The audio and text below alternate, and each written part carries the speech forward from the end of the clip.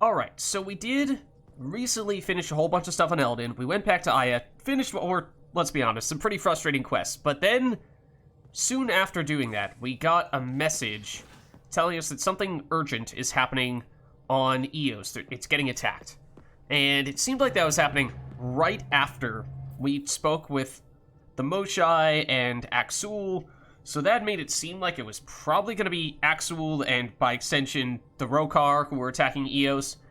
That being said, we also did very recently learn that apparently, as we probably would have guessed, the Ket are known for their trickery and making it seem like they're going to attack somewhere only to attack somewhere else, and making you think that they can be trusted when in truth they actually can't, and they're going to try to divide us and all that stuff to make it hard for us to organize a defense against them. So maybe it's the Ket, but I think it's probably going to be the Rokar. And of course we did anticipate that we were going to end up going back to Eos in the somewhat near future anyway for the main quest, because we have recently learned that the Meridian is that other vault area on Eos that we had actually stumbled across and deliberately not gone into because we thought we'd be sent back there sometime in the future. So, well, we will go there soon after we technically still need to check in with some people on the Nexus. But that does raise questions as to whether we quickly duck over here to do this first, or go straight to Eos instead, or when we're on Eos, since we haven't been there for a little while, see if there's any other things that we want to do there. I think maybe we just go straight there now, because it does seem like this is going to be very time sensitive. There was a lot of emphasis placed on the urgency of this mission, and the current situation that the Podromos colony is in. So I think we probably do that. It kind of reminds me of Horizon from Mass Effect 2 in a certain way, in that way. But I think we'll do that. Maybe we'll stick around EOS for a little while longer and see if there are any other more minor side questy things that we might want to do there. Because I did kind of hope that we could do some other things before circling back to the main quest, most notably the ARC-related missions, but also the loyalty missions, which have started to overlap because we've now learned that Korra's mission is very closely tied to the Sari arc, so that would probably be top of our list outside of this mission that we only just recently learned about. But yeah, I think bad things would probably happen if we did not immediately go to Eos to do this mission right now, so that's probably going to have to be next choice no matter what. Before we do that, though, let's briefly stop by over here and see if there's other stuff for us to pick up at the cryopod station-y place. Probably not, because this does not move the timer while we are off, or when we're not playing. I did do some strike missions. Emphasis on the word some. However, as I've said on a few occasions now as of late, it did feel like it was starting to get a little ridiculous, the amount of items, and when we broke those items down, resources and credits as well, from all the boxes that we were getting from completing all these Apex missions, because for probably maybe even more than a month now, I've been doing functionally every single mission every single week, and that felt like it was making resources and eventually credits just feel completely insignificant, and potentially even loot from any other stuff that we come across completely insignificant, and that doesn't feel great, because that feels like that's supposed to be an important part of the game. So I didn't completely stop doing the Apex missions in between streams, but I did deliberately significantly scale back, and as you'll see here, we have a tiny bit of lower level stuff, you know, basically like a few packs of silver, and tiny bit of bronze as well, but I mostly just did gold, and gold alone. So, significantly less than we would usually have. And that was the reasoning for doing that. So, I'm curious to see just how significant this is. Let's see. So basically the logic there was, well, you know, we'll still get a few very useful things, very powerful things, but the sheer volume of stuff should be significantly less, and hopefully that means that we're not flooding ourselves with quite as many credits, items, research, all that stuff, resources. But we'll see in actuality what that adds up to here. Okay. There we go. Won't even let me pause the game to check our inventory yet. But, okay, so like, we're probably still gonna deconstruct most of this stuff. Although I think we had said we were a little bit interested in starting to sell some of these things, since at this point it seems like we have more resources than we would ever need, or if not, then at least very close to that. Let's see, we've crafted our own hurricane, which I believe, it doesn't tell us what level it was when we have crafted it. That's unfortunate, actually. I believe this was level 6. Maybe we'll sell those. Sell the ultra rares. What was this, though? I feel like we haven't seen this before. Soned? I mean, it clearly looks like a Ket weapon. In general, Ket assault rifles have been almost all semi-automatic, but based on the rate of fire, that looks like that is very much not the case here. Let's see, faster rate of fire than the Valkyrie, which is automatic, yes, but not the fastest rate of fire as assault rifles go. So that's considerably faster rate of fire. Damage is lower, which makes sense given the higher rate of fire. Clip size higher, makes sense given the higher rate of fire. Ammo higher, given the higher rate of fire, makes sense. Lower accuracy also makes sense given how the Valkyries. Maybe it's a bit of a stretch to say this is a hybrid assault rifle, sniper rifle, but that's kind of the idea. Oh, we got. Oh no, okay, we only got one of these. For a second, I thought we got 2 of them. And weight-wise, oh, it's very heavy. Wow. Okay, I mean, I am intrigued. Because the Valkyrie, although I don't think we've used it in Andromeda yet, I've used it plenty in Mass Effect 3. I assume it's pretty similar, so I'm not that intrigued by it.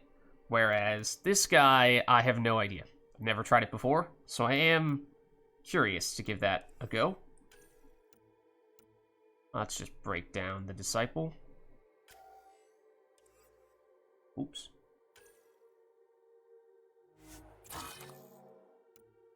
Yeah, I assume the ultra rares are going to be worth. Actually, did we? We might have checked a little while back last time. It might actually be that the ultra rares are not that much more valuable than the lower rarity stuffs. Thought we came to a somewhat surprising realization there, but maybe I'm misremembering. And the mods we always want to sell because they don't do anything when we break them down anyway. But yeah, so that definitely looks like it's significantly less stuff than we would usually have gotten.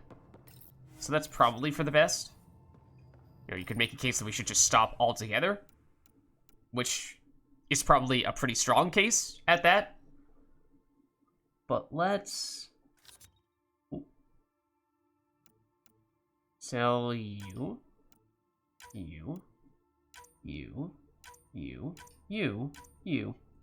Want to save you. And then, like, we could sell some of the mods. I mean, not sure that we need to worry too much about that at the moment because they aren't going to be worth that much. And in terms of item limit, you know, we've got plenty of inventory space at the moment. So, okay. There we go. And anything we want to buy while we're here? I thought there was, like, maybe we could buy some elements here, although, again, we probably have more than enough at this stage. Let's get shield capacitors. As always, basically whenever those are available, I feel like it's worth picking them up. Because there are times when we'll blow through them in very rapid fashion. I don't remember if we've been using incendiary ammo. I think we've equipped it disruptor ammo, but not this. We have equipped this. I'm not really sure it's going to make a huge difference, but in general, just seems like the consumables are just about the only thing that makes a lot of sense for us to purchase whenever we see them. So let's do that. And that's 2,500, which I didn't check exactly how much we made when we sold the few little ultra rare stuffs, but I think we still on net gained credits there. Okay. So, I think we are just going to head straight over to EOS now. In fact, I don't even know. There's a chance that the game is going to force us to go there. Like I said, it reminds me a little bit of Horizon from Mass Effect 2. And in that case, you would be forced to go. Maybe. It doesn't say any. Oh, well, this is Aya. That's why it doesn't say any available minerals. It's like, maybe that's our hint. That we are actually forced to go to EOS, but now we will make a point of heading straight there right now. See, it's not this. It is. EOS. Here. Didn't actually see if we got an official quest update for it. Might be worth taking a quick check. Presumably there's something to formalize whatever it is that we heard about. But if there is, I'm not sure we've read it. What the? Find something? Huh? Something pinged us. An ID request. The Tempest auto-responded. And We'll keep an we eye out shall in the see sector. what comes of this new partnership. That makes me very uneasy. That makes me kind of nervous. What's up, N7 Crazy Biker? We're doing some Andromeda. How are you? Thanks for the raid. What were you up to? We are just getting started with some Andromeda. We are doing Andromeda blind, so I've never played before, and I've never seen anyone play before, so I do not know what's going to happen. But we are now mid, 2/3-ish of the way through the game, and we have recently learned of some kind of attack on EOS. We don't really know the specifics yet, but it is very suspicious. So I'm very uneasy for that reason, and before we head over there, I feel like it's worth double-checking our journal just to see if we have anything that is describing this situation in greater detail. Is it this? Chief Engineer Grace Lido was one of the last people off EOS after watching both Promise and Resilience slowly fail. She went back into cryo on the Nexus. She might be willing to redeploy once your outpost is placed. Surprised we haven't talked to Addison about this yet, because I feel like this happened a while ago, but that's definitely not it. EOS is experiencing seismic activity, altering the tremors with a survey hammer might allow... No, it's not that. Meet with a mysterious stranger who sent a comm and claims he would like to help you fight the Ket on EOS. I mean, this is, I think, the one that was mentioning... his last name was Masani, so presumably he has some relation to Zaid Masani from Mass Effect 2 and Mass Effect 3. So I was really intrigued about this mission, and was the one that I was most interested in going back to EOS to do. I mean, this might be a good time to have an extra ally to fight the Ket. Again, we don't really know, is this the Ket? Is this the Rokar? Originally, I thought it was the Rokar because we got this whole warning thing happening, or this attack happened right after we spoke to Axul with the Moshai. However, all the other descriptions about it are very consistent with the things we've heard about the Ket. So, for that reason, I am not really sure. And there was not any description there on the EOS category about whatever the heck is going on here. Is it maybe in a different category? No. No. Not the memory fragments. Nicholas asked you to come to Podromos to meet his friend Jill. I mean, that is on Podromos, yes, but that's definitely not what we're looking at here. It's not that. It's not that. It's not that. That is also Podromos, but wait, oh, it is this. It's, oh, okay. Okay. This is telling. So it is tied to Jal. A distress call came from Prodromos. Travel to EOS and speak to Bradley for a full briefing on the situation. Travel to Prodromos. Yes, so it is a continuation, as we suspected, of that conversation we had with the Moshai and with Axul. So that presumably just about confirms that it is the Rokar, not the Ket, which I think is probably a good thing, because I was, for a split second there, a little bit concerned that maybe if we were going to try to meet up with this guy who was going to help us fight against the Ket, because we haven't done that yet, and the Ket might have been, may still be, about to attack, we might have run out of time to do this. So hopefully that's not the case. But it seems like this is tied to Jal, so we should probably take Jal. I'm picking up something. Alright, what is happening? What is up? Deploying probe. That a satellite? Is that what pinged us in this sector? It's pulsing an initiative call response code. Someone knows our tech inside and out. Let's get a scan. So that all sounds very Ket-like.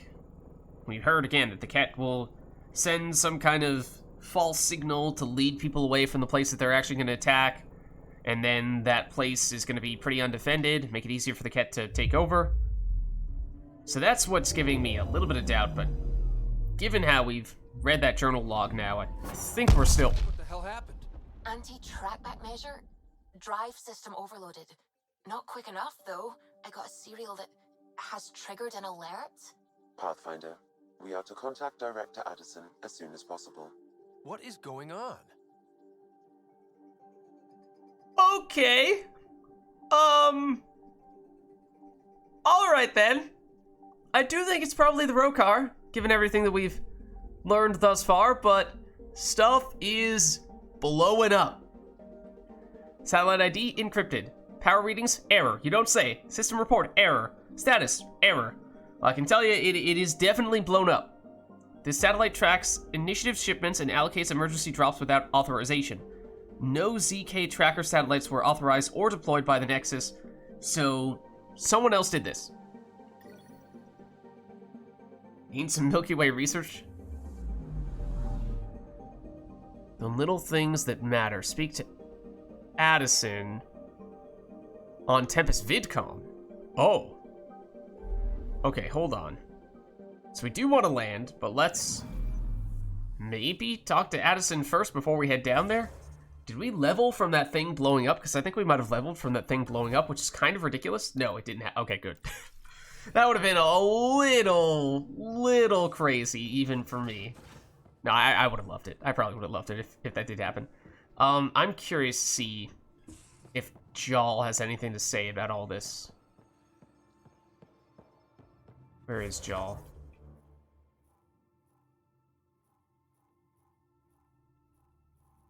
Wait, who's up? Okay. I just saw escape pods when I tried to look at someone. I was like, I'm pretty sure escape pods is not one of our squad mates.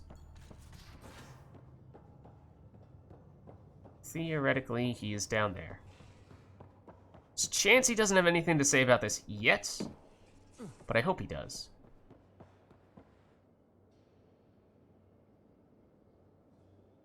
Ah, you acquired the components? Yes. Oh, that's I'm also looking true. forward to seeing what you and Gil put together. He's very gifted.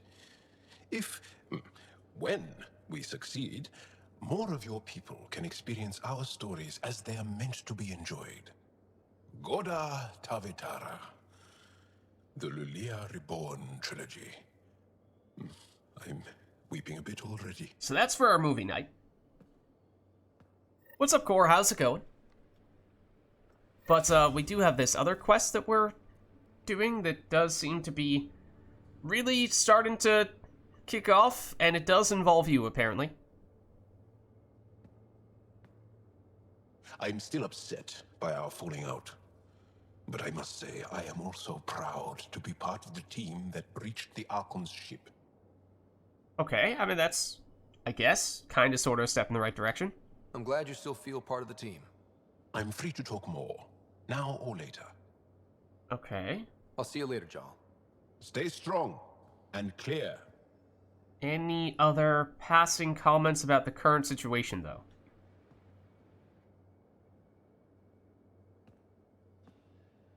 My reports from Ephra regarding Aksul are worrying. This is probably more I don't relevant. understand how the Rokar manages to recruit so many. Okay, because I suspect we're about to fight the Rokar and Aksul, and this might be a key turning point where we basically need to more definitively decide, are we going to make them our full-blown enemy, or are we going to try to somehow find a way to make peace? I'll see you later, Jal. I'd like the latter, and clear. if possible. I imagine it is possible, but I don't know how difficult it will be.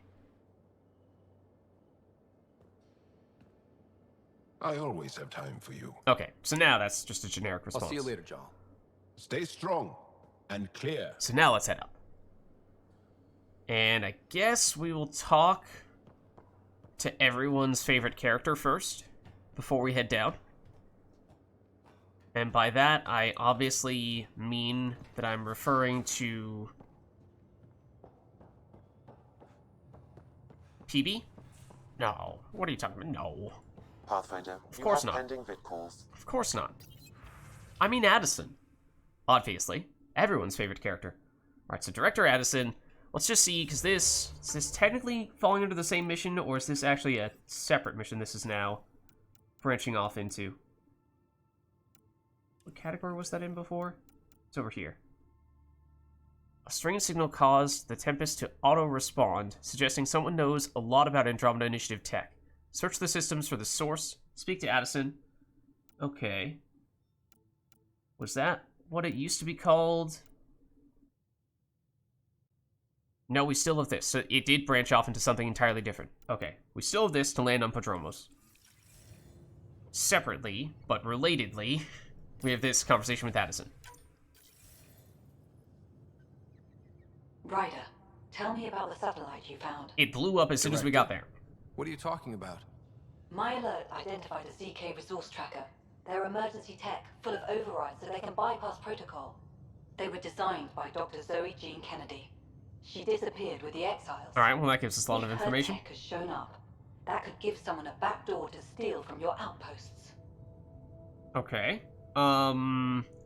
So, let's start with the person. What was Dr. Kennedy's role in the initiative? She designed the orbital beacons, forward stations, and half the kit in the Tempest. She'd ram an upgrade through before the requisition was on Tan's desk. Dr. Kennedy disappeared along with the Exiles. That was a big loss. Okay. So, define disappeared. Because it sounds pretty clearly like she's just functionally a part of the Exiles and now hates us and will do everything she can to stop us, in which case we really shouldn't have been surprised that she would do something like this. She disappeared with the Exiles, but you aren't calling her one? Right. She sympathized, but we'd never let an expert like that go. She was vital. Alright, but she did. But in the chaos, a lot of things, and people, went missing. Okay, so you'd never let that happen, except that you did. So, congratulations. You failed. So, then the satellites that she's using against us, what exactly are they capable of doing? Why were these trackers allowed to bypass protocols?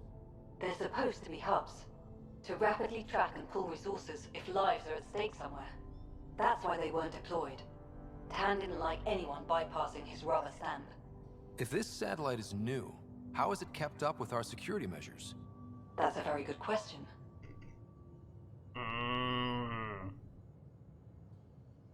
Someone else is in on it.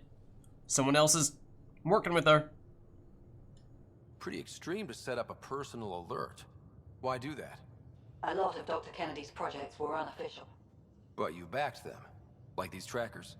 I don't want some asshole using my access codes to cut a backdoor into our resources, or Tan blaming me for it.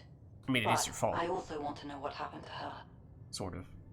Not to play the blame game, but that is your favorite thing to do to us, so it does kind of feel like it's only fair to throw it back in your face on this occasion. So where do we start? If we have to find the tech or the person, where do we begin? You got a sliver of data from the first tracker. With more scans, maybe Suvi can assemble a point of origin. Alright, not terribly Obviously, surprised these to trackers hear are that. being deployed where initiative tech is concentrated. That means outposts. Okay. I'd bet there's more trackers in outpost systems. That's where you search for whoever's doing this. Alright. And when we find them? They're stealing our resources. My concern is Dr. Kennedy, her tech, their lives. In that order. Can you say that again? The order? Dr. Kennedy, her tech, and their lives? Was that the order? I feel like there's absolutely going to be a situation later on in this quest line where we are going to have to choose between those three things, and therefore we're going to have to come with our own prioritization of those things, and I'm not going to remember the order in which Addison would like us to prioritize them.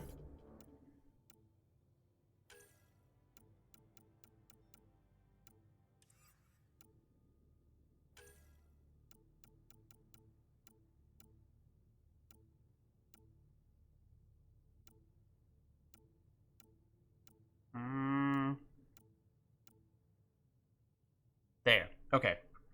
Is she really okay, I thought this was like allies in relationships or friends in relationships. I was like, is Addison really a friend? Okay. So find a ZK tracker in the Knoll system. Oh, we do need to do them in a specific order? Okay, so be it. Alright, so we've at least learned a little more about what that's all about. But maybe that's kind of just a coincidence that happened at the same time as this whole attack on Eos? I don't know. Because it has been a really long time since we were back over here in this area. So maybe for that reason there's a little bit of overlap. A bit of a coincidence that this happened at the same time, that we are actually trying to head over and onto Eos. But we should do that.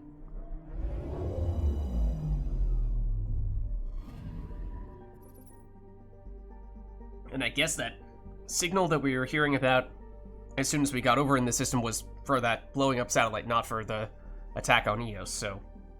Alright then. So, again, we do have several things here, technically, which, yes, I do want to do at some point, and Eos was going to be pretty soon on our agenda. It's just that, given how the main quest is going to take us here soon, it feels like maybe we make this a brief trip to do that Jal friend or foe mission, and then leave and do other things that we want to do before we start shifting our priorities back over to the main quest. And when we do that, we'll head back to Eos, and that's perhaps when we do all the other side quests that are still remaining here.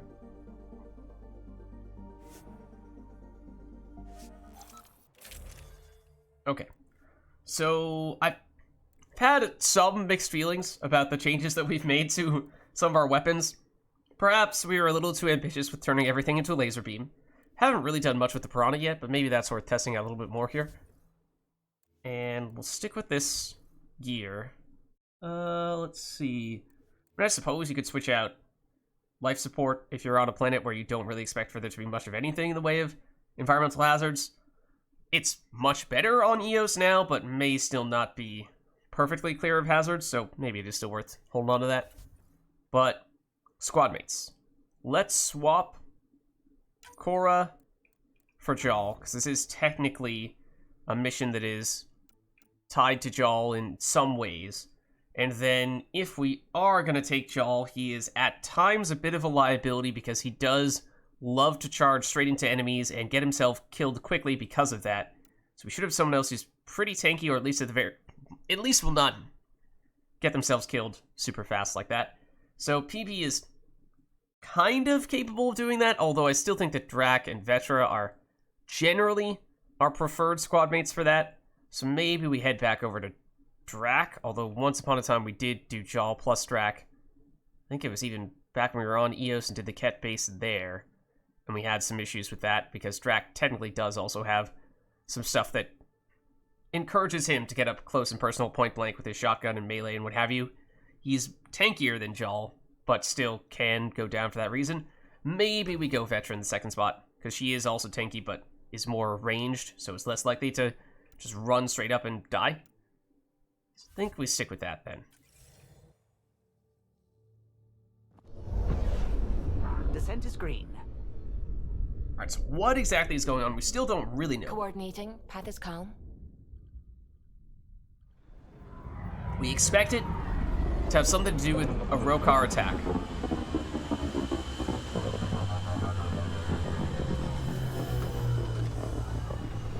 But are they an immediate threat? Are they right here upon us right now? Or do we have a bit of a calm before the storm?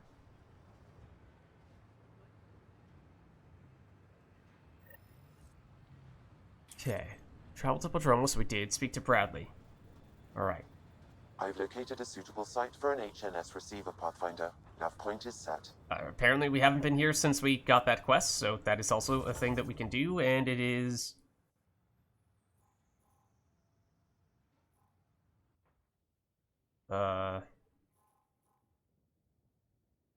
Actually, not sure where it's probably this. Yeah, okay. So let's not do that just yet. Yeah, there are several things that are technically right here in Padromos. Maybe we'll still do those, but in terms of going out, like, that's not that far away. But going out and doing... That's the main quest. Or very, coincidentally, very close to where the main quest is going to take us, because this spot right here is where we've learned the Meridian is, or at least we were over there and saw something that looks like it'll be consistent with the description that we've heard of for the Meridian. not really been up into this northwestern area, though. So, like, this basically is the section that we would head over to when we're trying to more fully clear out Eos, and this is the one that I'm really interested to do, this Cat's Bane over here. But I think that much we wait to do. And we'll just stick with the simple, straightforward stuff that's in the immediate vicinity and say the other things for a later occasion. Because this... Are you drunk? Okay. That's a little bit weird. But yeah, I think since this was not necessarily a planned trip to Eos, we keep this one a little bit brief. Sorry to keep you in the dark, Pathfinder, but there are eyes on this planet. We didn't see much traffic from orbit. It's there, but hopefully you can get ahead of this before it turns into something bad. See you soon. Okay, so that is the person we want to talk to. That is the governor. He's over here, I think. Yeah. So maybe we do this first. Or the smuggler scans suggest that missing Prodromos supplies were looted, but animals were baited to the sites to cover the theft. With enough data, Sam has assembled a vector to the hideout of the people responsible. I do not remember this, but apparently that is something that we did.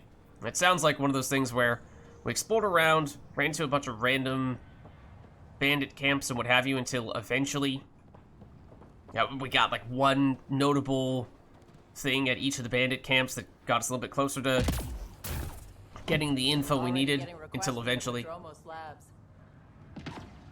we got enough to lock down the specific location we're looking for, because that is something that has happened on several occasions prior on other planets. Looks like this is actually in the lower level.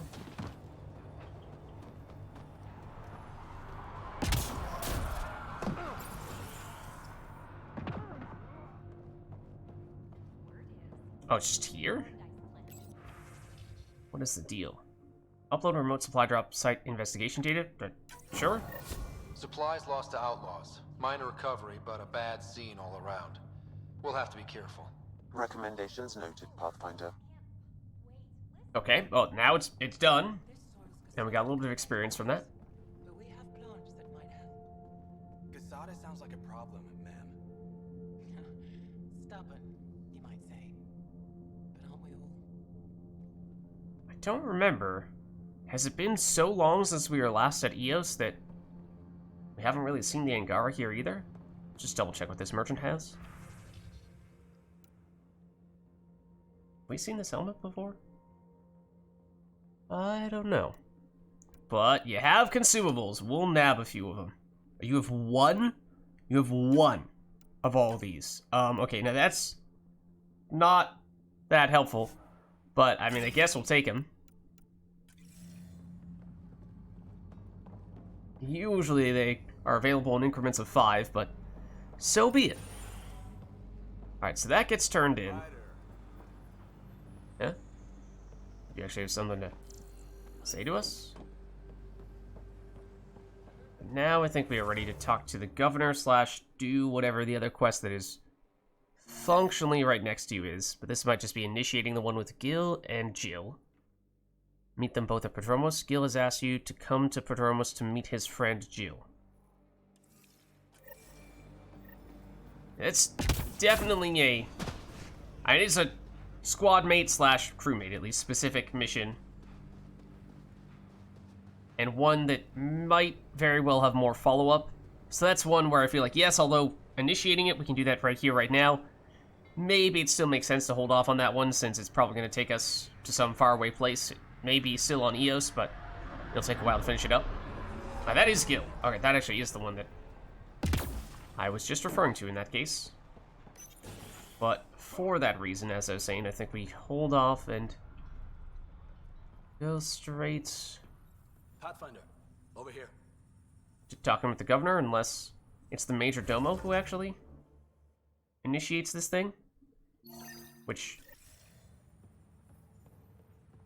I mean, it isn't, but you also seem to want to speak to us? Pathfinder, Major Domo Evan Bell Scott. I have headaches, so you don't have to. Rather, so What? Bradley doesn't have to. I've also coordinated with your Ket expert. He wanted me to remind you to find him. I didn't assign a Ket expert to Prodromos. then he's a hell of a self-motivator. Masani. Here's the nav. I assume. anyway. Precision is important. Huh? Okay. It's a little bit odd. Thoughts on your boss? The old man. He's pretty tied into what happens here. I just pick up the day-to-day scraps. Good at cracking the whip for these science types. Doesn't fall for the details. I hope he's proud. Feels like he's proud.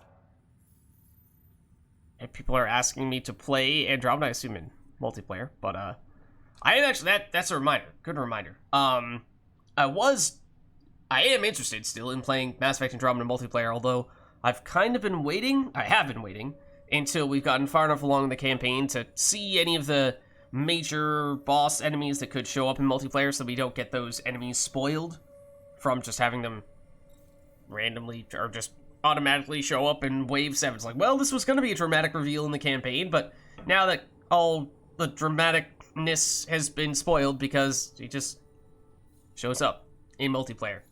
And that's not very rewarding in that case. So I don't think I've asked this for a little while, but especially now that we've fought an architect and seemingly a lot of the other enemies that at least have those sort of like 3 skull icons on them, are we in a decent place now where we've fought enough of the enemies that we have more or less already seen just about every type of enemy we would encounter in multiplayer, so we could start up multiplayer, not if we're really worried about enemy spoilers? Or should we still go a little bit further before we start diving into multiplayer? I would like to know, because it has been a while. Thoughts on how the outpost is doing? The planet? I mean, it's 100% You have viable. to ask? We're nigh legendary. Oh. Eos may not have been golden, but it's a diamond now. Nice. Alright, well, I maybe should have led with more about you specifically. Also, where are you going? How did you come to the initiative? Like many, I was lost and looking for a purpose. That sounds loftier than it felt at the time. I was an insufferable ass. The training for the trip was probably enough to cure me of it. But I always took things too far. Didn't know how to stop alienating people until I was the alien. See? Still insufferable. I mean, it's still pretty much exactly the same reason why everyone else came. Where'd you launch out of? The pale blue dot, Terra Prime. Big old boring Earth. I miss that wet dog smell after the first snow melts. I don't know why. It's not really what What about you? it smells like when snow anything? melts. It does have a distinct smell, but I don't think I've ever really related that to wet dog. Do we miss anything? Not being a hero? Wow, that's pretentious. That's incredibly pretentious. Things I were don't know. easier. So much already built. We get to do it all again, for good or bad, I guess. Better get it right. Sounds like you left some interesting circumstances. I miss the family, and maybe they miss me. But that doesn't mean I'd go back. I mean, we can't, but still. I like where I came from. It's a great place to be from. You know what I mean? I guess? I don't know. I liked where I was. There were other things that brought us here. Not me. Eyes on distant stars. Always have been. Alright. Another time. Of course. There was still one other thing we could ask him about, wasn't there? I can't approve of what they did, Pathfinder. But Chase and the other new recruits seem eager enough. Bradley's big on second chances. Let's hope they make the most of it. The cat activity. Any trouble with the cat?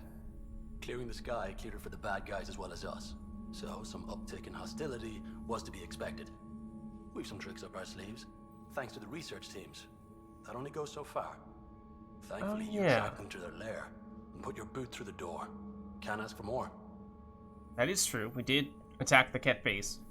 But, we chose here on Podromos to have a research team rather than a military outpost. Or scientific outpost rather than a military outpost. And that kind of set it up with the expectation, at least for me, that we were going to have a similar decision on basically every outpost for every planet that we were trying to colonize. And that has not been the case anywhere else. So that is kind of odd, now that I'm thinking back about that. And Eos is the one place where it's different like that. So, I don't know. I mean, at the time they made kind of a big deal about it, but ever since it's not really been a factor until maybe now. Of course. Maybe now that Eos is close to getting attacked. Yeah, that's basically why we're here to begin with. Alright, but that was not really the person we were planning to speak to, and the person we were planning to speak to is here. Thanks for coming. Knew you'd be up for it. I need answers. You said there were hostiles inbound. We've had raids. With all our scientific gizmos, we expected pirates. But not this. 4-5, repeat. Stockpile complete. Waiting for beacon. Launch on detection. Repeat. 1, 2, 3. What exactly is that? What am I hearing, Bradley? Here's my worry. Maybe the raids we've seen were just a decoy, so someone could do a slow tactical build-up in the Black Rock. Tactical? You mean military? No, that was an Angaran voice. He means Rokar. That's why he called us. An attack on our first outpost? Can you imagine how the Nexus would react? Exactly the response Axul wants. Yeah, not so surprisingly. Can we get any more information first, though? I'm sure we can check it out without drawing too much attention. You're the person for the job. I hope I'm wrong, Pathfinder. I didn't want to bring this kind of thinking to Andromeda. Head to Black Rock 10. I'll transmit the nav point for the signal. Yeah, I have no idea where that is. Okay. Investigate that spot.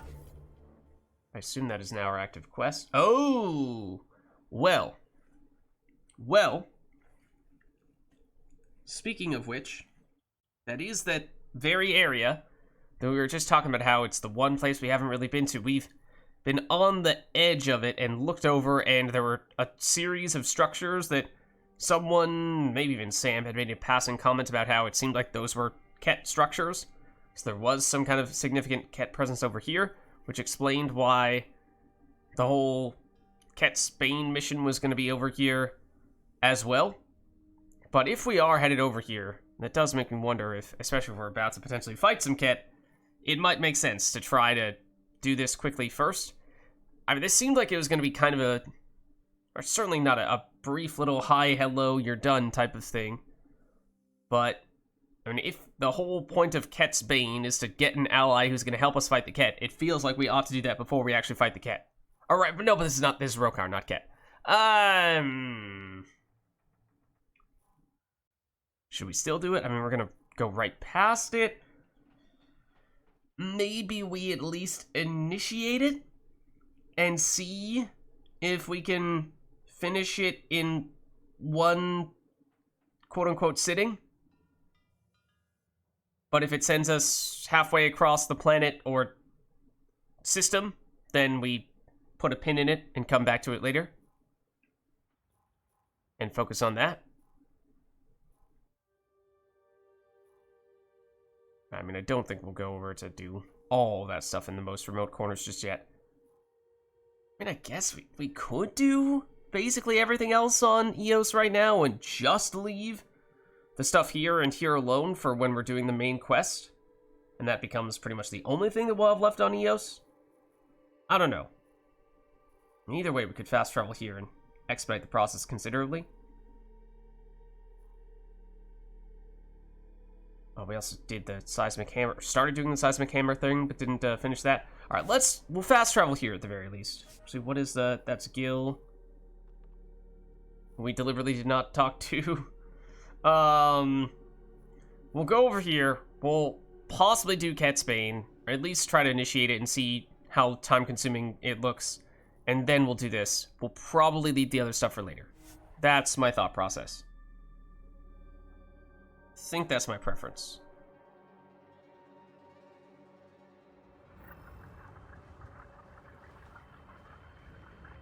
Okay. It's like this stuff. Those are all Ket structures, and there are a lot of them. So we saw them before from this kind of distance, but we didn't actually go over there to investigate further. So we do expect for some Ket to attack at some point. from those sections, but I guess on the way over we at least hit that spot and maybe even this drone too. And they're pretty close to each other.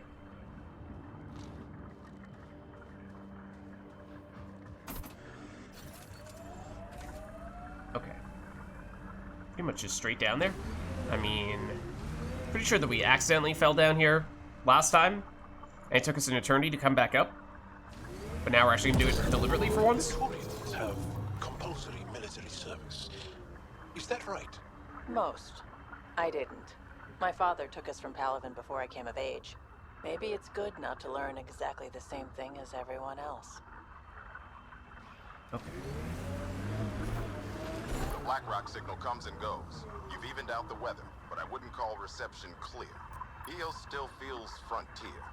Claimed, but not tamed, we like to say. Okay. This is the general direction, but does mean we're gonna have to drive straight toward at least one of these things. Oh.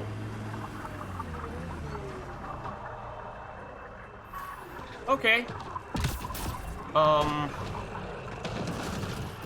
Don't mind us.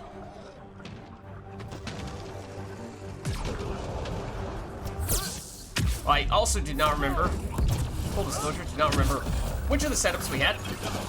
If it was our tech setup, or if it was our biotic setup.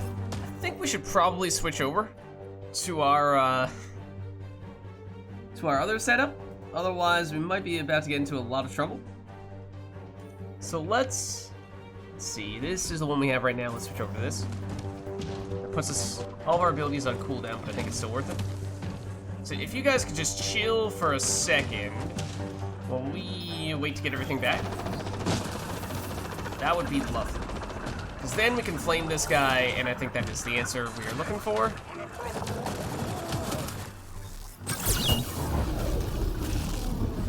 This is gonna be way more damage. And that is not enough to stop you from killing Jal. Lovely. Jal's not doing great.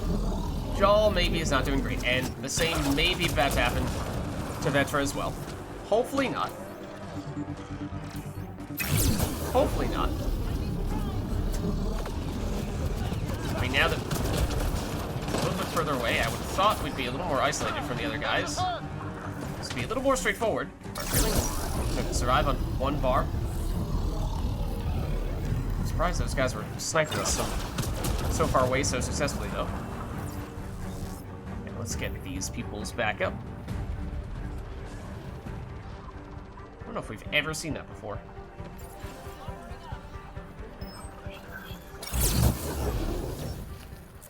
Smaller versions of the same type of thing, definitely, but... Hold on. One moment, please. I mean, there's actually a lot of enemies here.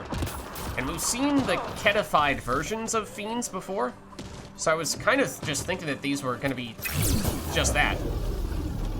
But it looks like from this that the fiend is fighting the ket, and vice versa.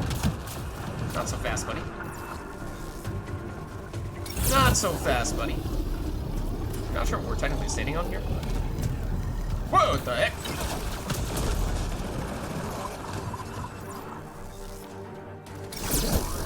Pretty sure we have a bonus when we're jetpacking. Though it is not the easiest thing to aim flamer while we're doing that. Okay, so I'm guessing then that all of these types of structures are going to have maybe not exactly the same type of enemies guarding them, but something like this at least. I do think there are still more. This looks significant over here. Whatever this thing is. It's a console of some variety, which I guess we will deactivate? Because it's probably a good thing to do? Question mark? It might send a whole swarm of enemies after us. I don't really know. These can't be the only generators the Ket brought. Given the large Ket presence on Eos, I would agree, Pathfinder. We'll just keep shutting them down as we find them. Alright, well, I mean, it was a lot of experience, and there are a lot more where this thing came from.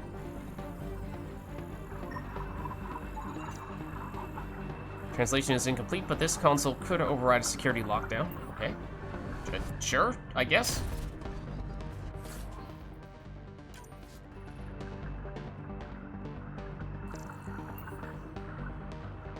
Thought there was still at least an enemy or two around here, though.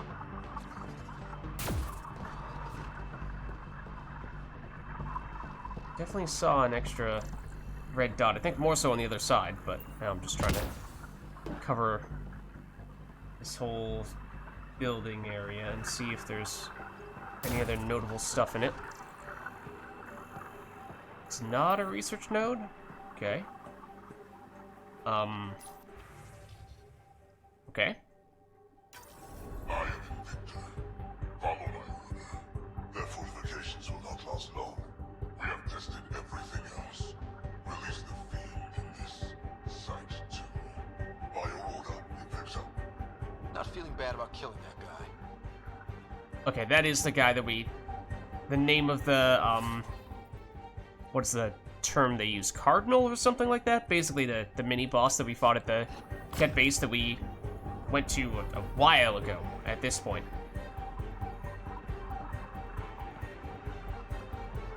Was kind of wondering for that reason, given how there's all this Ket stuff here, if there's going to be an additional Ket base beyond the one that we've already done on Eos, because it seemed like just about every planet had precisely one such encounter. No more, no less. Okay. Is there enemy below us? Somewhere, I'm trying to find these red dots. But also, we can go up here. So obviously, I'm gonna see if okay, never mind. Never mind. Where is this red dot, and what is it? Now it's above us? What the heck? Yeah, I have no idea what that is. Whatever it is, it doesn't really seem to be engaging us. So I guess we just leave it alone? Whatever it is? I don't know, man. I don't know, man.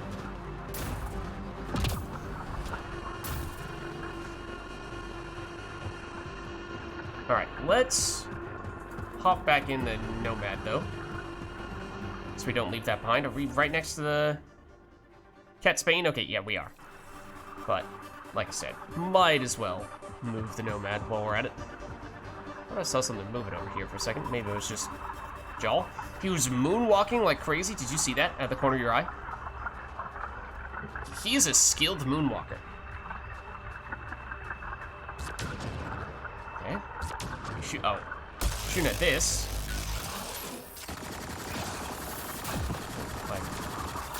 Looks like I dodged into that.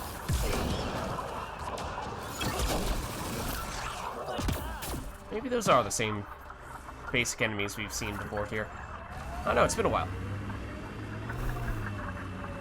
Alright, so this adjacent structure. Our friend was calling from a Ket bunker? We don't know he's a friend. Is apparently where he is from.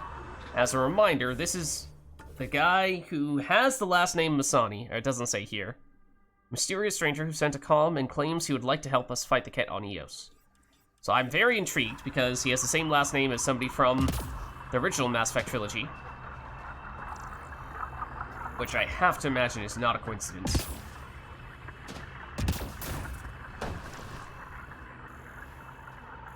would be quite odd if it was.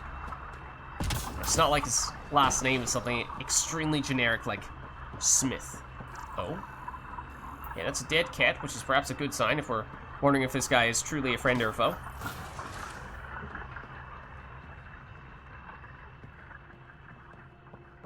Or could it be a trap? Assess the surroundings. Well, well. Glad you decided to show. Well, where are you? Handiwork? Yeah, it's not as impressive as taking out a base, but yeah, it's mine. Name's Bain Masani. Ket hunting's a hobby of mine.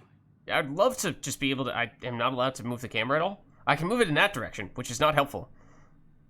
This is as far as I can move it to this side, though, so, I I assume you're right around where that dot was. I was kind of trying to see if there's anything else in this area before we spoke with you. I didn't realize that was a person. I thought that was a console, to be honest with you. But, yeah, it's kind of a hobby of ours as well, to take down the cat, although it isn't. There's serious stuff. We should start a club? Eos is the perfect spot for it. Planet's a cat magnet. I've been tracking them down, marking locations to target. You took out the crown jewel, but the bastards still have a presence here. You want to protect that shiny new outpost? You better wipe them out. I'll do whatever I can to keep Prodromos safe. Glad to hear it. Sending nav points to your Omni tool. Oh. Eventually we'll want to hit the crown jewel, their main base. But I don't think you're ready for that yet. Except you just said that we got rid of it because we already destroyed the main cat base, so it feels like maybe we did this in an order that was a little bit different from what the game expected us to do, and on one component the game recognized that we'd already done it, and another the game does not recognize that, so it's a little weird for that little inconsistency there so quickly after it seemed to know what the right way, or what we had actually done. So, I mean, we can take it, because we already have. Unless there's something else you're actually referring to. It's your funeral. I can't stop you from being stupid. Happy hunting, Pathfinder. Okay, I would like to know your background. Are you related at all to Zid Masani? You obviously weren't a cat hunter back in the Milky Way. No, I worked in the private security sector. Pay was good, but the job bored me. A buddy of mine told me about the initiative. Thought it'd be a hell of an adventure. Bring any family with you? Hell no. My mom died when I was a kid. Never met my father. Yeah, his father's definitely Zaid. Zaid. Big time merc. All I know is he gave me his name and nothing else. Yep. Okay. Definitely the case then. Why do you think the cat are drawn to Eos? In my experience, they go wherever those weird-ass structures are. No idea why. I gave up questioning the damn things. Better to just put a bullet in their head. Okay, and now it makes sense that Ket, or rather, Eos in particular, would have Ket interest, be of Ket interest, because we now know that the Meridian is here. Didn't know that initially, but... and I guess there perhaps have been more Ket here than anywhere else. Stay safe, Masani. That's the goal. Yep, he is there. No, don't mind us pulling our gun out at you, just trying to actually see you because we didn't get to see you at all before. Thanks, camera. This one specifically we can scan, none of the other ones though. And that's a Ket encryption tech node, so we can get data from that. I think we've seen a bazillion of them though, so that description I don't believe is anything new. Okay, got the Hesh, which I think we've seen before. That one is not scannable. And so, basically, did you just tell us, you added nav points.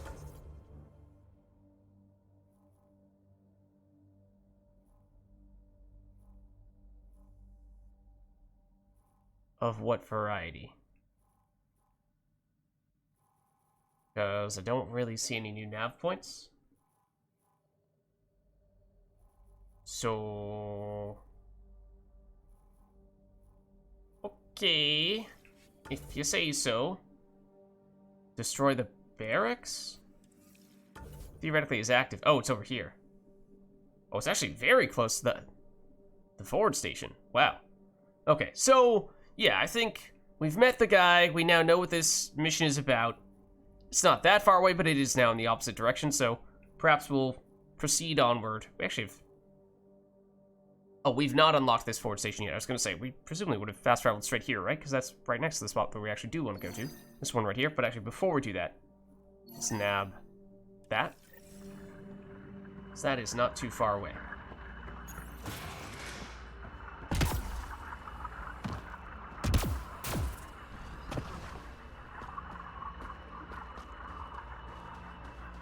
Granted, probably should do this on the Nomad, but...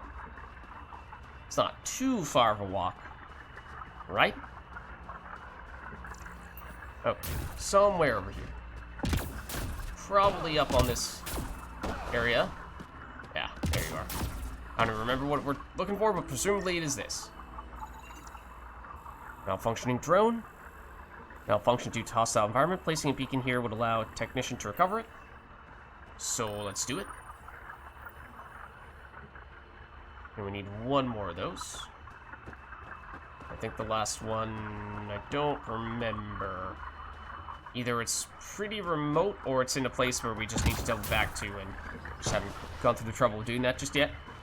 But either way, let's nab the Nomad, and then we'll head over to do the primary thing we were heading over here to do, which was see what's going on with the Rokar. So yeah, this would actually be the first time we've encountered Rokar on Eos. So as I was saying, it has pretty much entirely been Ket up to this point.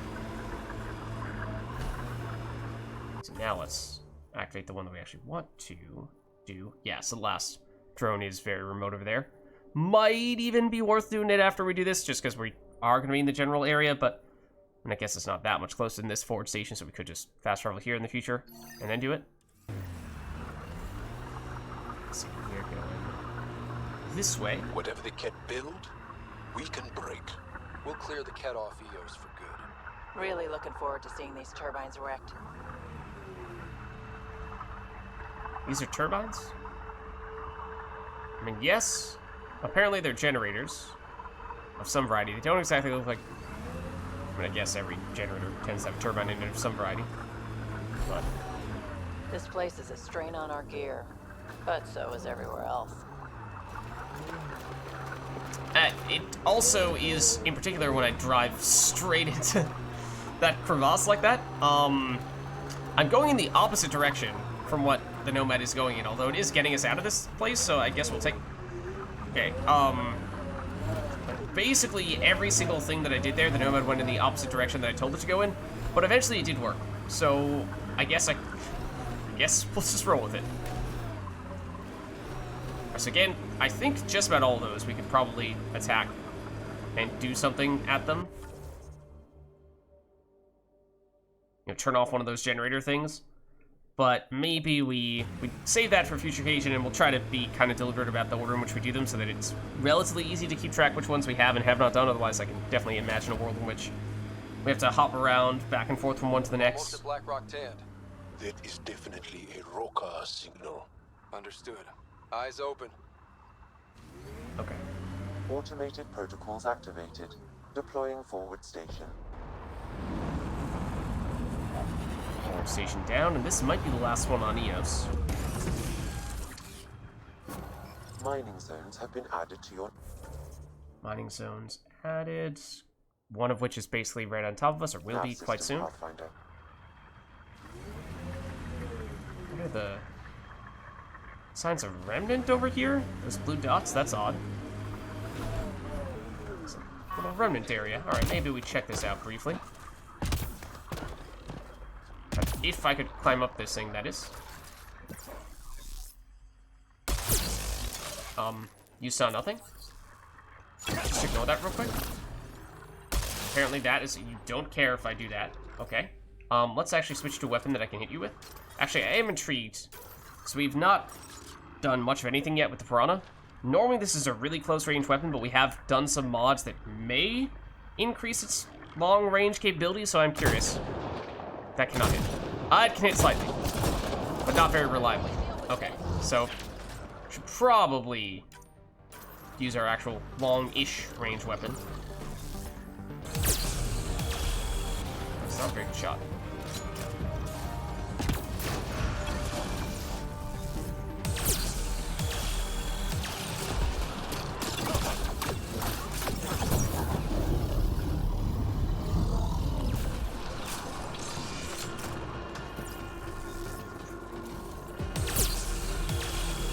Stand still.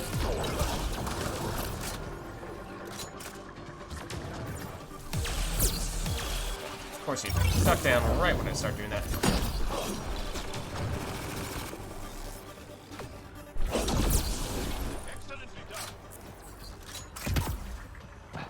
Oh, there's still a few more, including you.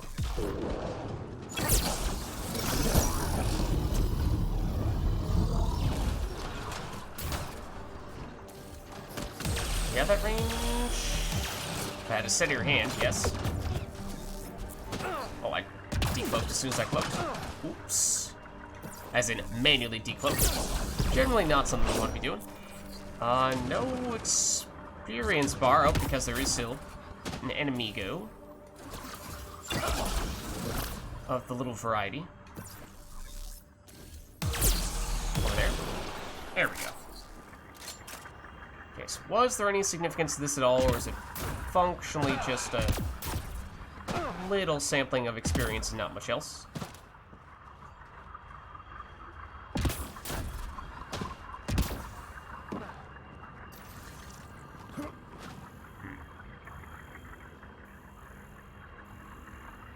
Not really seeing anything. I don't think. Just try going up there real quick. But I don't think there's any loot there either. No? Well, I mean, there is this, I guess. That's technically something. And that's a plant. That is not a mineral to extract. Okay. I mean, sure. A little bit of experience, which we're getting kind of close to leveling. Oh. A wee bit of loot.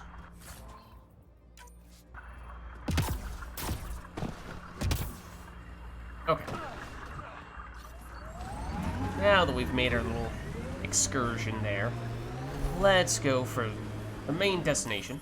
Pathfinder, this area can be mined for resources. You can extract minerals via your mining interface. Okay, so ones we see here are pretty low value, right? They might even both be common. It's not really all that intrigued by that right now. Tough to get used to life on this rock. Too long staring at it from the Nexus and knowing we'd failed. Also not sure about aluminum either. That might also be common. Looking for the, what is it, vanadium or something? I don't remember what the, I don't remember what the V stands for. Okay.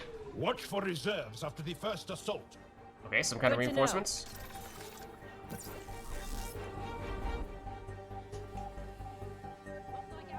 Hey guys, how goes it? Set up lights. Possibly. This guy did.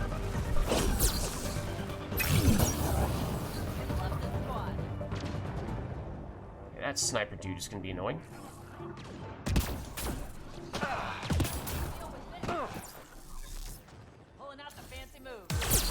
Hey, pal. Okay, that's one of the snipers down, but there are definitely still a fair bit more.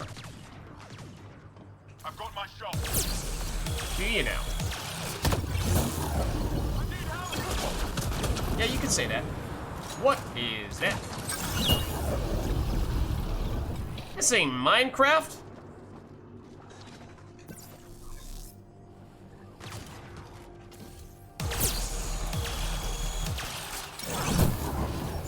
That didn't hit, but that did. Hey, buddy. Hey, buddy.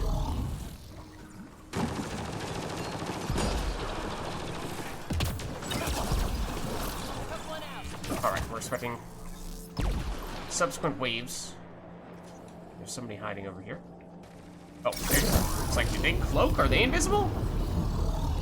They stealing our thunder? Y'all, are we clear? We're clear. And we still have Bradley's signal. Right. Let's see what they were protecting. This worries me. Roka are not pirates. Okay, well let's clean up the battleground first, do some looting. Then we'll investigate what the more plot-related threads are all about. Oh. Ooh, that's nice. And that, potentially, if we can somehow hover consistently while doing our skills, could be worth a fair bit, but as we were experimenting with not that long ago, that is not the most straightforward thing to do. This is definitely the thing we're going to investigate, but also there is a hidden container here, so obviously I'm going to take this. So yeah, this is an area that does have some remnant stuff. Okay, any other more straightforward things for us to loot before we go to the less important aspects of this area here? What is this? Are they using this as a sniping? What? Whoa! What the heck? I think that's it. Where did they come from? They just spawned straight on top of us, and they randomly dropped a biotic amplifier, which seems really weird. But that it was remnant. There's a little bit more loot. So they had the blue dots rather than red dots. Current effects is not that great, but we can break it down. So it seems like maybe they just spawn here in random increments of time. You're just loitering around. There was an enemy here. We have relatively minor enemies like that. This is not the one that we just got. This is a different one. Okay, in that case, I think we've gotten just about everything.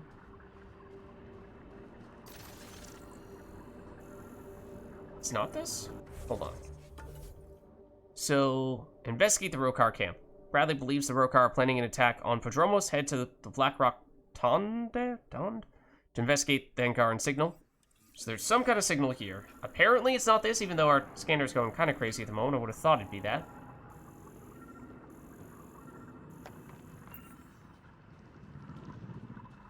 I mean, it's less crazy compared to this. Yeah. Higher up. The heck?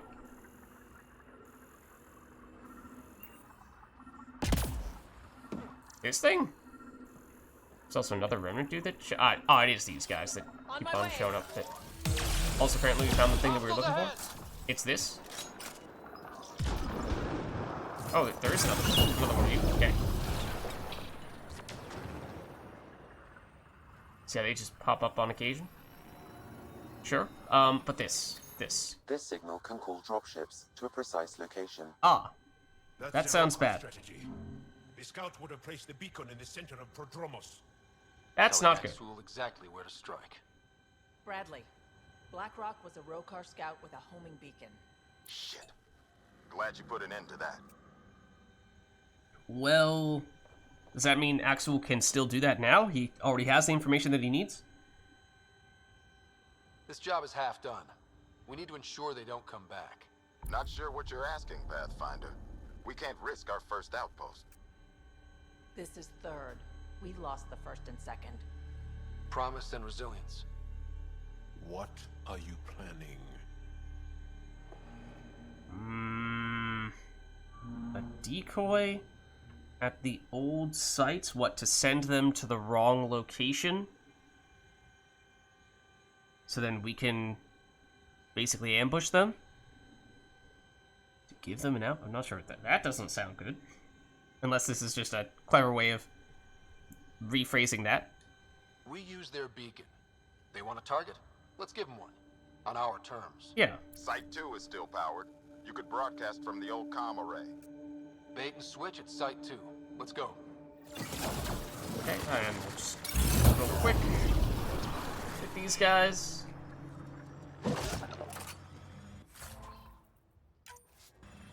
And whatever they happen to drop. That'll show 'em. Okay. Still really feels like this should be a thing of some variety, right?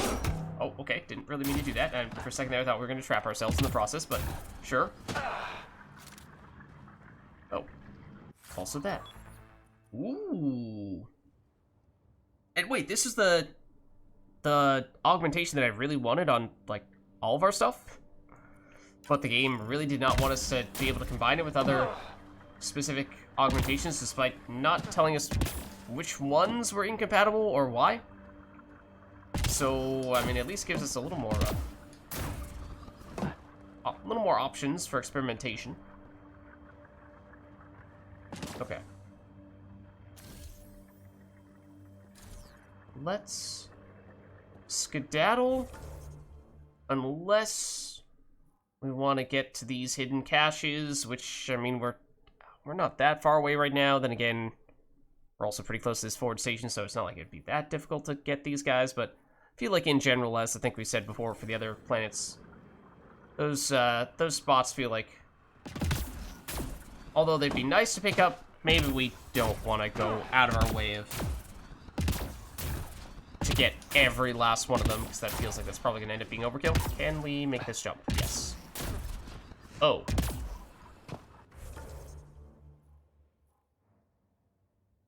Okay, although I was not really expecting for there to be what appears to be potentially a large group of enemies in this area, if that building there is manned, which I imagine it is.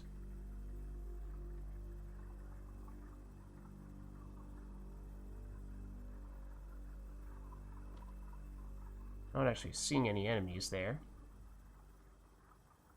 At least not any Ket enemies, and that is Ket architecture, so that's what I was kind of expecting, although I did see a blue dot over there, which is Remnant. That's a Remnant facility of some variety over there. So this is... there's stuff over here of several varieties. The Remnants change worlds, but places like this feel solid. I'll take their fire. The Black Rock feels old. Good to remember we're the new ones. I miss climbing for fun. Everything's life or death now.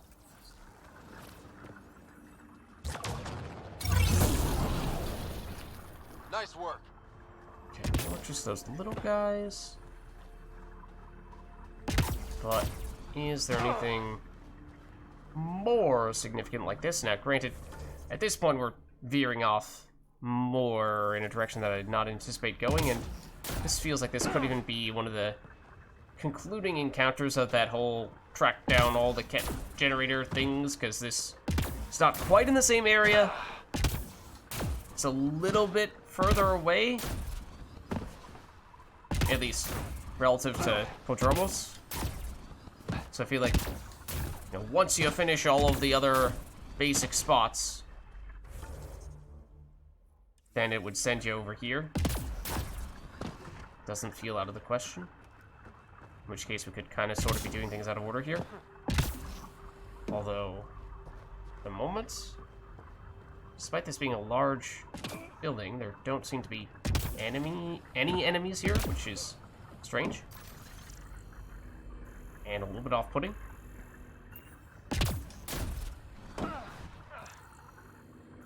No.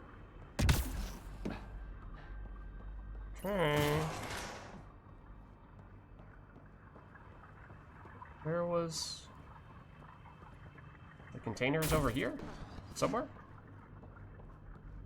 Ah, it's this. Okay. Ket weapon... Ket weapons, plural. And some ESO. Alright. I mean, of similar significance to what we've received before. And I think I said before, you know, so it's good stuff. Relative to other types of loot containers, it is definitely quite good. Compared to the vast array of really good stuff we would get from just the sheer volume of high-level Apex missions that we do, you know, it probably doesn't quite add up to at least the volume of all that. But as I was saying before, maybe we went a little too far with those Apex missions. Oh, hello. And, you know, we could deliberately hold back looting some of those types of containers so that we can get some really high-level stuff later on once we've leveled up a little bit further. Classic no-scope laser beam sniper rifle on a tiny little small enemy, point-blank range, and don't kill it. Oh, there's something up there for a second. Okay, so I mean, I guess we could go in here. I mean, I guess we could.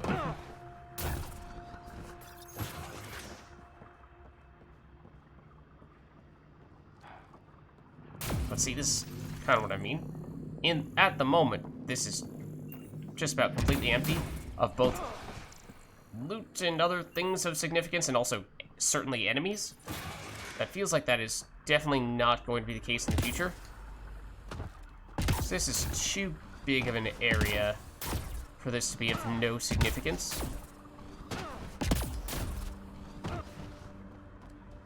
Alright, let's head back to and maybe hit this hidden cache while we're at it. Oh yeah, I had said once upon a time that maybe we deliberately hold back and get these hidden caches when we're higher level. That way we can get higher level ultra rare weapons and what have you.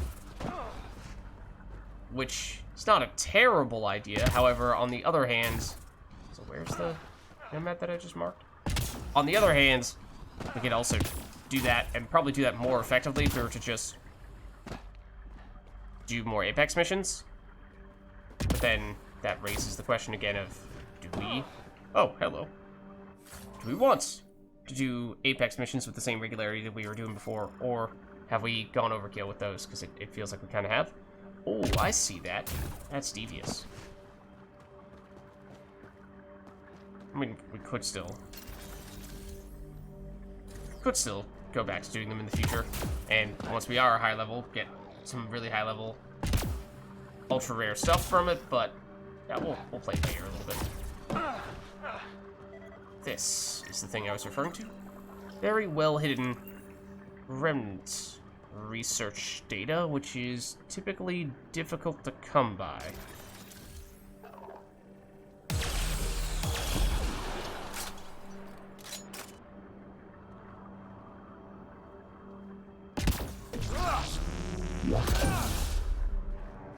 Obviously, that was the only way to go over to that. A little container there.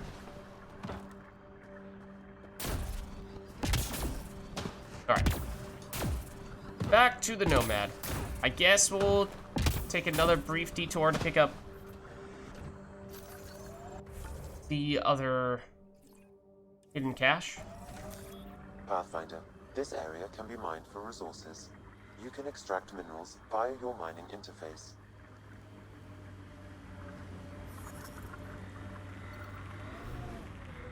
We fought enemies around here, perhaps not. I mean, if it's just you guys again, that's no big deal. If there are bigger and badder enemies, then less so. Hiding good stuff up at the top again? Not in this case, at least. Excuse me, Vetra.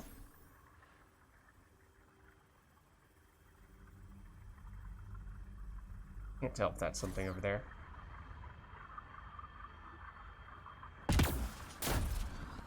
I feel like they would put something on this, right? Right! This might even be the place with the cache. In fact, it is, at least behind it.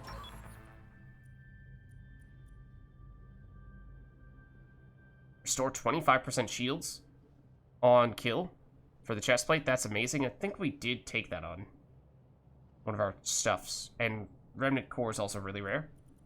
Alright. That's very nice.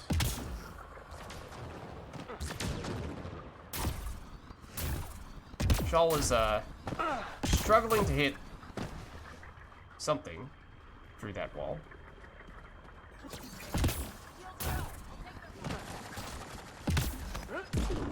I assume it's another one of the little creeper dudes and not actually anything significant, but... Are you okay, Joel? You okay, Joel?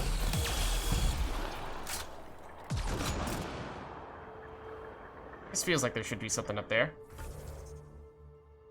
And there's... Still within the mining zone. That's probably the place where the best possible combination of resources will be. Or something like that.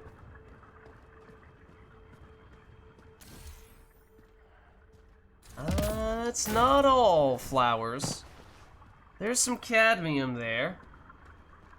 Can't fool me, you cadmium.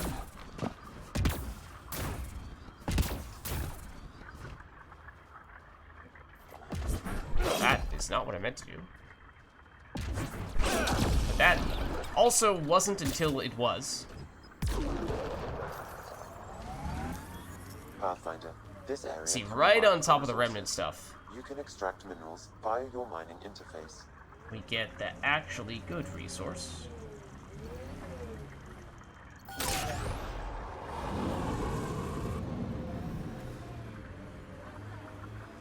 And can we do it out on this peninsula as well, perhaps? Whole lot of iron. Just kind of hoping, given the remoteness of this spot, that it would reward us for our exploration with something a little more valuable than that. We don't really care about that. Why do you come to Oh, Helios? hello. General you or personal you? You, Vetra? Personally. Same reason everyone else did. Bought the pitch. Must have been an impressive pitch. Was it worth it? It better be.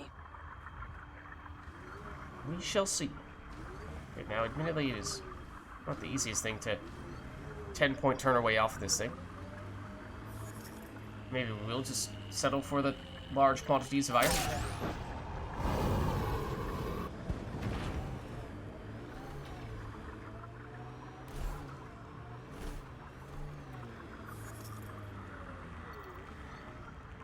Okay. So at this stage, yeah, no, we'll save that for a later occasion. I assume, are heading back to Podromos? Let's double check our journal. Oh no, go to site 2, right? Because we're gonna place the beacon to send them to the wrong spot to throw them off. Which is over here, basically where we first landed. Not quite. Place where we fought our first of the fiends. Okay. So, sure, we'll fast travel here.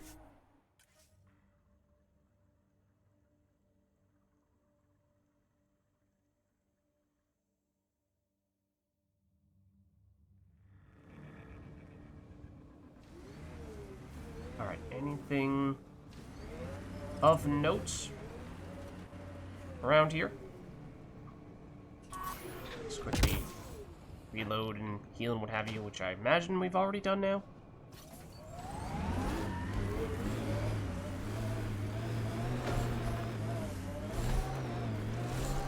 I remember there being, whoa, such a significant scourge right next to us. Did we explore this previously?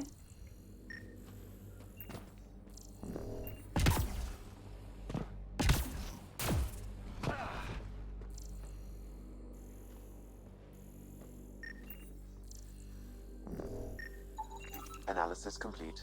An underground fault line was aggravated by increased radioactivity, likely due to the scourge. Huh. And they didn't know. No Pathfinder scanners around. Site 1 wouldn't have lasted more than a few years before this all caved in. Our new site will last generations. Alright. So, some extra intel that we did not previously have about this area. Yeah, wow. Can we... Can't go in this, can we? Collapsed building. Foundational stability, 7%. Caused lateral acceleration due to seismic activity. Estimated ground motion, 0.5 Gs. Peak velocity, 73 centimeters per second. Ground liquefaction detected. Reconstruction not recommended. Building collapse due to unstable ground. Study of the fissure suggests a fault line in this area. It is definitely lootable. And it wasn't lighting up, or it wasn't giving me the icon that we could press a button to loot it, although it was glowing slightly, which is why I assumed that it was lootable. This, under most circumstances, would probably be one of the first places we would have gone to. It would have been a heat hazard around here. Does that give us some research intel? I don't know. Didn't catch it. If it did, what is this? That did. Collapsed tooling bay. Site 2 required specialized equipment fabricated on site. Fissures erase that possibility. Cat attacked before structures could be redeployed. Surely there's something in here, right?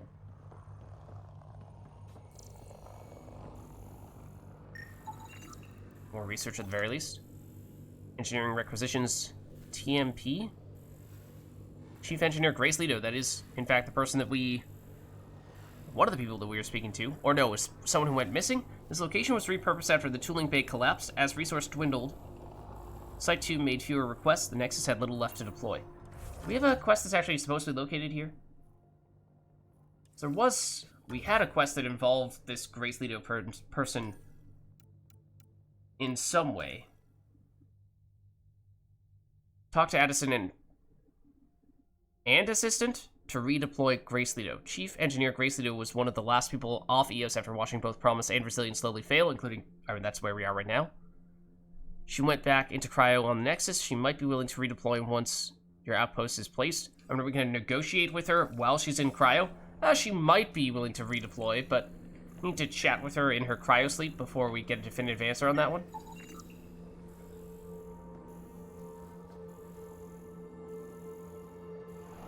So, I don't know, I guess there's a chance we'll end up circling back to this specific spot once we progress that specific mission.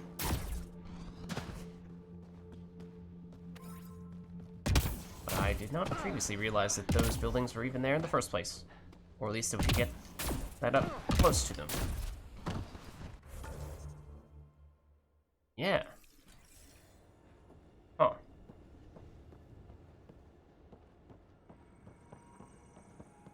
Have we been here? That one looks like we have scanned it. So maybe we were at least in this complex before.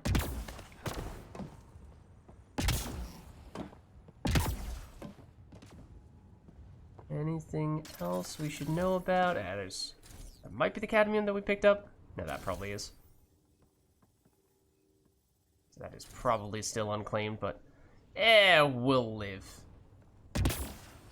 We have lots of resources, right? Oh. Enemy of some variety here. Oh, it's probably just this. We're not alone. Which is not a particularly big deal. Alright, we should nab the Nomad though. So we did deviate a bit from it.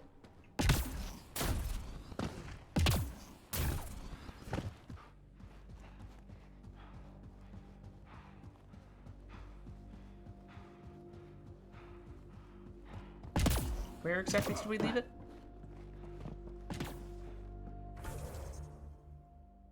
To our left. Ah. Of course. In a ditch. Where else? Where else would we have put it? Alright, so this is site 1. So is this the... Whoa, okay, just don't mind us as we casually phase through the Nomad. No, we had not gotten that yet. No, that was always rougher. We've got targets! Oh. It's just this thing again.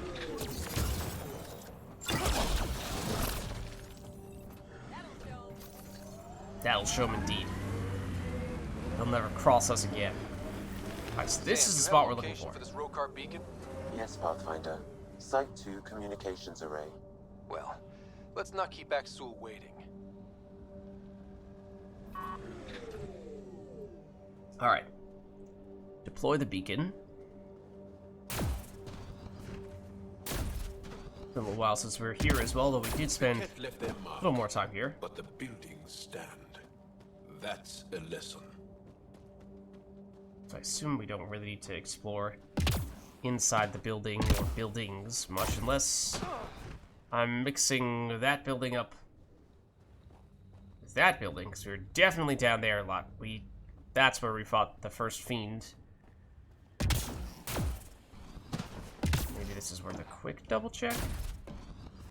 But I still feel like we ought to have been here before. Also, this is pretty much entirely blocked, so... Oh, well, I'm gonna do that. I vaguely recall... I thought I recalled scanning these guys, but apparently not, because we did get research for it. So... Alright, I mean, I would have thought that we would have scanned those things if we were here previously.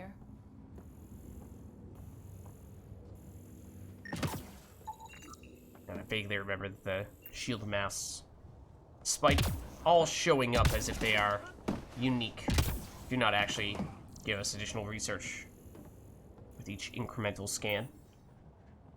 Alright, so now let's head down. Once again, the question of where did we park the Nomad?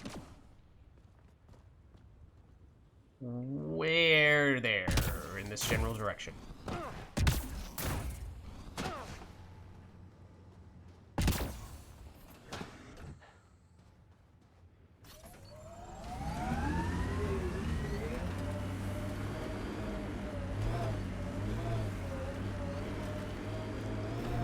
Okay. So... I mean, I guess we just... Bada boop.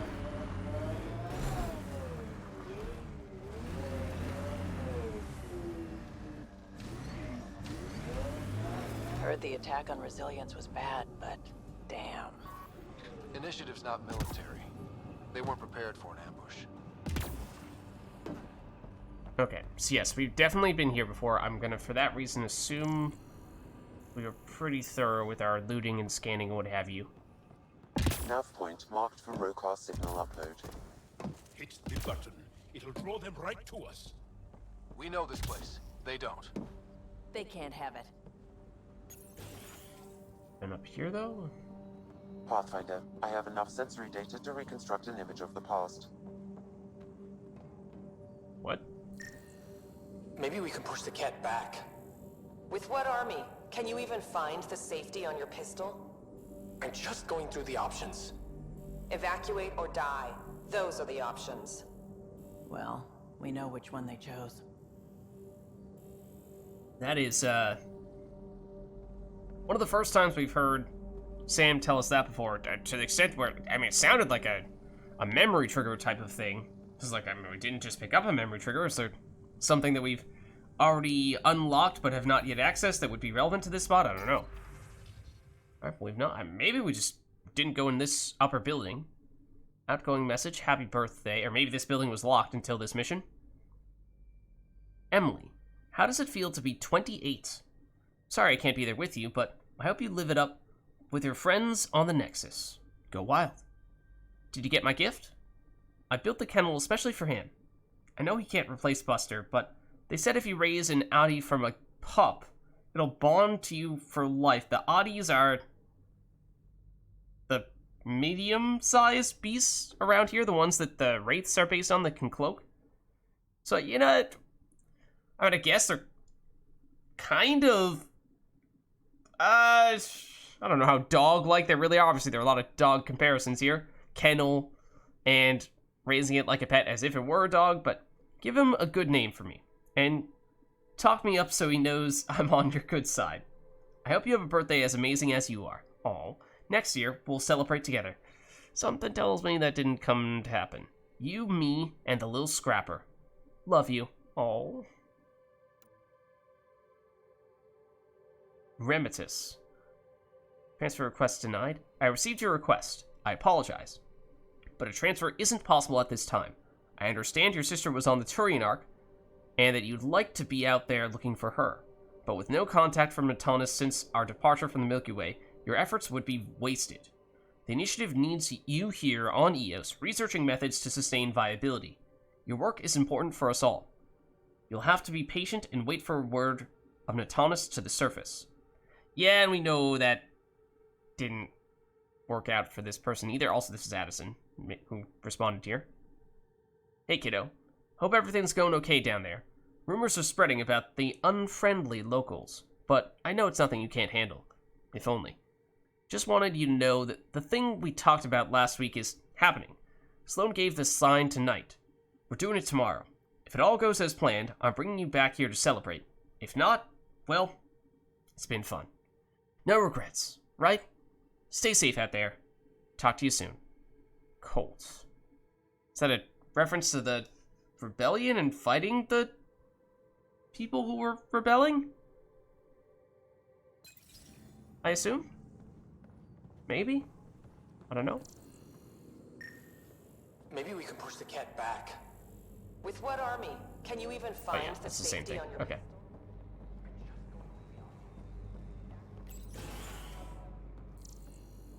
Well, Yes. we know which one they chose. Yeah, that's in response to that previous conversation. Is it worth poking around a little bit more to see if there are other things like that?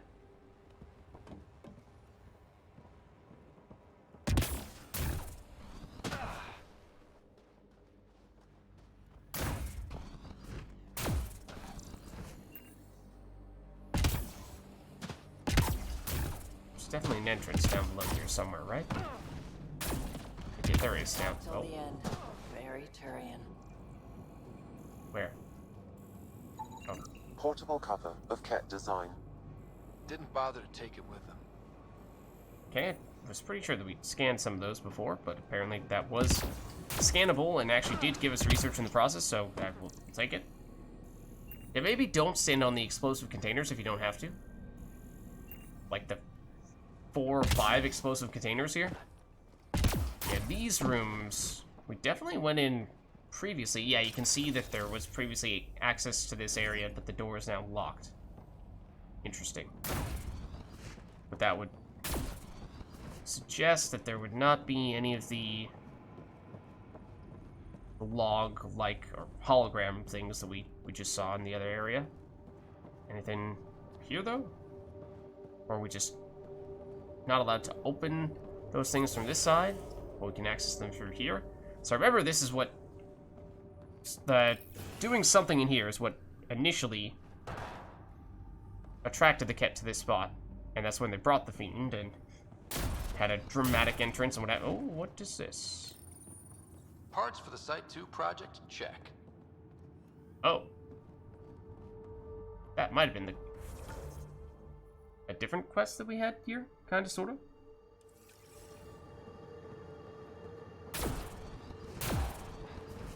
But now let's actually set that beacon to send the Rokar here. I imagine as soon as we do it, it's going to immediately initiate probably multiple waves of Rokar.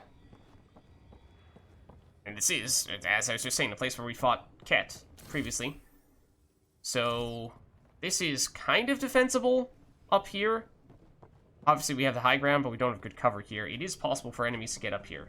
So I remember that did end up happening last time. It was either a ladder or they just did a jump. And they did it. So it's not perfect. But I guess we'll still go for it. Starting Rokar signal upload. Alright, defeat the Rokar. Are they heading toward us? The Rokar have altered course. Oh? Now might be a good time to take cover. Okay. Human, I told you you'd know soon enough. The beacon is live. You couldn't stop our scouts. They've bought it. Hold it till they're on the ground. I can wait for this. Okay, what are we... There's a lot of them there, aren't there? Why are we holding? Well, I mean, they were all clustered there. It felt like that was a pretty good opportunity. It feels kind of silly that we didn't do something while they were all there. But that's not good. So yeah, this is what I mean. Like, it is certainly possible for them to still get us from here, because we don't have good cover. It is possible for them to actually get up here. How are they sniping us from that angle? That I don't know. That was a terrible shot. Saw that cover for them as well. So this is obviously out of flavor range, which is not great news for us. And our sniper rifle is not that snipey. So we did functionally reduce its range. I don't like you. We did functionally reduce its range. Uh-oh. I need to go down there. But in truth, it may be better to do it, because now we can actually use our best skill, Flamer. We've at least slightly reduced the number of them.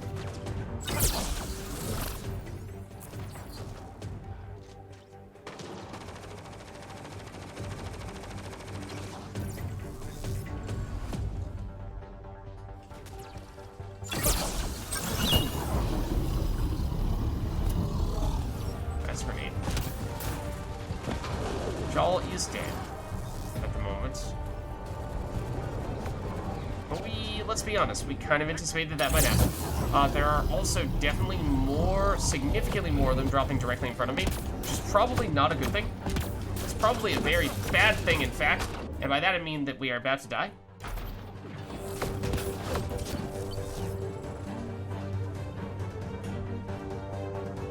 Let's go get Jaw real quick. And generally retreat. Both of our squad mates are down now. That is not what I meant to do.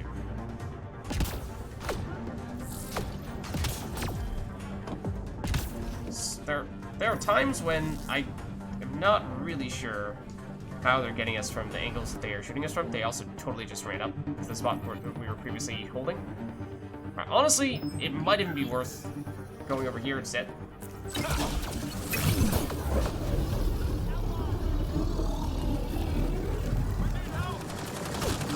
Okay, that works. I was gonna try to blow you up, but... Ow. How are you hitting me through this cover?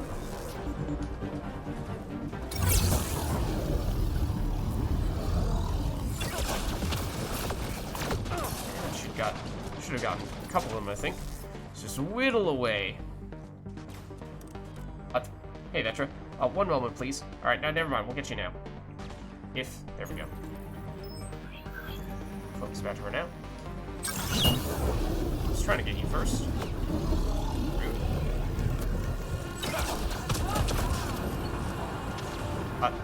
The low ground is actually the strategic place of significant, maybe that's not a great spot there, Vetra. It is generally the snipers, I think, that cause the most trouble. They'll never find us. They have found us.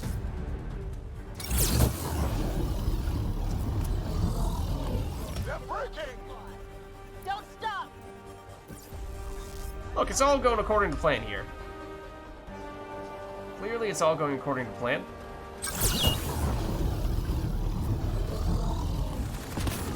Is that an enemy that was right next? It was an enemy that was right next to me that entire time. Just kind of chilling there. Jaw is still down there, and has been for quite some time now. Now Vetra's down right next to us as well. Not a great time to have to decloak and lose shields. I'd like to get you back. It'd be nice to have Jaw up, if nothing else, just to have it so that not everyone is focusing entirely on us. Which having Vetra back helps a little bit with. They're still getting more reinforcements. That is not hitting you at all, or your... The fact that you have shields just makes the flamer completely insignificant. Is Vetra back up? Yes. Wait, I don't like you. Please stop doing whatever it is that you're doing. Namely sniping. We are getting... The scum disappeared! Oh.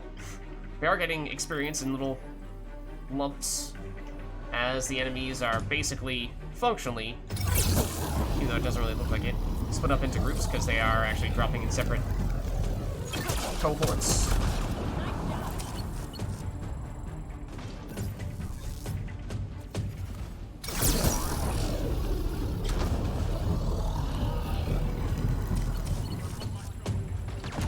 is the power of Flamer.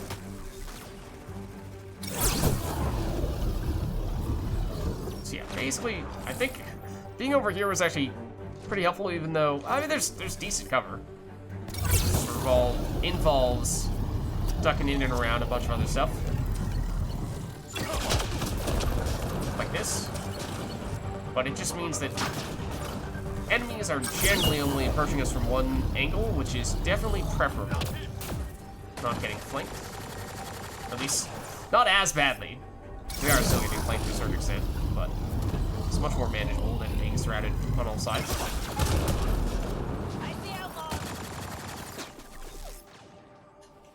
I've got my... I'm sorry, you got your what?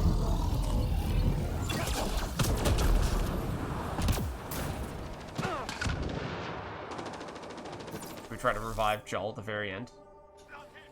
Just to make him feel like he participated and contributed to this fight, even though he really didn't. Where exactly did he go down? Was it actually up here, or was it down just below? Joel. Let's see you deal with this. Where did they go?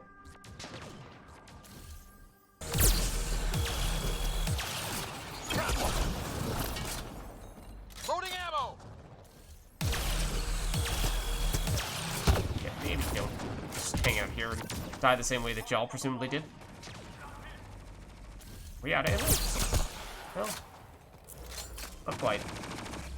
There's a sniper dude in a sniper outpost up there. Yeah, see that spot. So he's causing some issues. Let's go deal with him.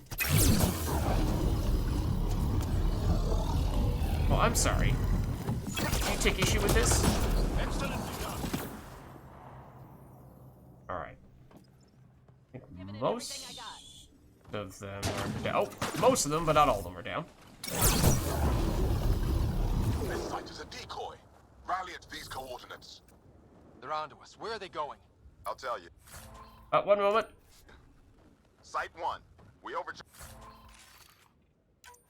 the power relay to draw them in. Maksul's not going to be happy about that. Promise, here we come. Alright, I guess we're hopping around from one place to the next. Then again, we did fight, like... that might actually have been the most enemies we've ever fought in one instance. Probably the base on Eldon remains... I did not mean to do that. Probably the base in... We might be stuck. Base in Eldon probably remains the place where we fought the most enemies in any one given point in time. We are probably stuck. Unless if we do that. Oh, goodness gracious. Thank goodness. Otherwise, we are going to be in a lot of trouble there. Yeah, we should have a ridiculous amount of loot because we fought... I don't know, how many would you say? 30 enemies? It was hard to keep track. They did come out in several, numerous waves.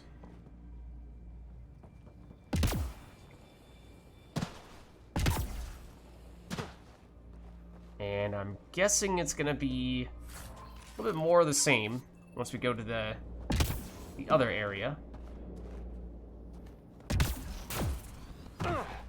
Probably roughly the same amount of enemies.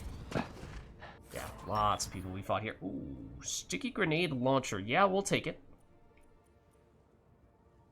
Need to protect on that sticky grenade. Yeah, we have not tried that yet. And we got pretty experimental with our mods, basically turning everything into a laser beam. But I think we might have gotten a little carried away with it. And perhaps it wasn't as universally helpful, beneficial as we might have hoped it would be.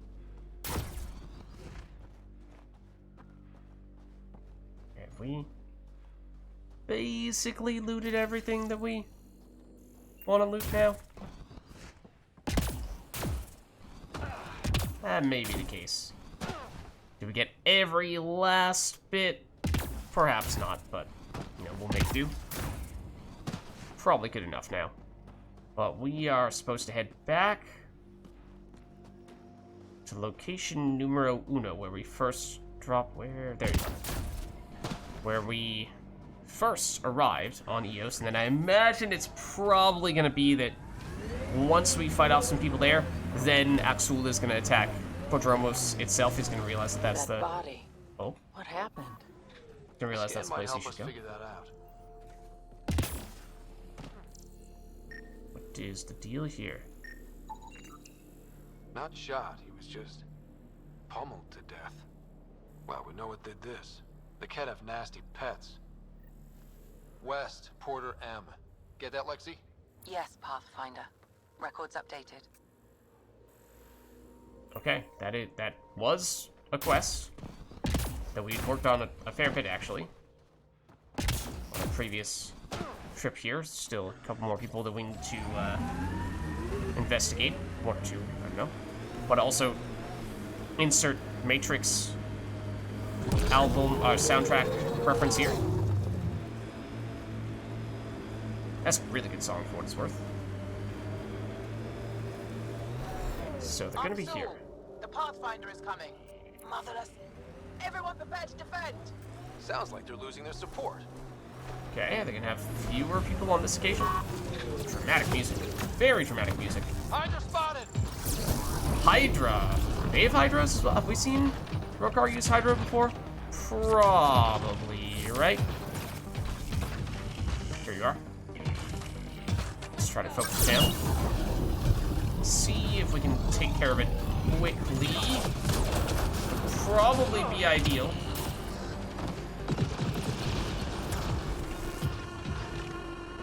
I think that's going to require that we provide most of the damage. All the little guys could cause us some trouble in the meantime. It's almost dead. Should be after this flamer is done. There we go.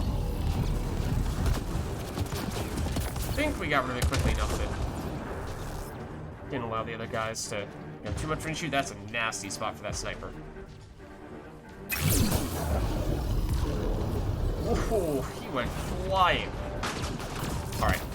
Don't like that. The Raiders, I feel like, have shotguns. I haven't really taken specific note of all the various abilities that various enemies have. I'd like to get rid of this sniper dude who's hanging out over here, though. Maybe he's moved out from his preferred location, though, which is beneficial for us.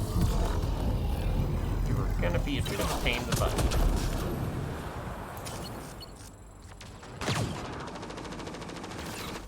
So yeah, maybe it'll be that the subsequent spots will have fewer and fewer people, or at least this one. I mean, I imagine they're actually going for Prodromos itself will have a lot of people, and I imagine that is going to end up happening next. I see you. No, you may not jump down in peace. That's the last of them. We did it, Ryder. Oh. Pathfinder, Axul's shuttle is leaving orbit. I'll remember this. We're not finished. You are today, and we'll be ready next time. Come to Prodromos, Pathfinder. We owe you. Again. Okay, level up. Andromeda level increased as well. So that's good stuff. They did not turn around and finish by attacking Prodromos itself, but it sounds like Axul will be seeking revenge at some point. And we actually have this little notification telling me that there's something to scan over here. Probably this. Because apparently this initiative standard supply box gives us a tiny bit more research, so I guess we'll take it. And there's more here to scan. Wow. Yeah, more research. I mean, we don't really need the Milky Way research all that badly. That is what we have the most of, but I guess we'll still take it. I'm surprised, though, that we didn't scan that, because we've been here many times before, and I thought we're pretty thorough when we were here. Definitely didn't fight as many guys this time around, but did any of the people around here drop stuff? Because this is around where the Hydra went down. You know, they'll drop a Predator. It's gonna be a real difference maker, that Predator.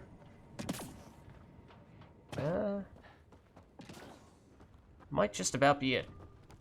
It sounds like we should make a point of heading back to... Oh, that gives us some. Station, Pathfinder. Vital for moving resources and vehicle deployment. We'll need to call some new ones down, once we're away from so many structures. That probably would have been the first forward station we would have seen. I don't remember, actually, if the one that is in the middle here automatically starts there. It might. Oh, speaking of forward stations, we should fast travel. What just happened to our legs? Did you see that?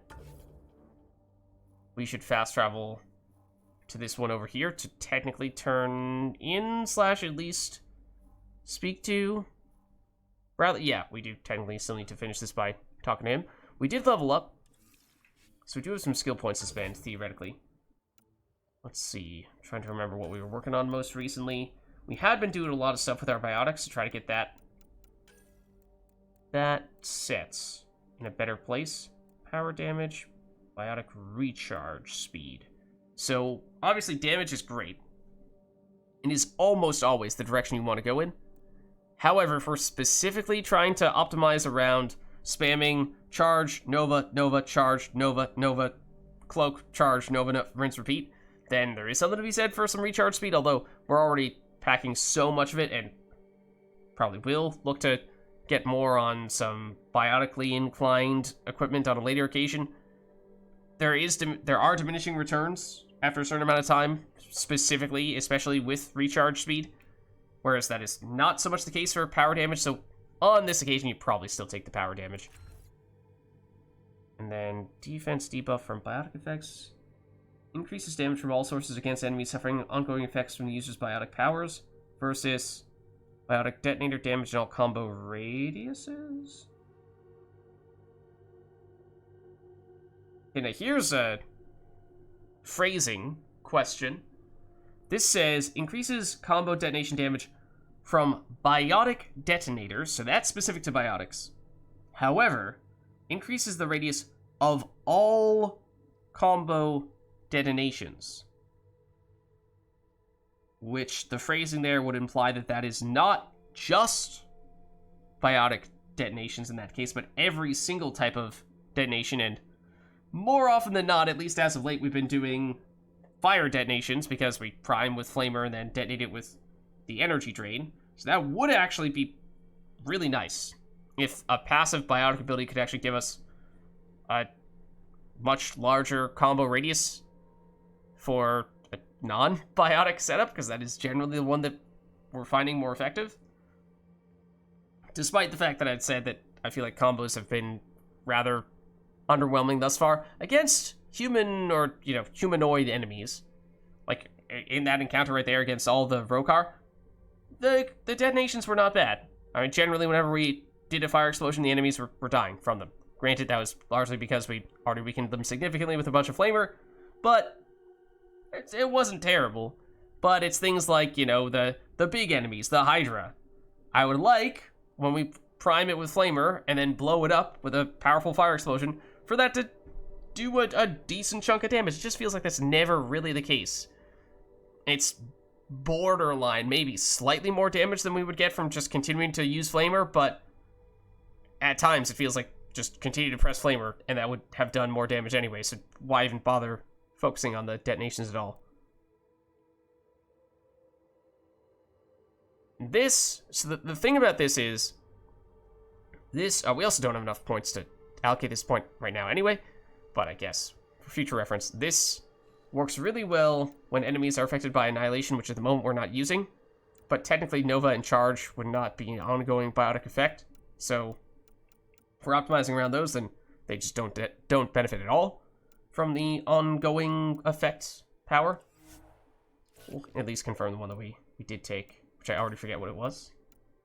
You're already fully leveled with what we want, and whoa! We forgot to spend points for Vetra, because she absolutely can spend more here. Okay, whoops. Turbocharge is basically marksman. Increases weapon stability and accuracy, decreases damage penalty for penetrating shots. Or just straightforward. Okay, so this, again, phrasing is weird here. Is this a passive?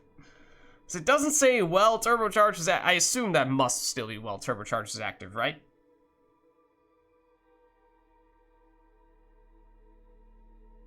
Same here. I think you have to go for the damage. In general, at least in the original Mass Effect trilogy, squad mates are because their computer's much better at managing accuracy and stability. The penetration damage is really the biggest benefit in that case for this one. But, you know, you just get pure damage here. And force as well, which is a little sneaky value. Basically, are you gonna, mostly with shotguns, knock people back? And I guess Vetra doesn't have a shotgun, so I don't really know how much of a difference that's gonna make. But I think that is still the way to go. And you can't do this because you're not done with your loyalty mission yet. But now this is your passive. It's power damage and force, which affects concussive shot and concussive shot alone. So that feels really silly to optimize around that when we could just do weapon damage, which one of your abilities is to further improve your weapon damage anyway. So definitely do that. Then here, damage resistance bonus 20. Wait, what? Vetra takes less damage when not in cover versus Vetra takes less damage when in cover. I feel like as much as technically speaking, we should try to micromanage Vetra so that she's in cover when she's fighting. Realistically, that's not happening very often. And I could technically make an improvement by making more of a concerted effort to do that, but realistically, I just don't think that's ever going to be anything that I remember to do all that often. So I think we do while she's not in cover. And also, when she's in cover, generally she's much safer. So it's less in need of additional damage resistance, whereas when you're out on the move, you do need the damage resistance more so then. Okay, then concussive shot we just didn't spec at all before.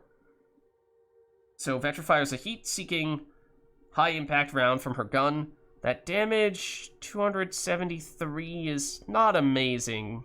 I don't think... squad mate powers, I don't think tend to go much higher than that. The force, 250, and that might be scalable to the point where it gets closer to being able to stagger stuff, which is where that would start to become more relevant. 20% more, still not going to make a big difference. Direct damage, wait. Force or concussive shot now affects other enemies near her primary target and functions as a combo detonator. Okay, so in general, we've been reluctant to put combo-based stuff on squad mates because it takes them so long to, or for their passives, focus on boosting up their powers because they have 20-second recharge on all their powers, which is really bad. On the other hand, I mean, well, obviously we can usually get some recharge speed with some upgrades here, but even then, still really slow. So we're flaming pretty much all the time, so there's still a decent chance that when she does use concussive shot, she's gonna end up detonating something. Otherwise, you just go for straight up damage and force. Radius 2 meters. It does also, it not only becomes a detonator, it also adds the AoE, which would not otherwise be, it by default has no AoE? By default has no AoE, I think. So I guess that's not terrible, although, you know, what are the chances that an AI Vetra actually makes a point of trying to maximize the value from AoE and hit more than one enemy with it?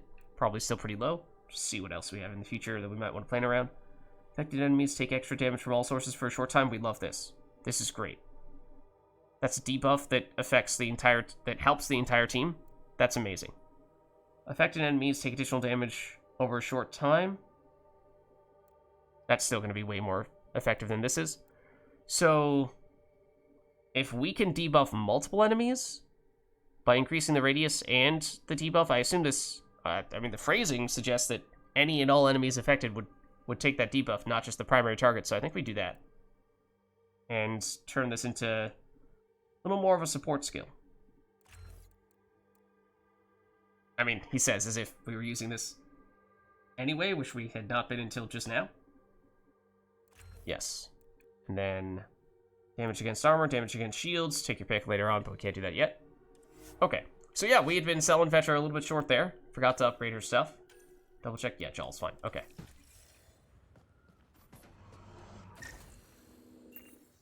Alright, so Prodromos.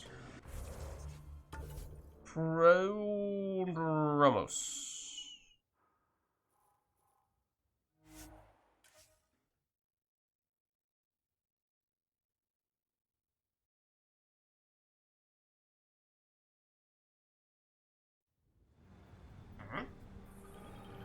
controller was vibrating big time there.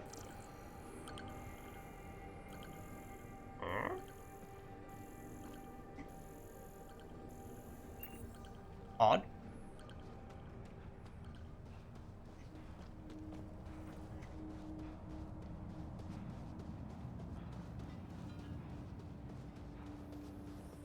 Alright, so we know there's still some other things we could theoretically do here.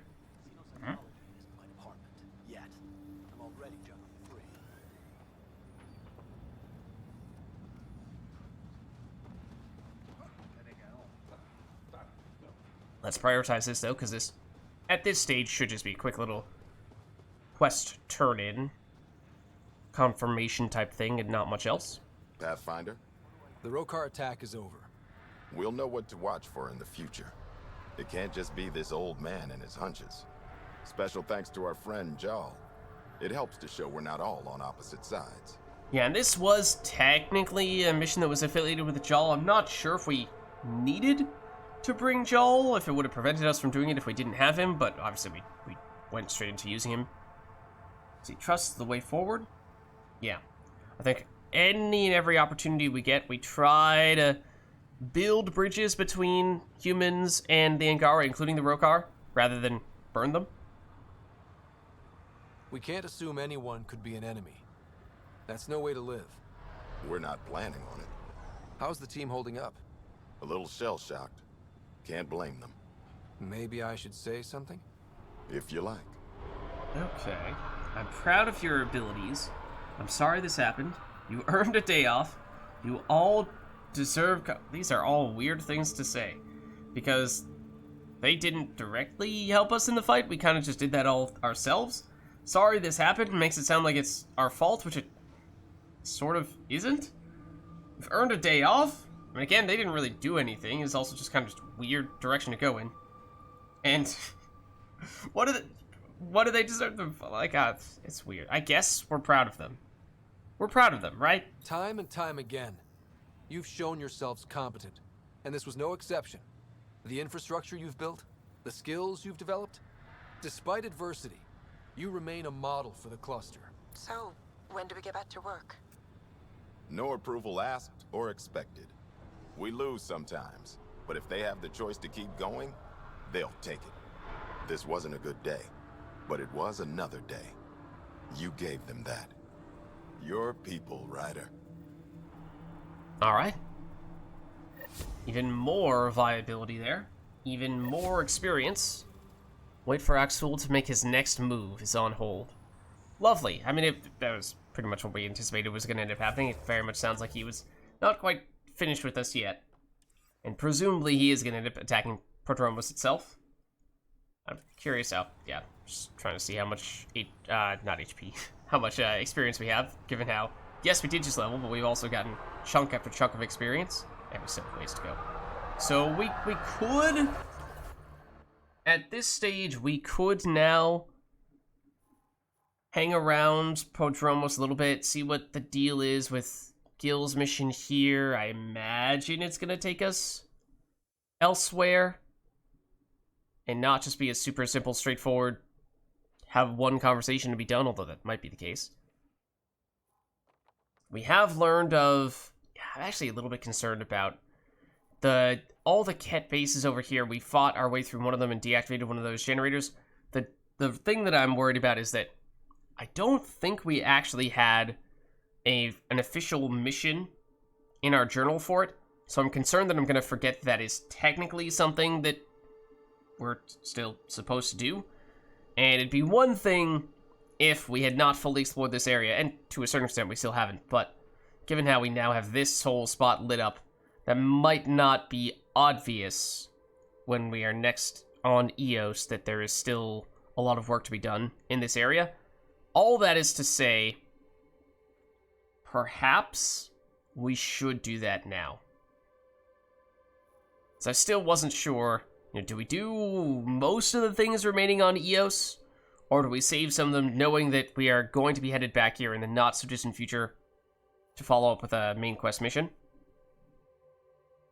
Maybe we fast travel here, destroy the barracks. That may be a relatively big thing, because this is sort of the Or yeah, it's a continuation on the mission that the Masani dude was asking us to pursue. So he said we weren't ready to take on the Crown Jewel yet, except then he also said that we did already take out the Crown Jewel, because we did fight the Ket base, which I honestly don't remember where that was. It was around there, wasn't it? It says destroy the barracks. Is everyone at is that the same facility we were at before? Are we just gonna stroll in there and everyone's gonna be dead? It's like, oh, never mind, we're done here. Or is it gonna be like every single enemy has respawned and we're functionally doing this entire encounter again? I don't know. But maybe we'll see what the deal is here. And then hopefully we'll remember to seek out all those guys afterward, because, yeah, there are a lot of those things. We've done one of them, I think it's that one right there in the middle. I'd like to try to make a point of going one at a time, or like basically start on one end and gradually work our way over, so that way it's easier to keep track of, you know, have we done this one or that one? I don't remember, and we end up running back and forth all over the place, and it ends up taking 5 times longer and becomes much more tedious just because of that.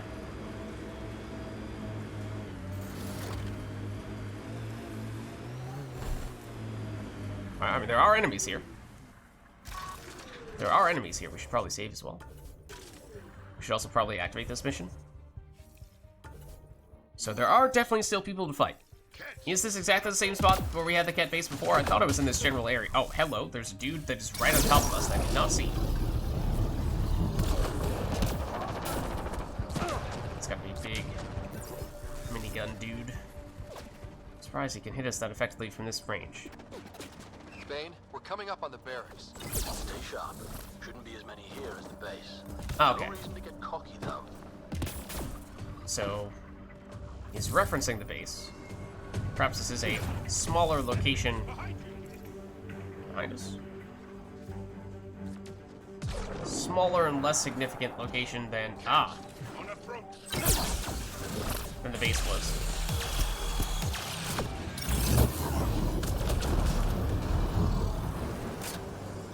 That might have been Vetra detonating. The very ability that we just expect her to detonate with. Otherwise, we would do that ourselves. Can I get you from here? Not really.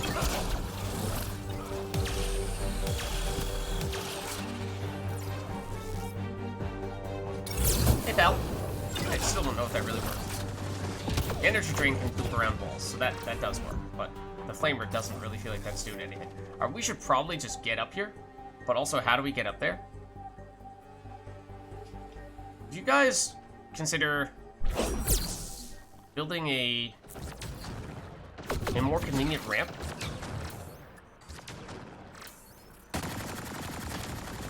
Not gonna lie, I did think that Vetra was one of those. That's not what I meant to do. Was one of the cloaky enemies. There was a name popping up right next to her. Yeah, I'd like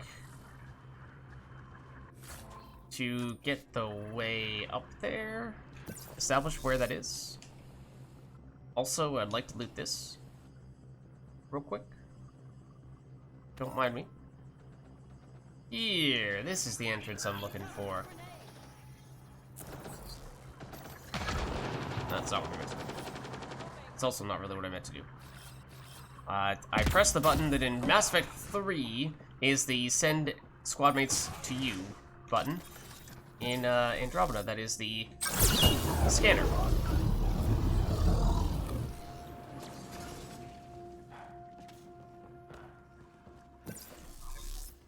Any more friends? And I don't think I saw experience pop up, which is usually the indication that everyone is dead. So I don't think everyone's dead. Translated from Ket stuff, reporting Invictor, which is the leader of the bigger Ket base that we've already defeated enemies from. Final orders. I will say this only once. Focus on the new aliens that have arrived. I don't care about off-world orders. It's obvious to me that the old tech does not and cannot give us what we need, no matter what is still hidden. These new arrivals have understandable, usable technology, and they may be viable for more uses. If we return with answers about them, That serves and raises me. Answers about the old tech only serve the order we have. You want to raise me, or you'll find yourself the subject of collection and study. End report. Okay, so we know that the Ket can basically absorb the DNA from other people of various species to become more powerful, and that is the reason, by and large, why they are abducting people of various different species, and that there are specific, basically elite Kets that are the ones who are generally the recipients of that additional DNA, and therefore the ones that become stronger. Archon, of course, more so than any other Ket that we've met thus far, although he's alluded to there being even more significant Ket than himself. But then, below Archon, these Cardinals, which includes this Invictor guy that we've already defeated.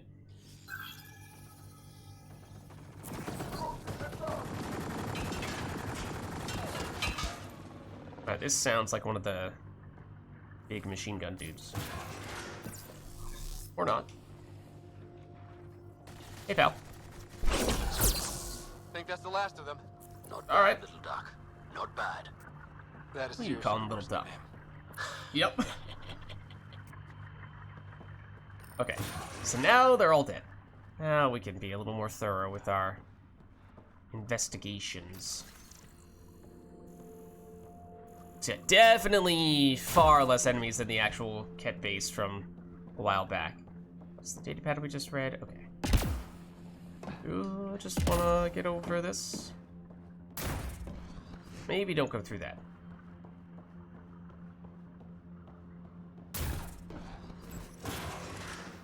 There was another level.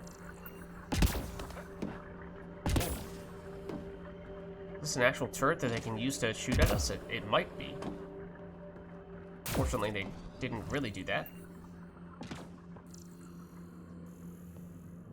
Surprised we can't scan that. Nowhere is there anything for us to do there? Yeah, what is this, though? Audio log? I'm Victor. This one is different. Exoskeleton, dextroprotein-based. You haven't asked Turian. any questions. Do you know the exact force required to detach your dermal plates? I thought not. Oh. Hope the rest of the Ket aren't like him. They probably are from what we've seen thus far.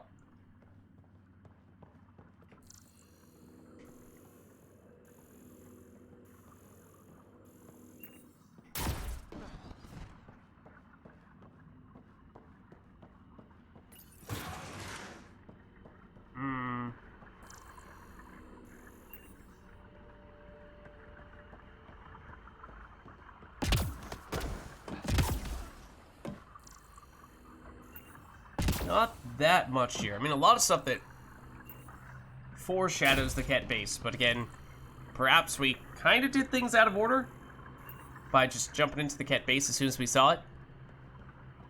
Whereas this was kind of supposed to be something that was going to build up to it. Oh well. Not that that's a huge issue. Did make the conversation with Masani a little bit odd, though, when it's like, oh, I don't think you're ready to take on the biggest and baddest base. Also, you've already taken on the biggest and baddest base. There's a slightly less significant base for you to take on, but I don't know if you can handle that one, despite it being less difficult than the one that you've already defeated. Okay, so that was fairly quick. Oh, we're supposed to go back to speak with him? Alright, let's do that then. And that is in the general direction of all these things. Although, as I said, I'd kind of like to start on one end and work our way over one by one, rather than have to hop back and forth between them all. It's just chilling. But I'm afraid we cannot allow things to just chill. It's not allowed. Oh, hey, man.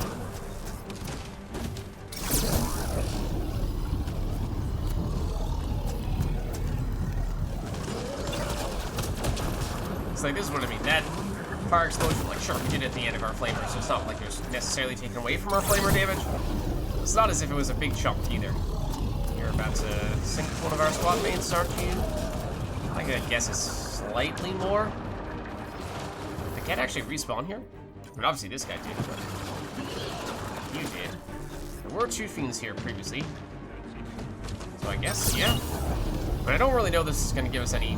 Are those trees really blocking our flamer? I think they were. And it looks like the other cat did respawn, yeah.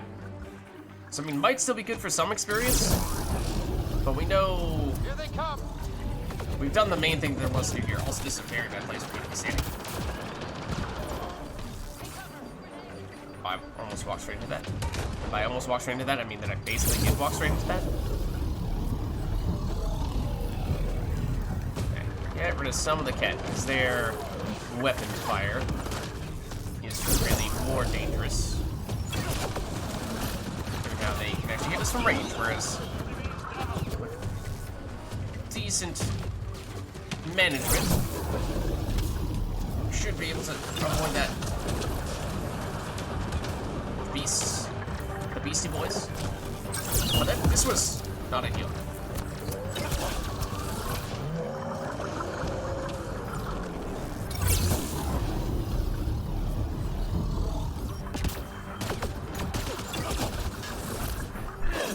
That did not work. I was kind of hoping I could leap over that. So is this only happening right now? Do they only respawn because there's some significance to how we've now successfully fought off the enemies at the barracks and the base as well? So this is the time when we're supposed to head back to speak to Masani, bro. Little Masani. Baby Masani, some might say. Oh, we somehow missed this? Oops. Okay, cool. I'm just gonna respawn here while we're at it.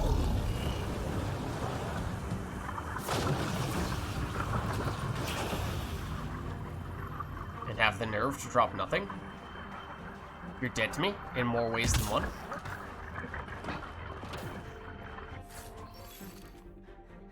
Alright, we'll take it. He is still saying there's another enemy here. That was also the case last time. I thought that we thought we'd gotten everybody, except the game insisted that we had not. Say it's down below. So are we actually going to be able to find this dude? I am not sure. This was the generator that we turned off, which remains off.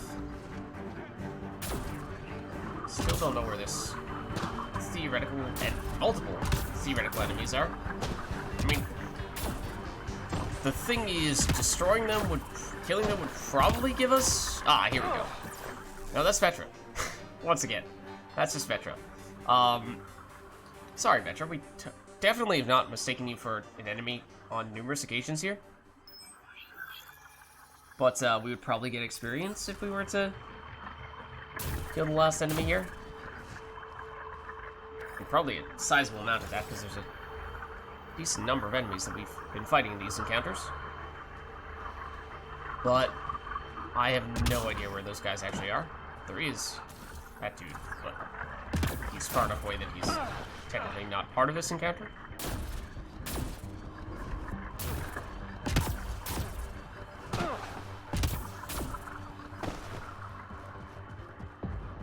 So let's head back to Baby Masani.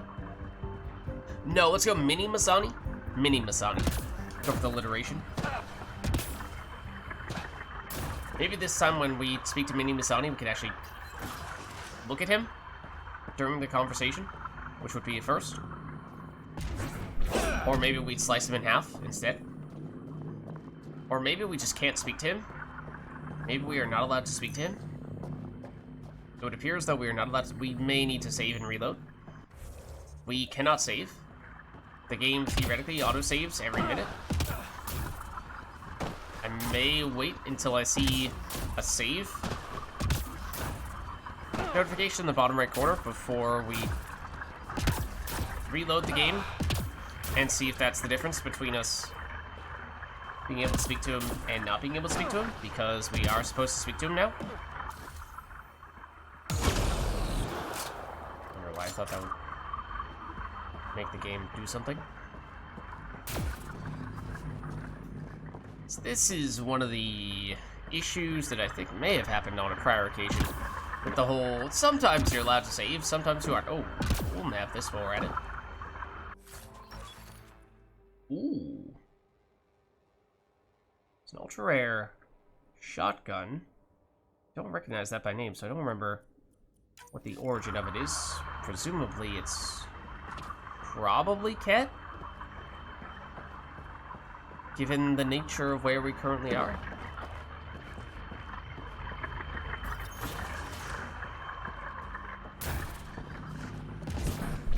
The game really does not want me to talk to you. It really just wants me to slice you in half. As it turns out, the game really wants me to slice you in half.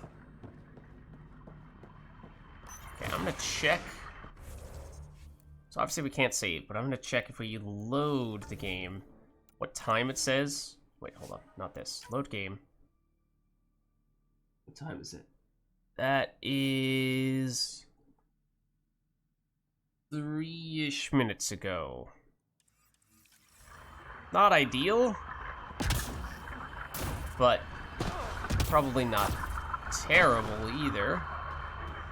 I don't know how I feel about that. I mean, I'd like to be able to actually save and whatnot. Not gonna lie, I did just try to melee that, which would have made it blow up on me.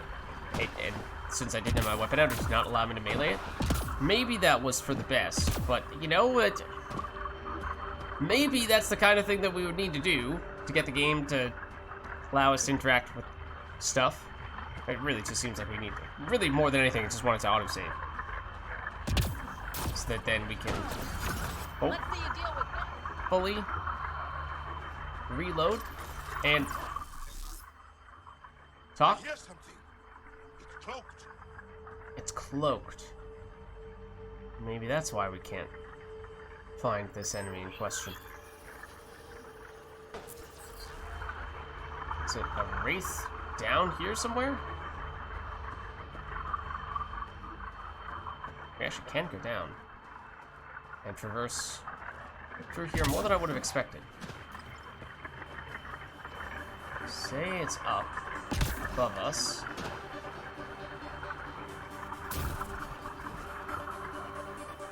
Okay. Can we make this jump? We can.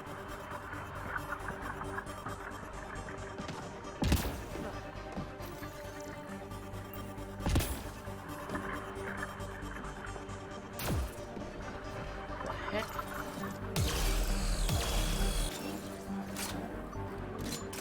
Reloading! What the heck? I'm just shooting at inanimate objects that look like they have some significance. When you're in this direction, you're supposed to be on this elevation. Because when we jump, it says you're below, and when we go down below, it says you're above us. But you're just not here. And Jawl says that somebody cloaked. But that would usually mean that if we were standing next to you, you would uncloak. So, I don't know if that's the source of the issue. The game still thinks we're in combat or something like that, so it's not letting us speak with Mr. Mini Masani for that reason. So I think what we have to do here is we have to, we could travel back to the Tempest. That would definitely give us an autosave. Or we could relocate elsewhere, do something else that hopefully will trigger an autosave.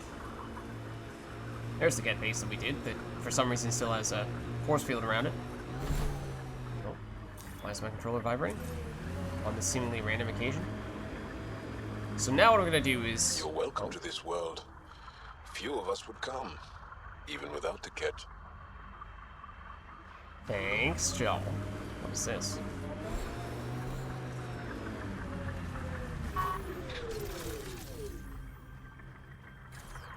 We're gonna go to the end and get the first one of these, and then work our way over. Cat life forms, Pathfinder.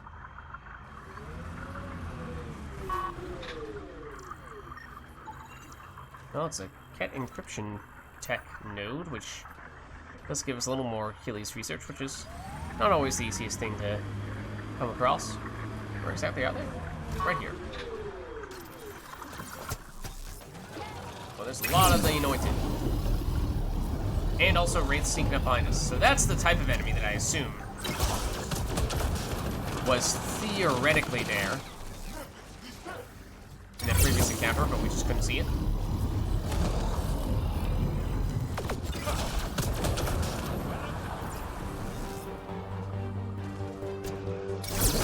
That's also gonna blow up on us. And lots of combos this time. Thought I heard a wraith. Well, we got a chunk of experience, which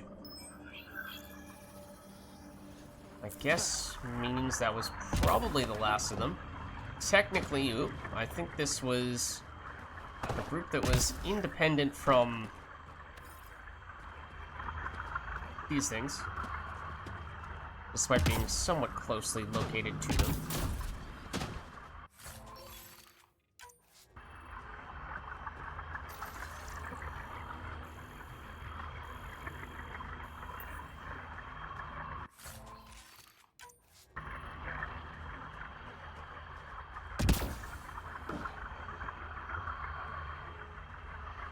Not sure there's anything else of significance over here other than this.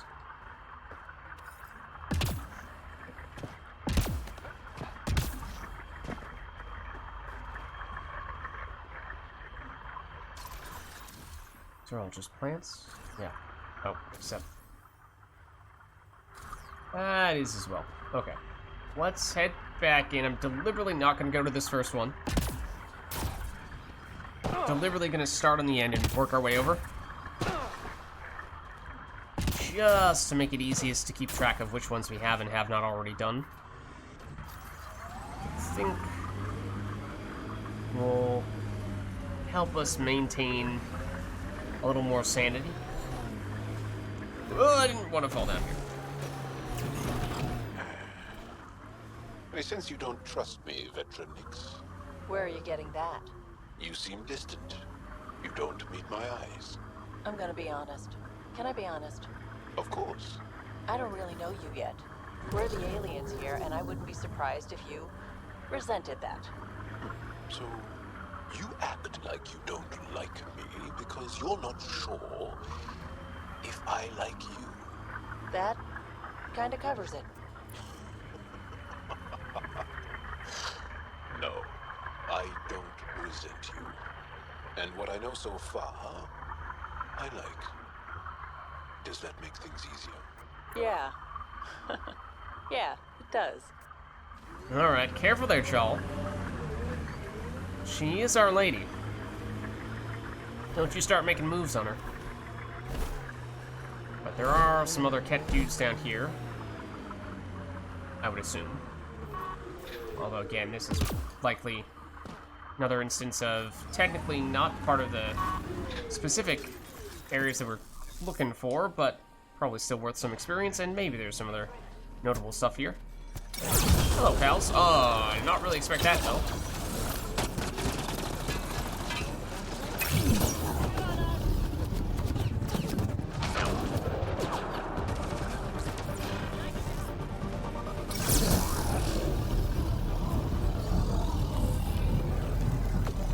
Oh, that's a grenade. I almost walked straight onto. That's also an explosive container that I'm standing right next to.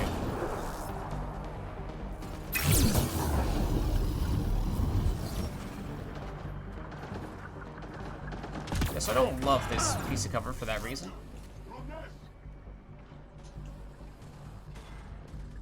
Was someone over here? They have fled. That's right. I just don't know where that's where the person went. I'm not even sure that is the same person, to be honest with you.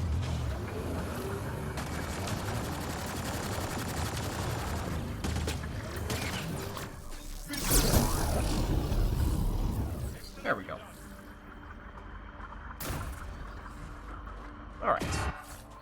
did just see autosave, so we at least have that.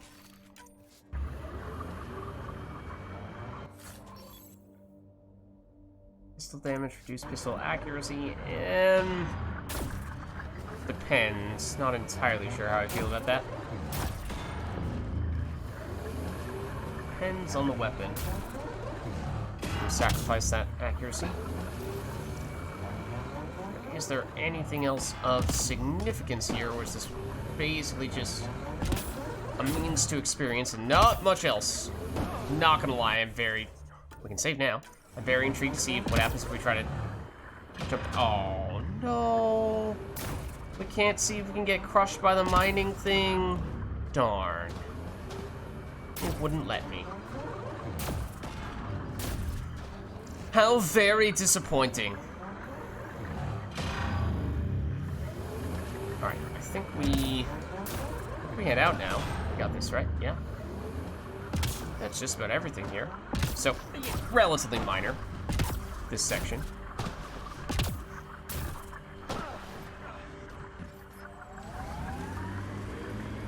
Just a little outpost of the Ket variety.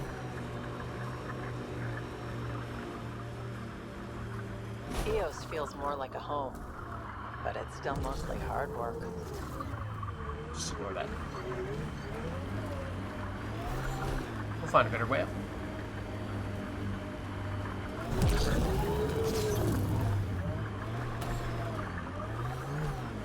Okay. Is that one the furthest to this side, and then we just take them one by one? I think it might be, but let's go a little bit further to double check. Also, this area can be mined for resources.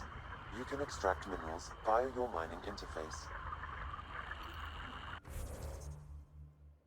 oh wait, 3 skill points, so it's gonna try to bug us about that.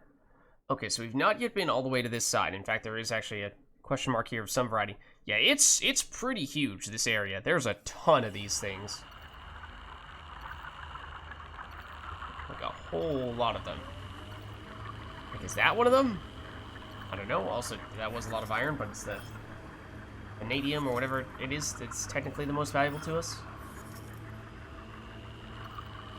That is a lot of iron, though. Okay, fine. We'll take it. Gotta go this far back. That's insane. This is a remnant spot. I mean, I guess we're at least gonna end up seeing ourselves exploring this area. Fairly large area at that. Larger than I anticipated. Unlocked Terminator. I'm not sure what that's for. Maybe destroying a certain number of remnant enemies. It did happen right when I deliberately exploded one of the exploding containers. So it might have had something to do with it.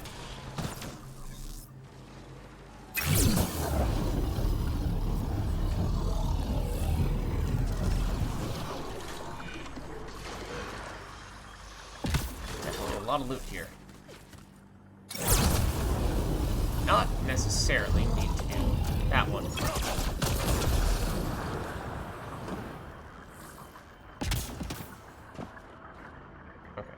Should be everyone down now. That's also a thing of some variety. So yeah, lots of remote spots here. Definitely want this. High value salvage. Remnant decryption keys, which at this point, when it allows us to use them at least, we could probably just decryption key our way through just about everything. I imagine there aren't too many opportunities to use them anymore, since we've already done all the vaults and what have you.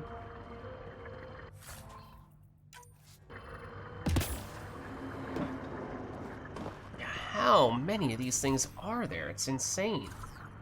It's probably at least 10. You know, sometimes they hide containers around the edges of these pillars, and they tend to be pretty good. If not, we'll hop back into the Nomad and probably check out that what looks to be Ket area over there. Don't expect it to be that big. But we'll see. Grab these while we're at it.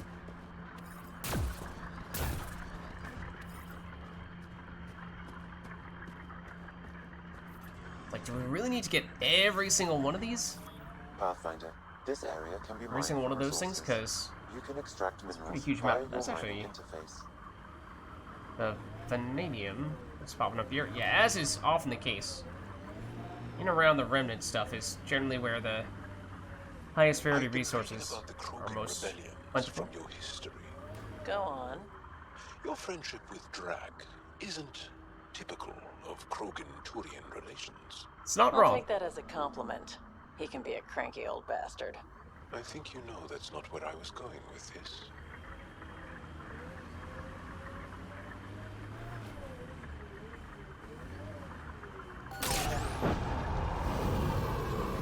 Alright, and the number doesn't look that big, but since that is a rare resource, they tend not to come in large quantities anyway. There are enemies here. Yep. I swear, it's the way in which Vetra is always running from the direction that the enemies are coming from. And also the way that she runs is a little more cat-like. She's not at the same animation that humans have when they run. It's not without reason. Hello, pal.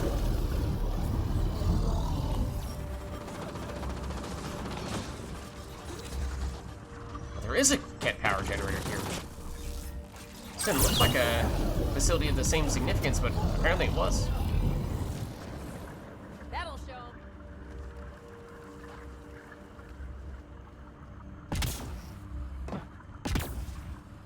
Nope, that was supposed to be a way up. Also, oh, lights on that made me think there's something for us to interact with on that actual little box. It was not so. So I would love if it would just give us an official quest / icon for our efforts to track down all these things, that we didn't have to guess exactly where they all are, how far they go, and, you know, is our little areas like this significant enough to have the power generators, or is it only the really big stuff? Is it all the really big stuff? Or are there some places where we actually don't need to do it?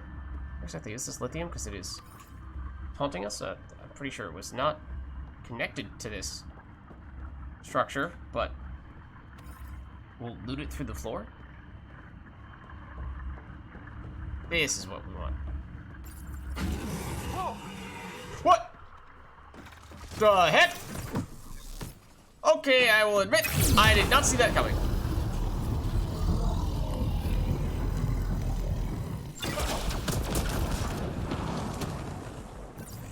Not gonna lie, they had us in the first half. Also, there's a container down there.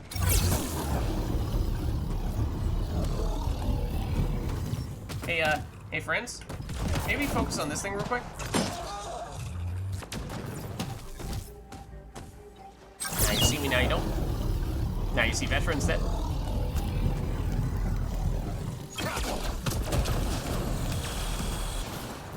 Hello, goodbye. That was interesting little surprise. Did we just fire detonation its arm off? Because I think we might have.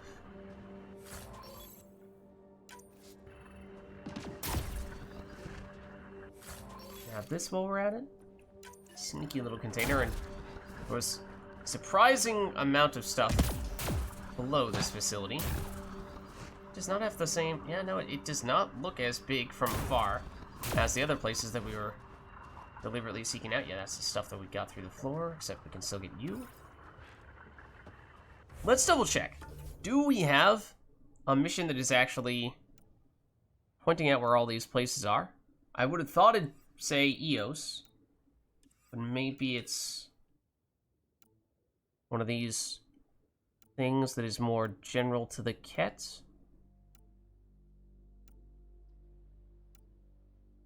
No?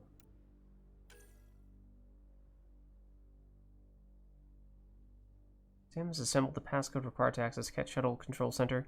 Gain entry, shut Control Center down to keep Cat Shuttles out of the... I don't think that's... Is that this one?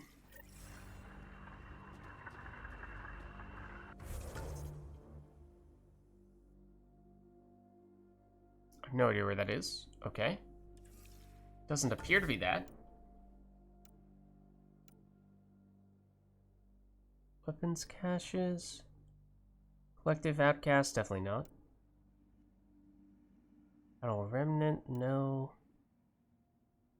It's surveillance devices? Yes, it might be this. Let's see. Oh, hold on.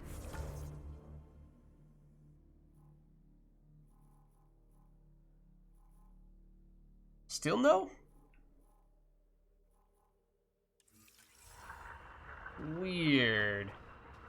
Just want a marker.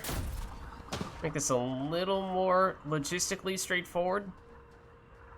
To know more definitively where we do and do not need to go. I mean, we can hit all the spots, but as I was just saying, I did not even think this was going to be one of the places we needed to go to at all. So it's a good thing we went there, yes, but it does raise some concern that we could accidentally miss a spot without even realizing it. We lost a lot of worlds to this scourge. Seeing one more or less reclaimed is strange. Is that what this is? I thought these were all generators.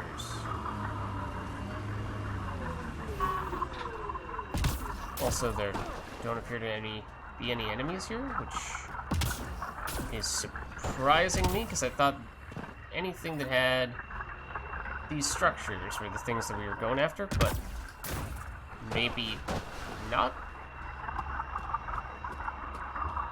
Just trying to make a little more sense out of this mission, but it is becoming increasingly difficult to do that. I don't know that we have any way up there. So it doesn't seem like we can climb those things. There's seemingly nothing for us to interact with at all at this spot. Strange.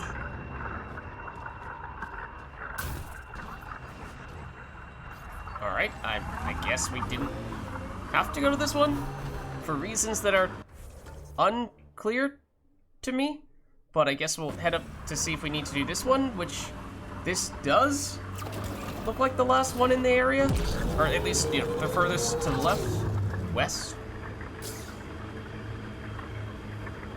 Kept machines up ahead. This one certainly has enemies. Hold on, can't get down when we're going that fast. I'd like to park this a little bit closer, though, to be honest.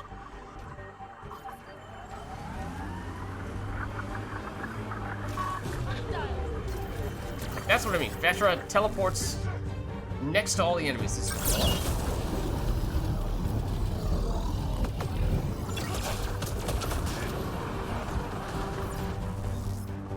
that is a cat. Those are all cat, in fact. Nice flamer value. Oh, hello.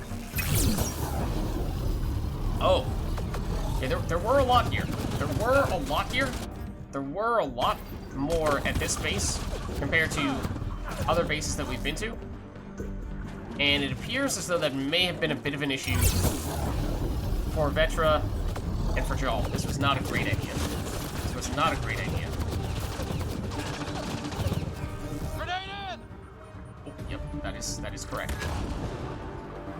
Just camp Jal and Vetra's body while you're at it. Don't particularly appreciate that. This is gonna kill us if we don't do this. Potentially. Just want to get rid of that big machine gun dude who's there. They're doing a really good job of camping our squad mates' bodies, which I don't particularly like.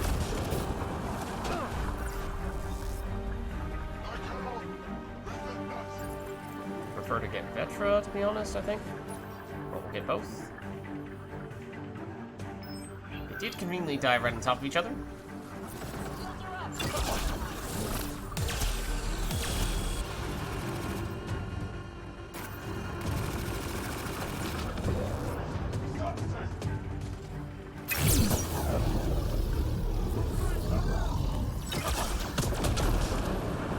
Shouldn't be many left, he says as he gets shot.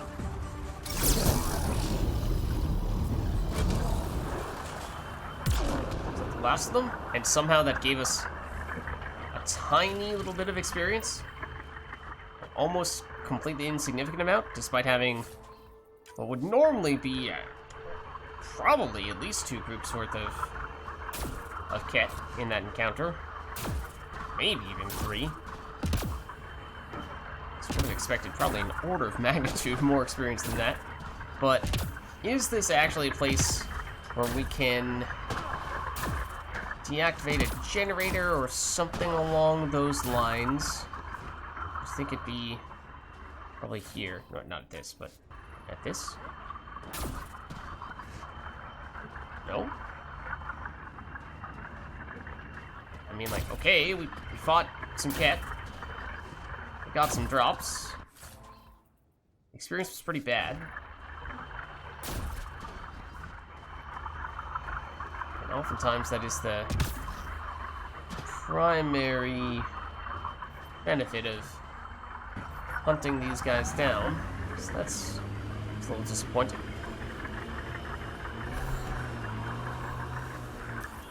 Pathfinder, this area can be mined for resources. You can extract minerals via your mining interface.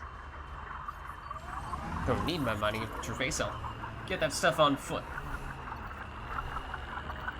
That is a lot of aluminum. Guess we'll just do this. Because it's not bad. On top of this rock is actually the best place for what it's worth.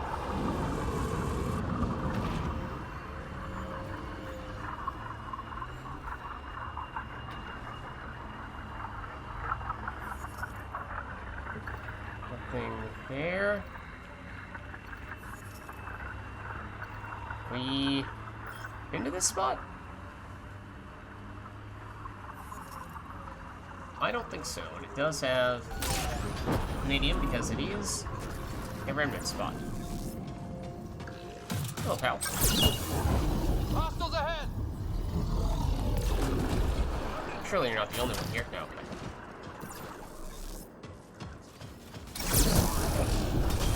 Oh, I forget if I mentioned this as well. Like, that gave us more experience. The 2 lowest possible difficulty remnant enemies just there gave us, like, 2 or 3 times the amount of experience we got from fighting way more Ket. Oh, I've not been here.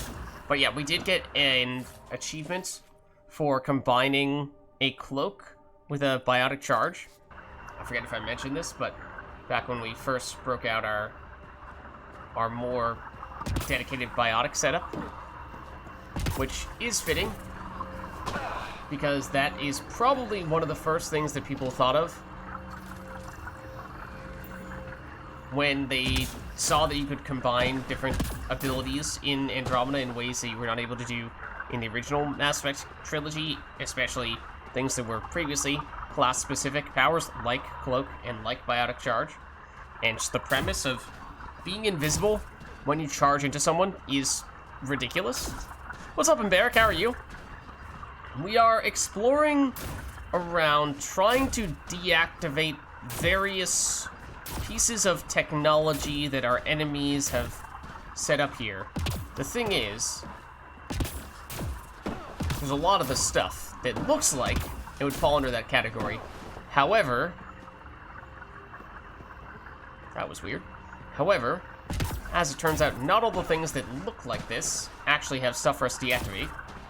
Actually, this is not a great example, because this is technically of a different origin here. But, that is... And there's no official quest we can find that tracks the stuff for us that can give us icons where we're supposed to go. So it is going to require a little bit of trial and error in that way, more than I expected that we would need. This area can be mined for resources. You can extract minerals via your mining interface. HCD? Horizon Zero Dawn. Okay. I was like, I am not entirely sure what that acronym refers to. Okay. Now, also need to keep track of which ones we have and have not already tried going to. So that's why we tried to Oh, hello. One moment. Hello. Maybe don't stand there when I'm doing that. That's maybe not the best move. We'll just burn our car, our truck, while we're at it.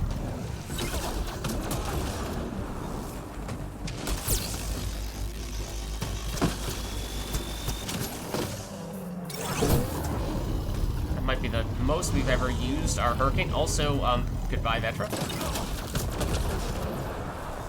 It was nice knowing you.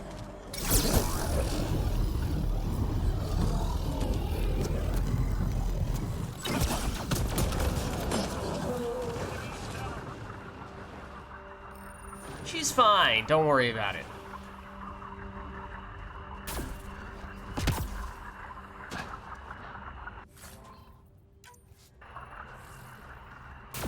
So, what I was starting to say is we do need to make a point of keeping track of which of these places we have not already been to. So basically, these types of structures are the things we're trying to all seek out, but actually haven't had much to do, or didn't have anything to do on that one, or that one, or that one. That little place over there did, Pathfinder, somewhat surprisingly. This area can be mined for resources. You can extract minerals via your So I think that means interface. we've not yet been to this one. Can we run this over? I regret trying to do that. There was a much bigger enemy. It's a much bigger beastie boy of the intergalactic planetary variety. Except all the enemies have disappeared. So do we have anything to do in these spots? At this point, it's more common that we don't have things to do. Got them all. Now that's where you fled to. Okay.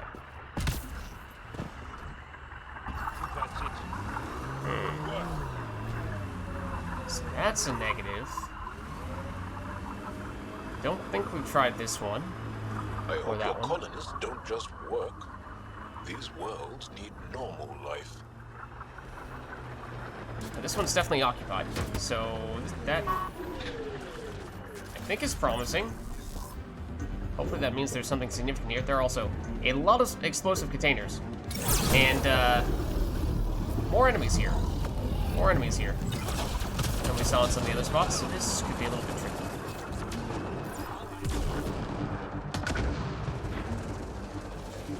Oh, what? Oh, that was a grenade. Okay. It's like, that is not often that we see powers that big. Ow. I see that cloak. I saw that cloak. Sort of. Kind of. Theoretically, maybe.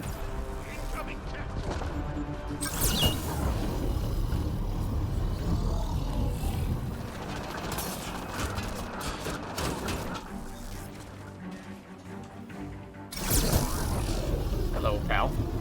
Hello, other pal. Ow. Oh, that is a grenade. Let's not walk onto it. Preferably. Oh, hello. Hey, buddy.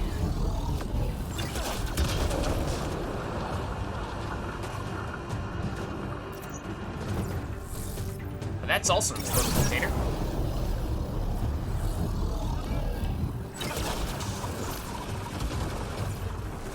A lot of explosive containers. Also, this thing is hanging out here with us now.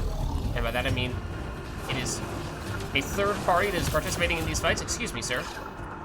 That was not an invitation for you to do the same.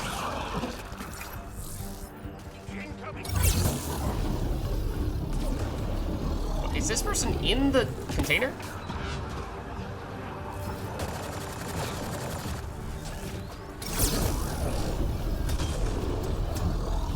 the last person? Oh, they keep on cloaking. Might have been the last person, because, we did get experience from that. However, certainly still one of you. And once again, tiny bit of experience. Disappointing amount. Petra! This is happening more often than I would like it to.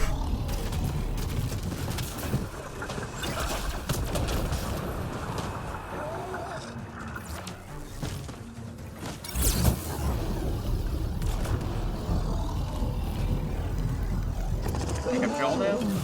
Yep. Yeah, you are. Yeah. Yeah, you are. You're definitely hit. You died a while ago. In fact. Oh. I don't know flamer back. Hold on. Oh, there's two of them. Where are they going? You guys aren't so bad. Spit bugs, though. They're the real problem. Oh. Okay, never mind. Combat technically over, I guess. Alright, so I'm hoping that there is something of some significance here. Besides just little bits of loot from fighting these guys and what was a disappointing amount of experience. We get random encounters that give us way more experience than that. And this had a fair number of enemies over here.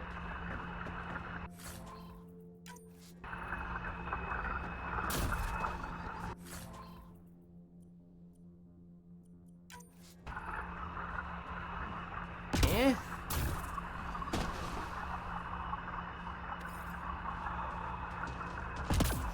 Still not really. You respawn quickly.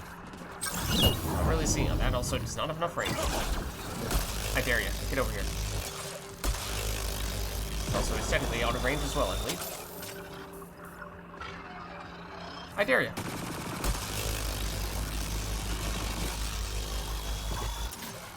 Laser beam electrically stuff. Okay, is there anything of any plot significance here? Oh, hello.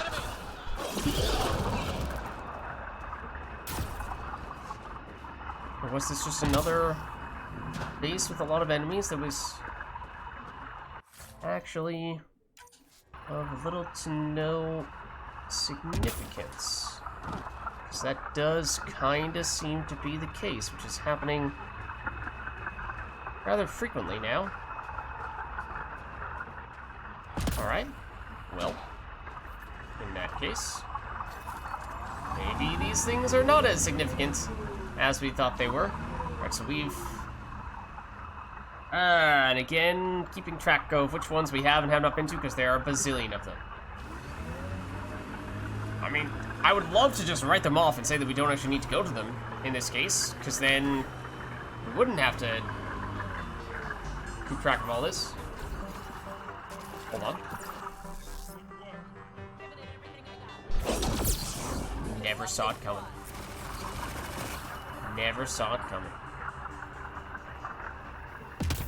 It turns out that was the only enemy guarding this spot. It's not the enemy they needed, let's be honest. No, that's very not true. Okay, this one definitely will have something, because this has much more infrastructure around it.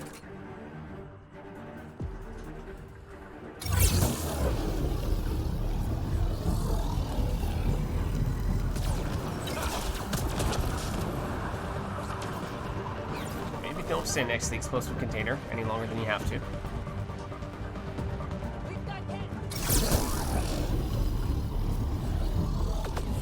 Ow. That did not work. That still did not work. We almost died because of my repeated failed melees. Maybe not that close, but oh, that could have been an issue though.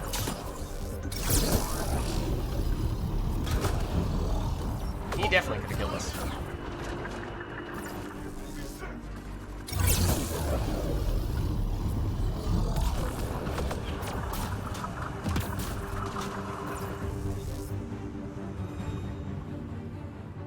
There's somebody over here. There you are. Oh. There are a lot of people over here, Jack. Oh, nice grenade. Not yours. Our grenade was nice. I did not appreciate yours, in fact.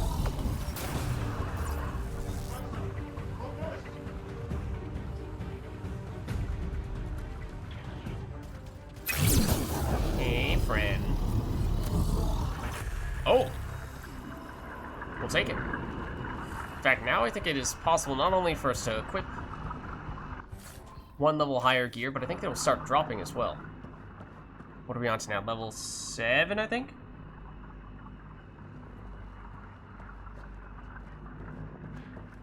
Okay, so I'm really hoping that there is actually a device here for us to deactivate of some variety. Surely, with all these wires and everything, this looks really similar to one of the ones that we did before. Unless this is the one we did before? No, this is what we need. We want more of these things. So I expected to find them before, and we did not. Night-night. Okay. So those are generators. We're supposed to deactivate. / security consoles, apparently.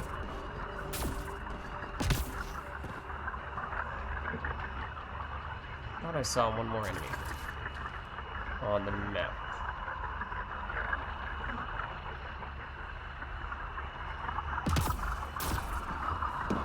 I did.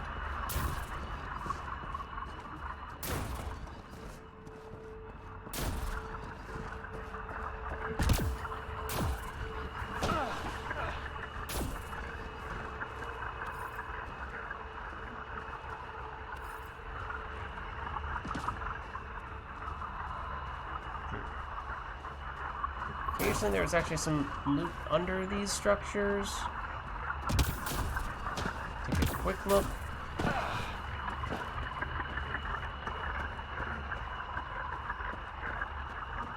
Not seeing much though. But okay. So, oh, besides this. So what have we learned? I think we've learned that it's not actually these things with the... Oh, that's the enemy we're seeing. It's not actually these things with the... I don't even know how to describe them. The T-shaped structures that we're trying to hunt down, which is what I thought we were trying to do. But it's more the... I guess that does technically have a T on it as well. But it's more so the ones that have the larger building down below as well. Have we been to this one? Yes, I'm pretty sure this is the one we just came from, right?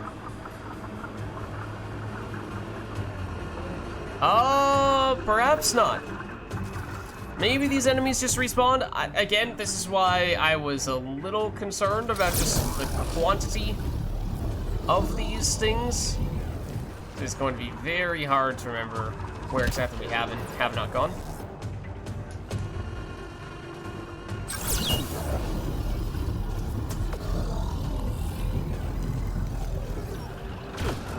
Ow. You're still there.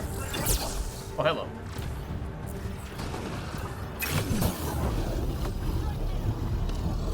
There's a lot of enemies over there.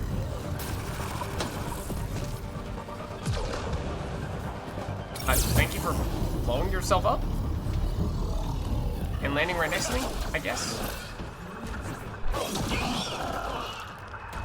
Destroying that enemy gave us...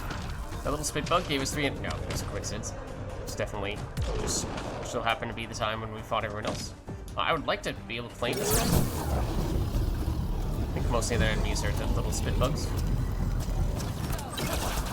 Oh, well, Petra may have immediately gotten eaten once again.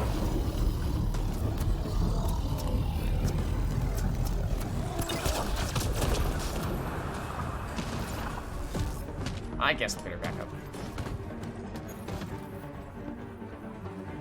Also, the one random alarming thing that I noticed was, talking about achievements we did a little while ago, apparently one of the most rare achievements that we have thus far in our playthrough is one for just reviving squad mates like 3 times, which feels like that's a nothing achievement. And yet something like only 3% of people have done it. Which raises a lot of questions. Do other people just not have their squad mates die on lower difficulties or even on higher difficulties? In which case, I mean, we've seen our allies die almost immediately every time we've encountered one of those. Okay, this is the one we've been to before, so we looted this. We got an order of magnitude more experience this time, though. So at least there was that. That is weird, the inconsistency of the experience. So that's the one we just went to. Maybe the enemies have respawned there now. But we've not been to the one further here, I don't think.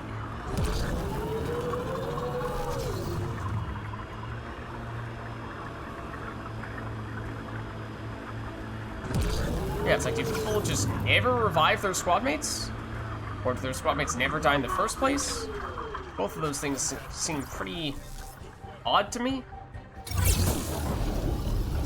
Let me just... Okay, this guy's just gonna sit there and let us flame them and fire explosion them and all this stuff. Oh, you won't though. You won't let us do that though.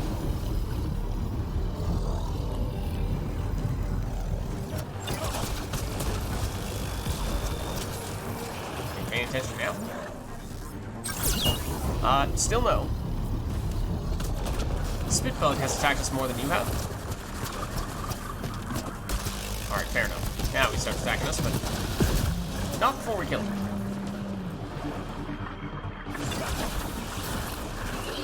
Those Spitbugs, man, they'll get you. They'll get you.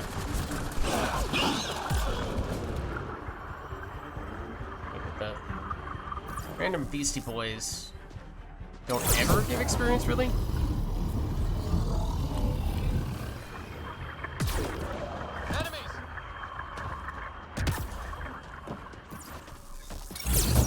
Love to respawn though.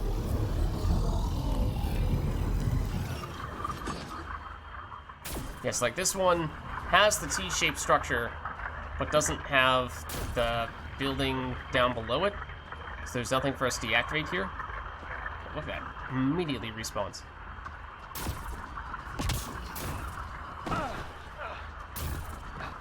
So that is not one that had anything important for us.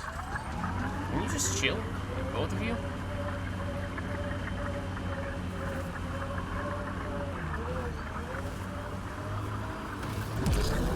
Maybe we just zoom it?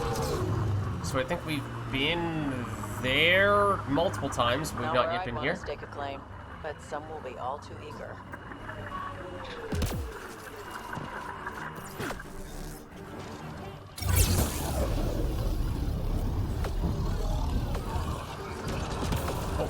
That's why I heard what sounded like these. A lot of them, that.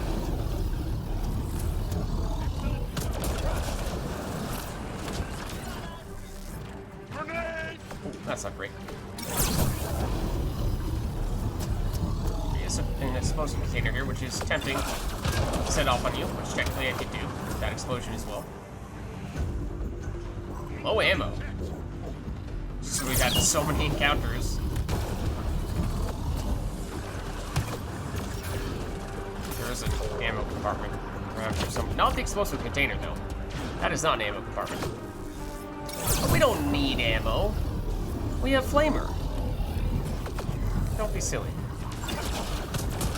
Ammo optional. Alright, so that's a very small amount of experience. The small amount that we've seen before. However, there are still enemies here, which suggests that we may technically have what is two separate groups of enemies right on top of each other, and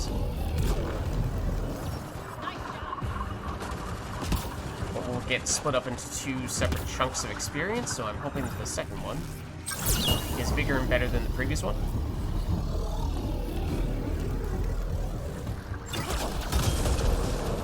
That same amount of experience, but we got it again.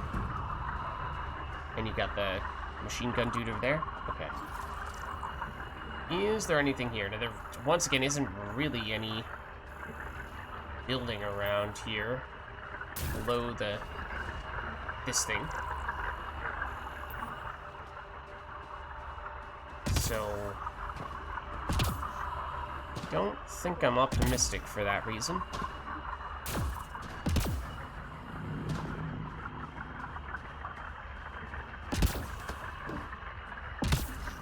Yeah. It's like a whole lot of nothing. Whole lot of nothing. Also, did we actually find an ammo container? I thought I saw one before, but apparently not.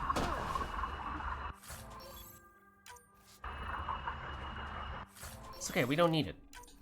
We don't need it. Is that? No? Oh yeah, we are completely out of... we have this current magazine, and that's it. We'll be fine. That was supposed to be looting, not stabbing the lithium.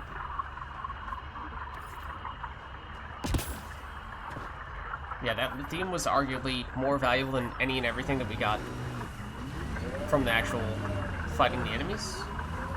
Did we level up again? We did. Okay, hold on.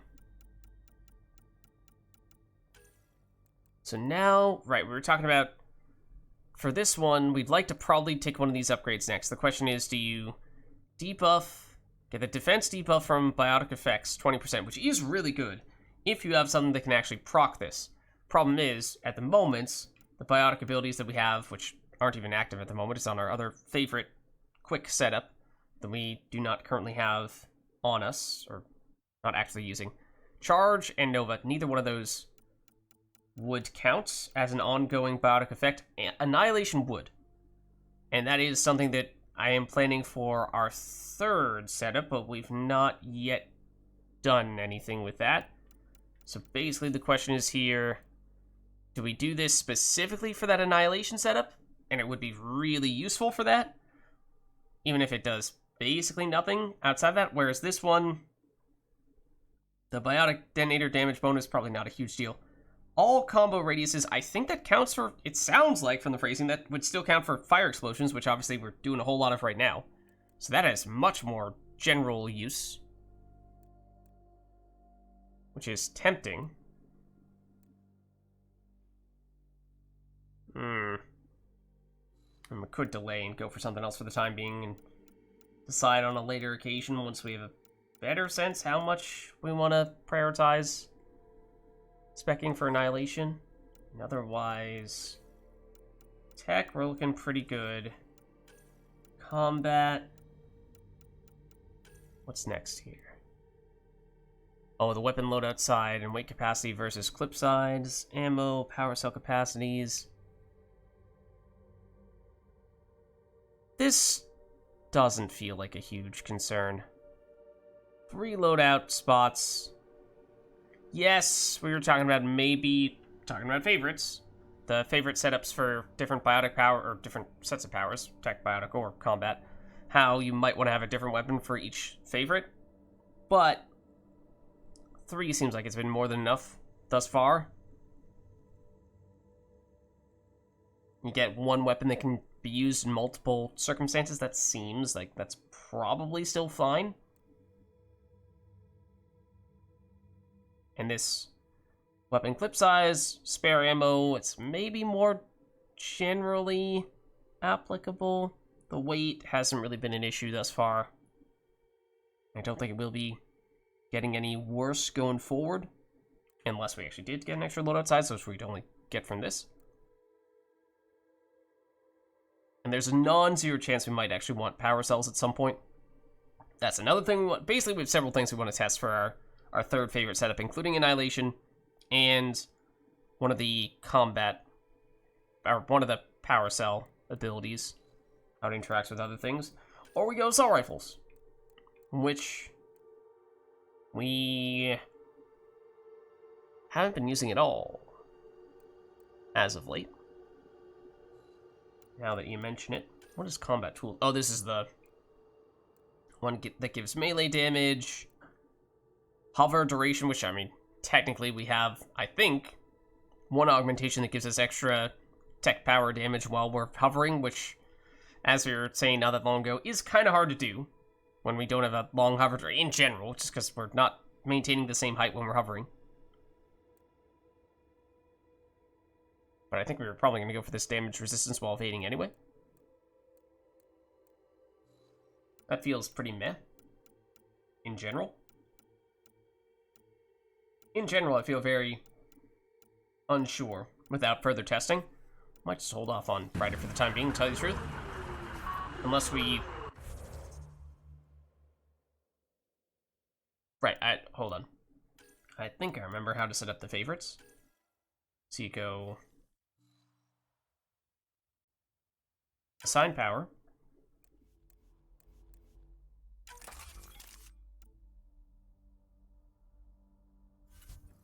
That's one of them. Oh, hold on. We will... So this is going to be the third setup. We'll still want cloak. We have that right now, so we'll keep that. No idea what that sound effect is for. Then Annihilation is the last one, which we'll put here to replace Flamer. So it is Cloak, Annihilation, and then I'm trying to figure out what that third ability is. It might be Trip Mine, depending on how it interacts with Tactical Cloak. Let's unpause and see what the heck is happening right now. Why did everything get way louder? It's extremely obnoxious, especially because nothing was actually happening. So, yes, now that is the case. Alright, I think we might even be able to test this right now, even when we're not in combat. So what I want to know is, when we have Cloak on, and we Trip Mine, it does not break Cloak. When we detonate Trip Mine, don't remember how we do that. Don't have any cells, so I'm not even sure we can. But that's one of the things I wanted to know. Is can we throw these down without breaking our cloak? And that is true. So that means we've now confirmed. Or at least confirmed mostly. I would still like to know if we detonate. How do we... What is the button you press to detonate it? Blows explosive mine that triggers when an enemy comes within proximity or across the sensor laser. Enemies suffer more damage closer they are to the mine. Activation requires one power cell from Trip Mine's limited power cell supply. Maximum number of active mines equals current number of maximum power cells. What is the button to manually activate it, though? So I just press the activate... the throw mine button on two separate occasions. I threw a couple of mines out there, but it wasn't able to blow them up. So I would like to be able to see if blowing them up removes our cloak or if it still stays on, in which case this becomes a very nice power to combine with cloak. The reason for that is you have a damage bonus when you have the cloak on. And usually you can only use one power while you have the cloak on, and then the cloak gets broken. You break Tactical Cloak. However, if throwing a mine down does not break Tactical Cloak, you can throw down as many as you want and you will still get the bonus from the Tactical Cloak, which is pretty huge. So let's invest in it. That makes this at least usable as the third power in this setup. Let's see, proxy, radius, laser range versus power cell capacity. More total grenades or... And we have just enough to do this? Or proxy radius, laser range. Uses proxy trigger radius and laser sensor distance. So, easier to activate, more total. I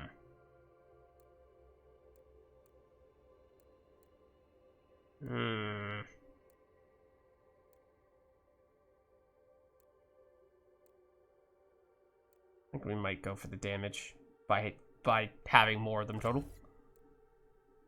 Damage force, radius. I mean, the damage is huge. 1,350 is ginormous. Plus 15% on top of that.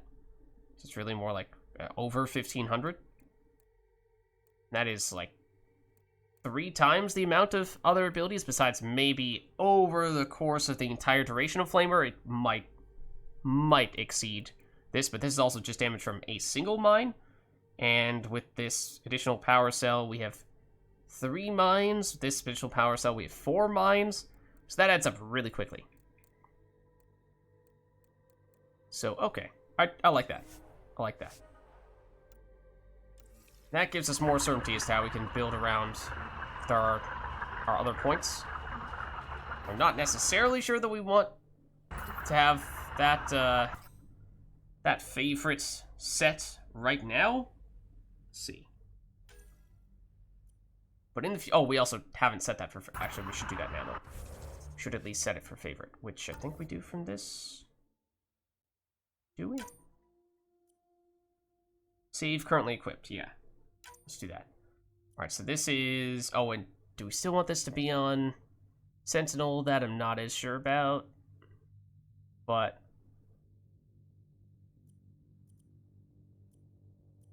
Alright, we at least have it. Something saved that we can refer back to if we'd like to. Nope. Nope. I accidentally overrode our preferred setup. Hold on. Flamer was here. Just trying to now have it in the same order so I don't mess with whatever muscle memory I have already developed. This energy drain was on the left. Okay.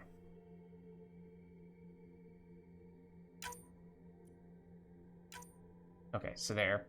That's our usual go-to. That's the biotic setup. That's the trip mine and annihilation setup. Nice. Okay. I just wants to be on... I think we are now on our usual one. Nope, nope, we do want this screen. Yeah, okay. So that's exciting.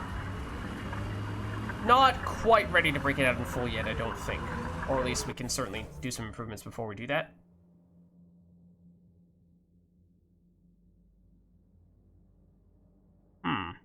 Maybe technically it is speaking with Bane that is going to give us the waypoints for these locations. Which, if the game has saved, which it now has, why don't we reload it? Because that seemed to be the issue.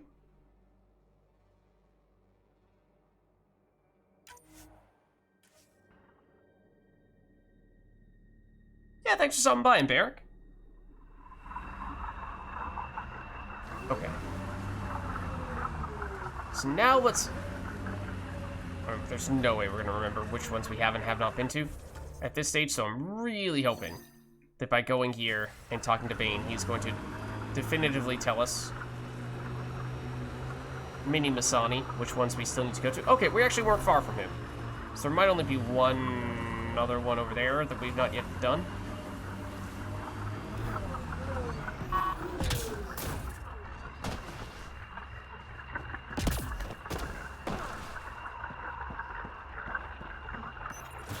Please allow us to actually speak with you now. Yes, we can. Thank goodness. Damn good work out there, Pathfinder. Wanted to extend my thanks in person. You did a hell of a thing, taking out all those Ket. Alright, but thank you, I guess? Even though you didn't really do that much. You showed me where to head. Ah, you would have been fine without me. But you didn't drive all this way for me to kiss your ass. Here, your reward. Glad someone from the Nexus is competent. Okay. I guess, how did you get to EOS? You didn't come to EOS with Bradley's team. No, I'm one of Tan's scary exiles. Left the Nexus after the uprising. Been planet hopping ever since, hunting Ket. Okay. Well, fortunately, you seem to be a little more trustworthy than the other outcasts. Not sure anyone likes the Ket, but you really seem to hate them. What can I say? They're ugly. And I'm a man about aesthetics. Really? That's your rationale? That's your rationale. That's alright, man. You do you. Why did you join the uprising? Didn't like how they played God, deciding who woke up when. So, I played mutineer. And I'm pretty sure that's, Things like, didn't pan out. very clearly going to be went my own established from the way. onset that that's the way it's going to work. Want to stay with the other exiles? So that feels kind of silly Honestly, that most exiles you took are issue with that. arseholes, Because you would and have not known the well in lovable advance. kind.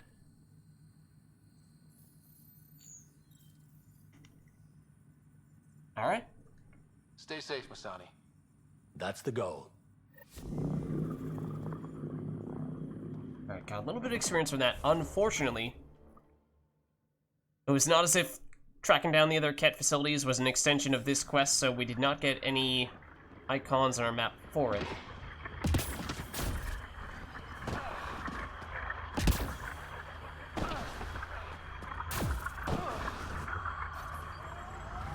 But I think there's just one or maybe two here that we zoomed past without actually checking.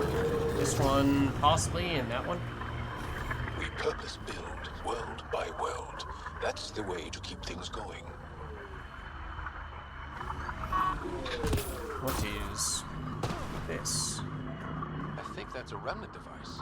I advise scanning it, Pathfinder. Whoa, gave a ton of intel. Okay.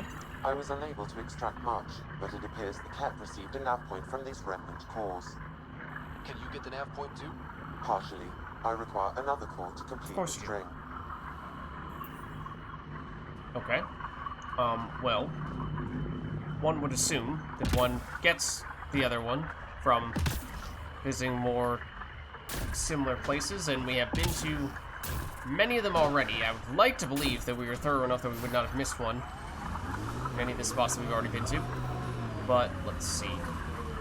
Just reorient myself. Where was Mini Masani Man? That's Mini Masani Man with the smoky stuff. So we've not been here. I don't think we've been to this one.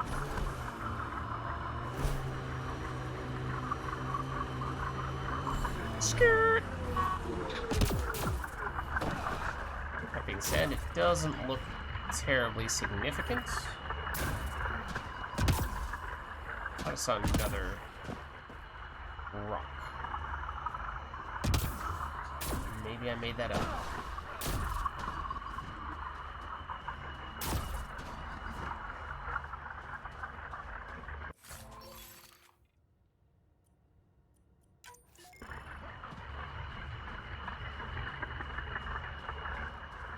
Okay. I would like to believe, but I'm hesitant to say definitively, that we may have gotten everything on this side of Masani Man.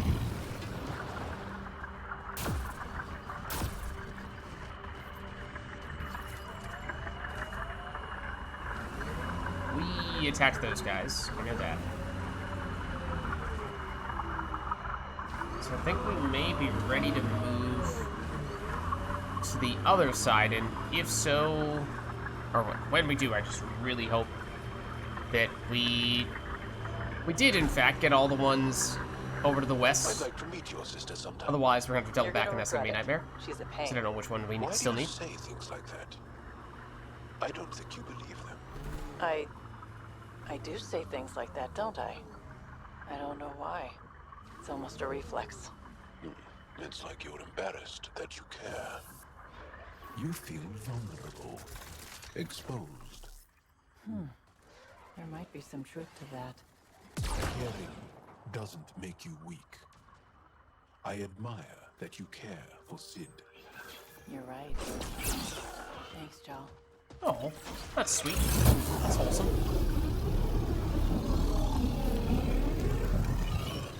Whoa, where did they come from? Nowhere, seemingly.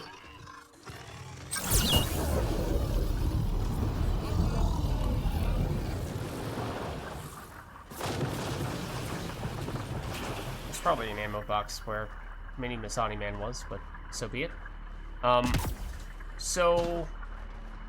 yeah, wow. They respawn very quickly, as we have noticed in other locations. Yeah, so I'm really hoping that we melee the Nomad, that the additional cat generators or security consoles, whatever they want to call them, next time we run into one, that we've gotten all the ones on the west side. This is a very bad place to park.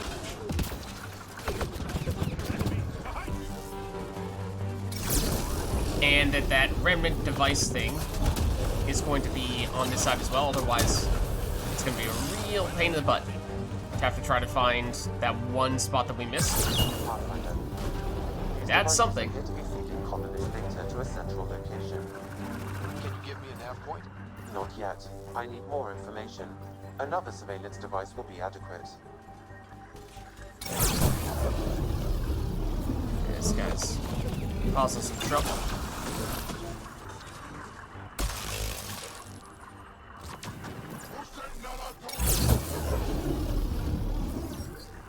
I think that's it. Where was...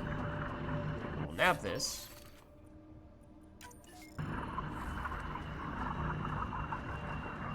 And then... No... The thing that Sam was noting. Can we technically already acquire / scan it?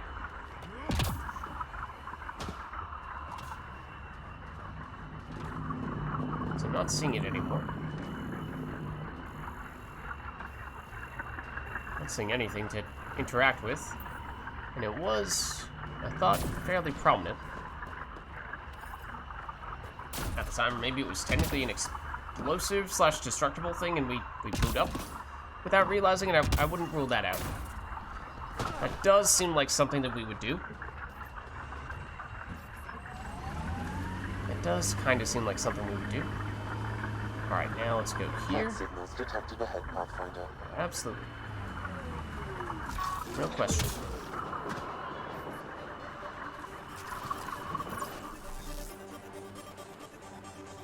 Where are they fighting? It's maybe not the preferred one to open up against, because it's anointed over there. It's probably gonna cause more trouble.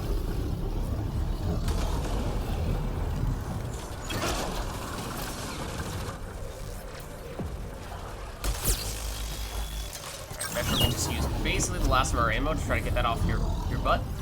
So you better appreciate that.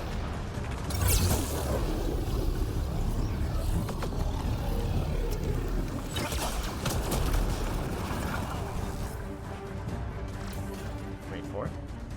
I detect a Ket surveillance device, Pathfinder. Okay. Destroying it would be the best course of action.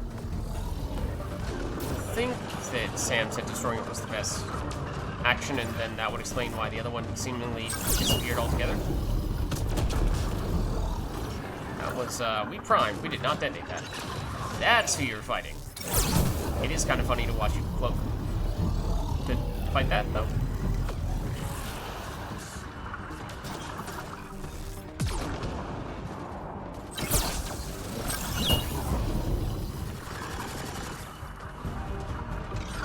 Get destroyed when we do that? Yeah. Okay, so that's what happened. I determined the central location for the Ket surveillance devices, adding the nav point to your system. Let's hope we can stop them. We can't let the Ket hurt Prodromos.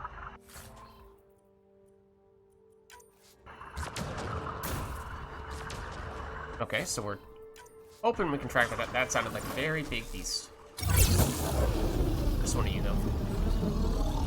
Not a fiend. There is still another Ket dude here. There we go, that should be possible. Give us the experience.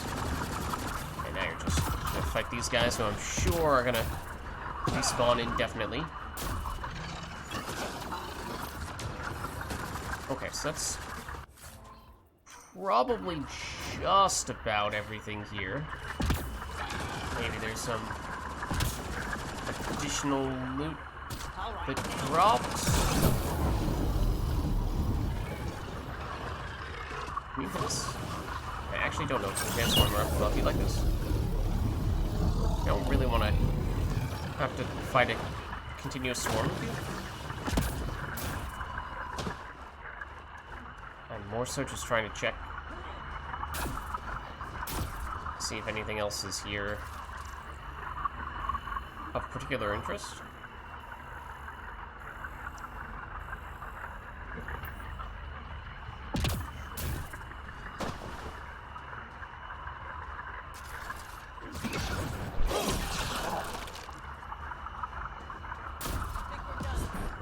I meant to melee the bug, not the lithium.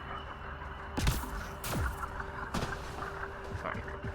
So we've at least confirmed that we got all of the Ket devices. The Ket surveillance devices, but not the power station-y things. For which we'll presumably still need to go further in this direction. Sam said we got a nav point for, is this it? Feed location for the surveillance devices? It must be this, yeah. Lead to the central processing site for all surveillance data. Okay.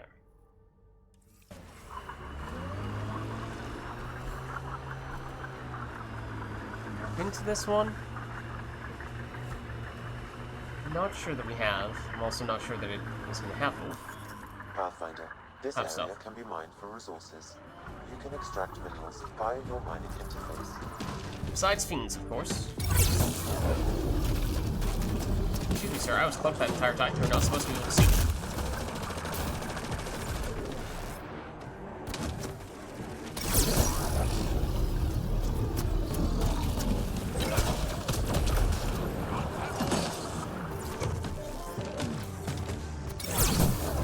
I also don't like how they don't get staggered from the combos very much. It's just another way in which the combos feel more lackluster. A lot more peace now.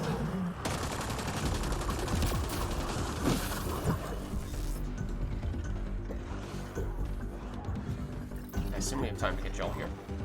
There's definitely a beast that is now basically on top of us.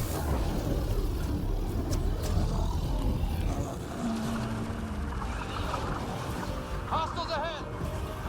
Are there? Or did we just take them all out? Or did a spit bug just spawn behind us? Or did the very enemies we just destroy respawn?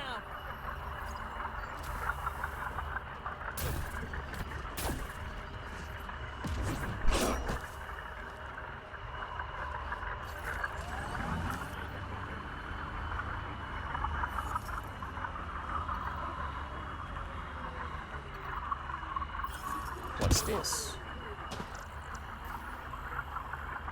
All-terrain scout rover.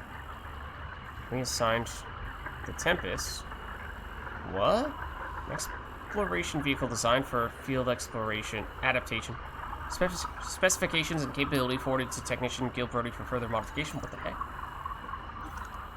I mean, we got Helios data, but why? Okay. It was just an intel core, but I don't know why it was telling us about the Tempest. Pathfinder, this area can be mined for resources. You can extract minerals via your mining interface. That's Mini Masani over there.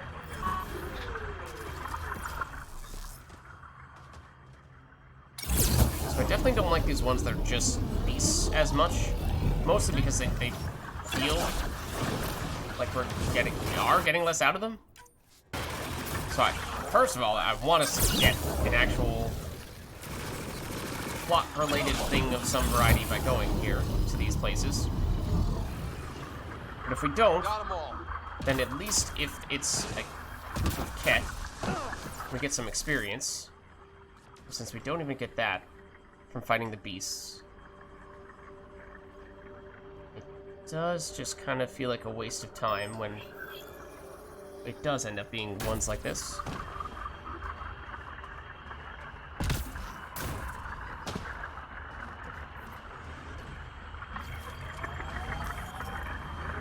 Kind of waiting to see if we get one with a spot, the vanadium instead. But, I mean, as we seem to have proved thus far, Tends to just be the case when we actually have remnant areas. I'm kind of doubtful that's actually going to happen. Unless this is still in the zone. And it is. Don't mind us.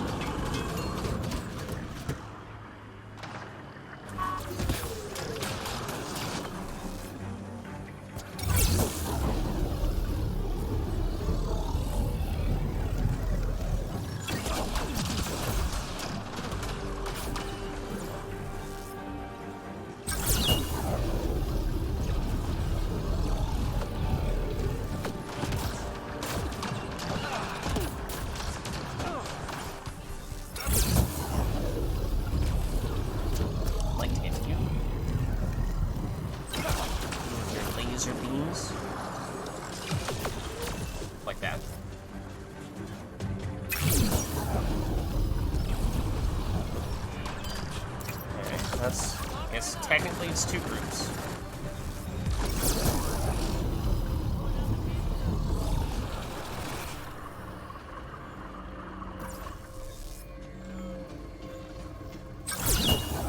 How'd you get up there?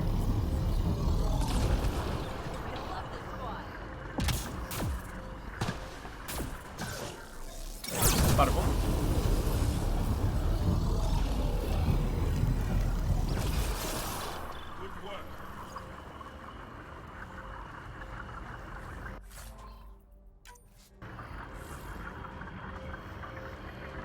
Lots of containers.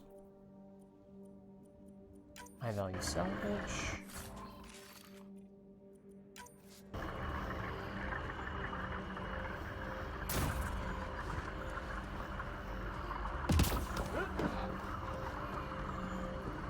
So, hold on. Hold on, we must scan. You never know, maybe there's a Sudoku glyph. Except obviously there wouldn't be. There's no Sudoku here.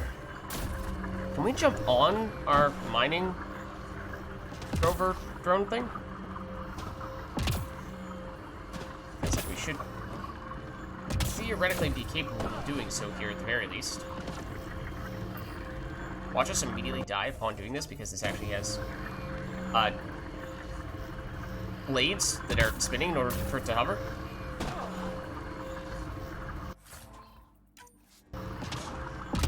So we actually get shredded to pieces when we do this. That won't let me. Darn. Okay. Anything else in this spot before we head out? Well, there is this.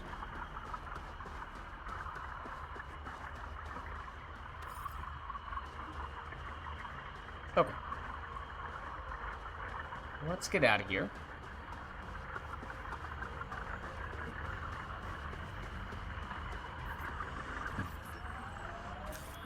Pathfinder, this area can be mined for resources. You can extract minerals via your mining interface. Aya is watching what happens on Eos very closely. Okay. Sure. Just be set this one, it seems.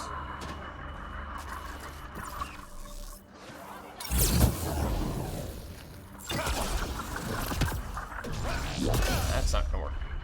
I need the range.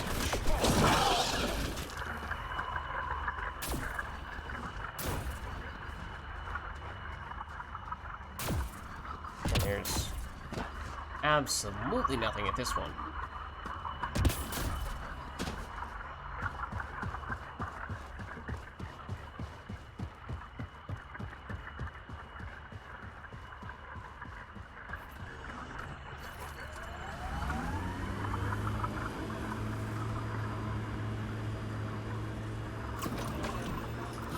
Was speed mode. Oh, hold on. That looks like Ket tech. Ket machines up ahead. Okay, hopefully that means this. I would love if this was the last one we needed to do, because then we'd at least have the peace of mind, the certainty of knowing that we did the the stuff that we set out to do.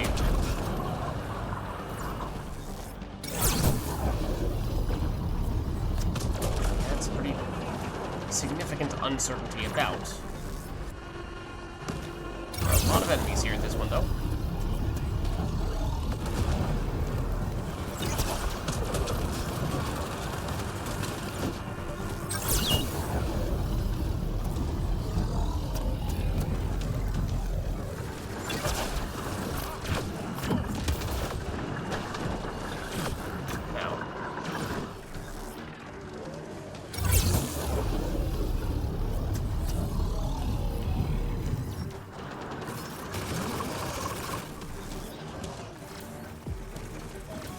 Come on. There it is.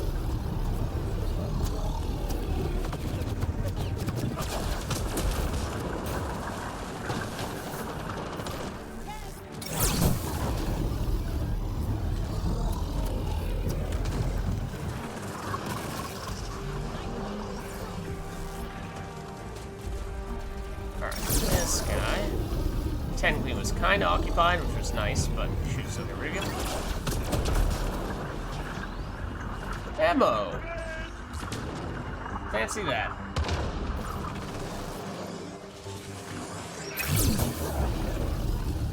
Theoretically, there's a cloaked person in this blue cloud somewhere. There you are.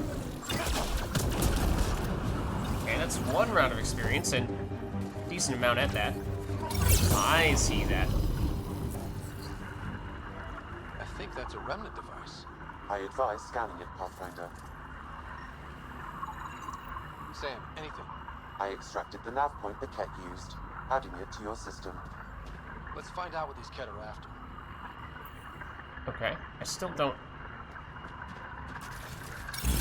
Destroy? Supposed to destroy it as well? No.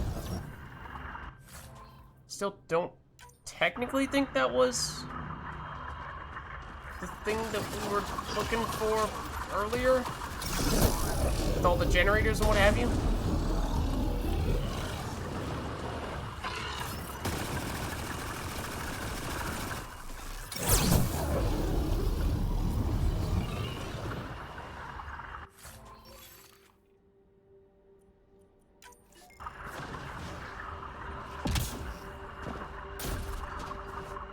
Did we go there? I'm not sure that we did. Okay, come on. Come on. The longer we take, the more times those beastie boys will respawn. Oh my god. There we go.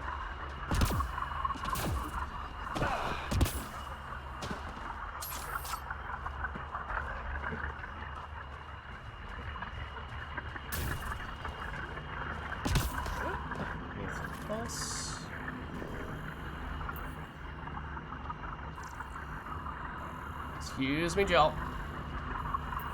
Doesn't look good. That's... Let's see what that's all about, because I don't think we've been there.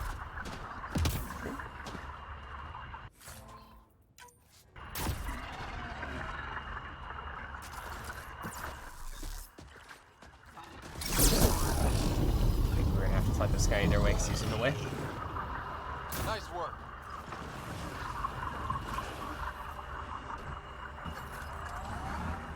Pathfinder, this area can be mined for resources. You can extract minerals via Are your mining here. interface.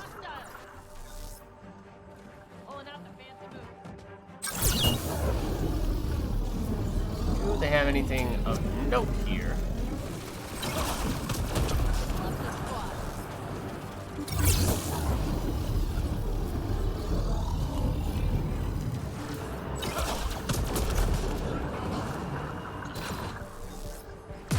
I saw that.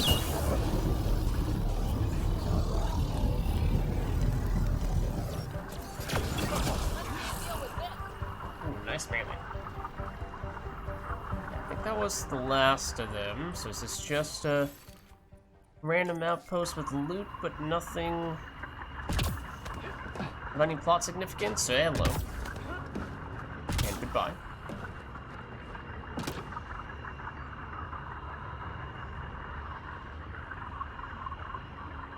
So that's what it's looking like.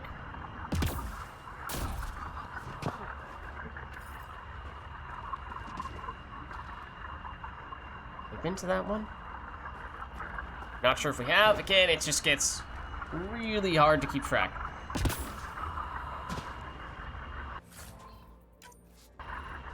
Yeah, that is level 7 loot that's dropping now.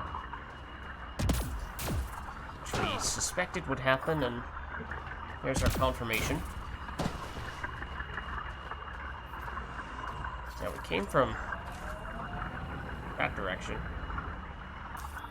Pathfinder, this area can be mined for resources. Ah, yes. You can extract minerals I do think this via vehicle your could be mining mined very interface. effectively.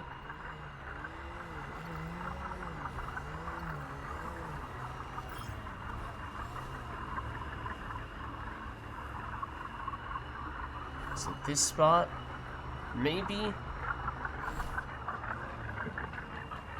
Looks like, once again, just beasts. At least a little bit of loot.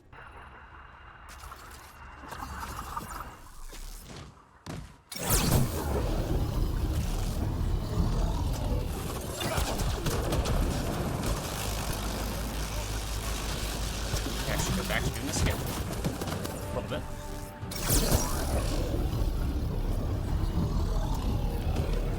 Let's fetch her over there doing who knows what.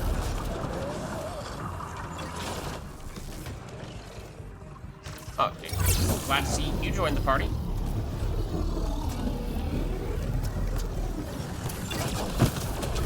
It's like that, I wish would stagger.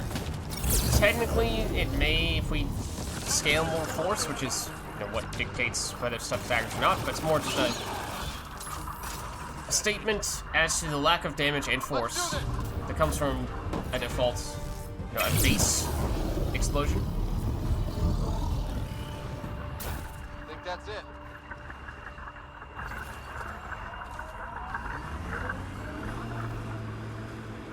Alright, so not many of these left.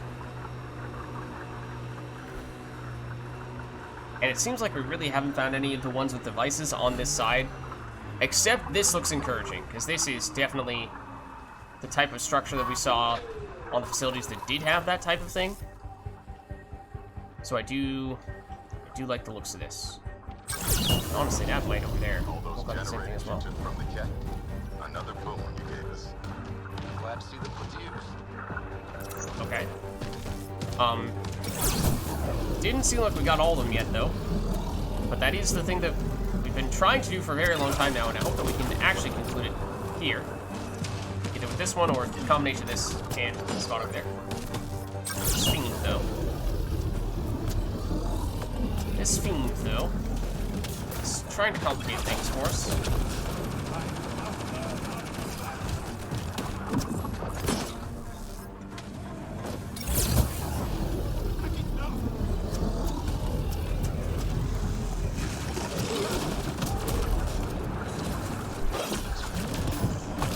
That got his attention. Alright, now we can actually pay more attention to the cat. Wow, you came out very aggressively. Not have expected you, of all people, to do that. Thought you would sit back and try to annihilate us from afar.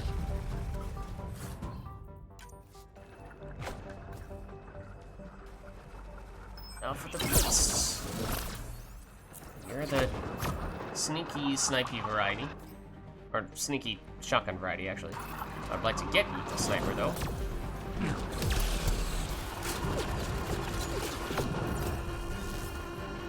Ah, don't do that. Don't do that, please. There we go.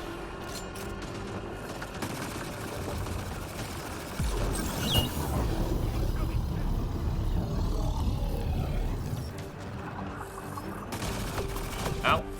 One moment, please. Please allow me to loot.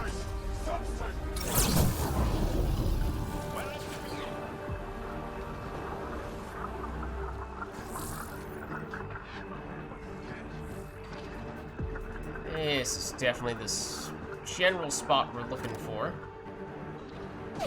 Ow. But we definitely have not cleared it out entirely yet.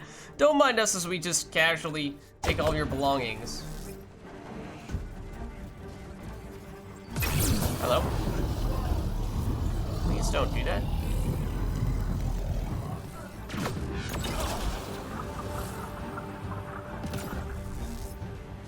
What I would get to grab me right now? I have to settle for that. It's just not the same, man. 2 separate instances, one right after the other, of 600 experience. Not bad. That should probably mean that was the last of them. Surely there is a device here for us to deactivate. Somewhere. I think this is just a beast, yeah.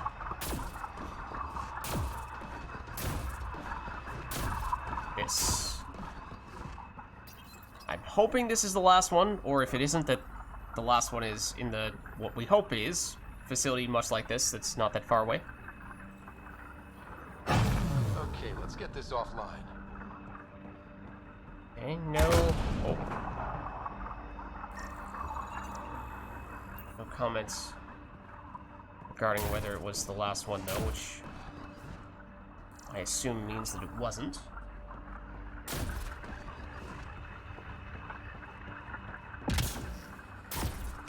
Which I assume means that the last one is right there.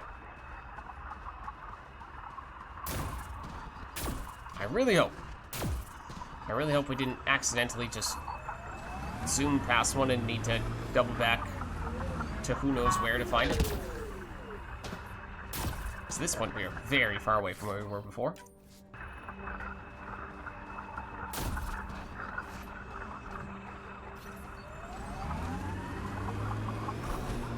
So this. And it's pretty much the same layout, besides the lack of the T structure. Oh, hold on. This has... Oh, that is supposed to be the location of the surveillance devices. Which is a different mission that we know of.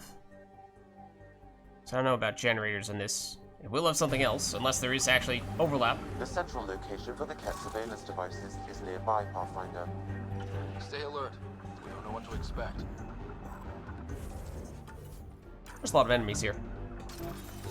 Like a whole lot of enemies here. That is unfortunate, that angle there. That kind of ruined our opening. I was excited by the number of Ket who were right next to each other. Shields are up. Take their fire. Pulling out the fancy move.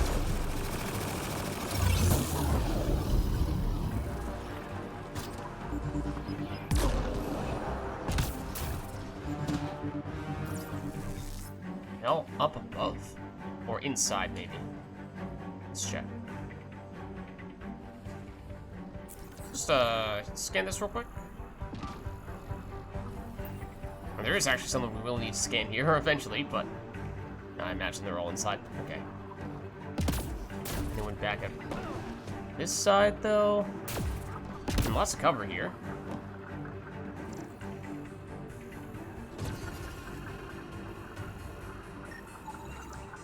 No research? Darn. Oh! Yes! Yes, we do want this. Very much so. Actually, that one functioned very differently. At least it was much faster than the other ones were. Makes me think it's different variety of generator. One that's perhaps local to this facility, like here's another one. So I'm not entirely sure what exactly it's doing, but presumably it is something that we want to do. Okay, that may have been all of them. One in the middle and one on each side. Certainly seemed possible. That would be all. But we definitely still have enemies, and we've not yet gone in the interior area. So we'll definitely look to do that. This is not something we can interact with, okay? where's that stuff? Alright, let's loot this one right here. And then proactively do that. And oh gosh, shield your eyes.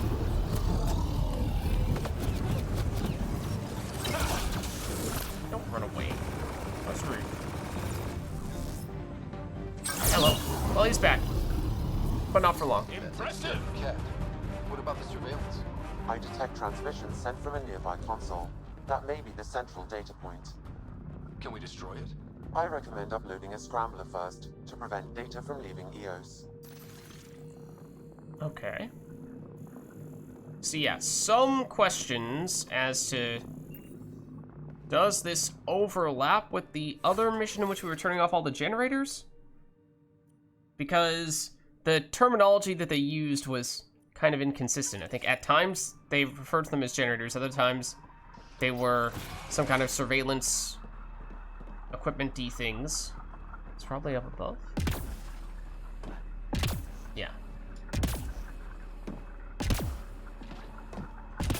So, does that mean this was all building toward the same thing, or do we still have something that remains incomplete even after doing this? Stand by. More cat? Definitely. Scrambling. The party just got bigger. Yep, cat are not gonna be terribly pleased about this. Do we need to stand in the circle?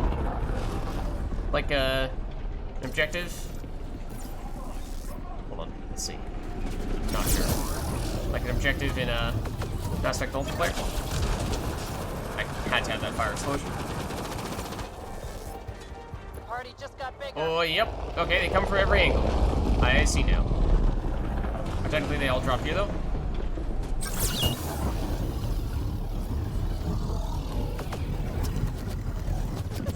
Right for your armor so that we can actually get the fire explosion.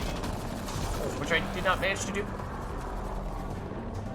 They come in timed increments, or once you have destroyed all but one of the enemies, which seems like when they spawned last time.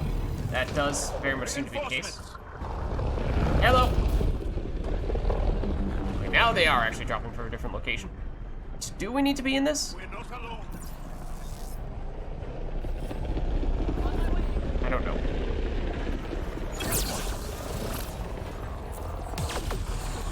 It's not a great shot. I'd like for you to come closer. So that you're in flame range, because you aren't at the moment. That was a terrible shot.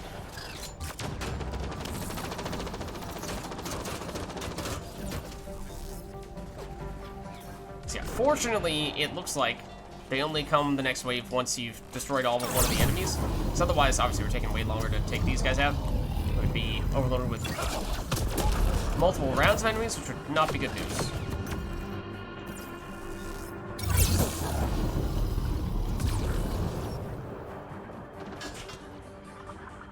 The party just got bigger. You know, I do kind of wish that there were more lines to describe that situation. I do like how I was noting earlier, wasn't I? Or at least I was thinking, I don't remember if I verbalized it. Whoa! How this spot has some nice cover that makes for some interesting combat. And some explosive devices as well, apparently.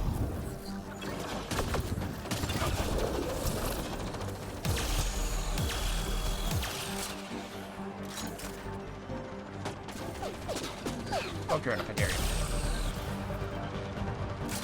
Reload! Oh dear. Like, this is not a good situation to be in. Where there's one enemy left, it's an anointed, so it's strong. The other enemies are still spawning it. Oh. Okay, that was a good time level though, except that I... try to take these guys out first. Okay. Bada boom.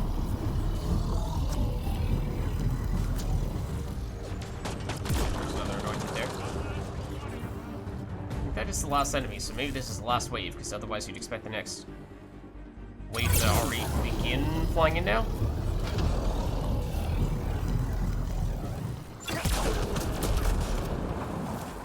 Are they dead?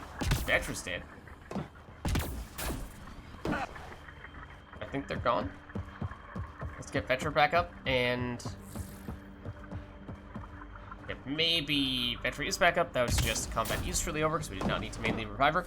Let's loot the bazillions of things we have here to loot. Fortunately, we fought everyone in the same general area, so it should be pretty straightforward to nab all this.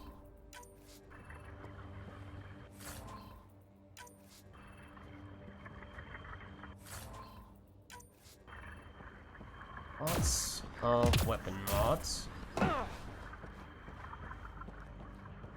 Oh, missed this before.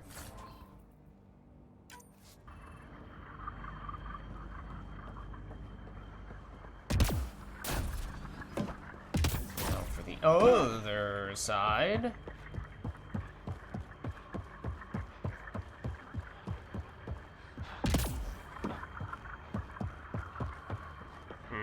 Considerably less. Indeed. Alright.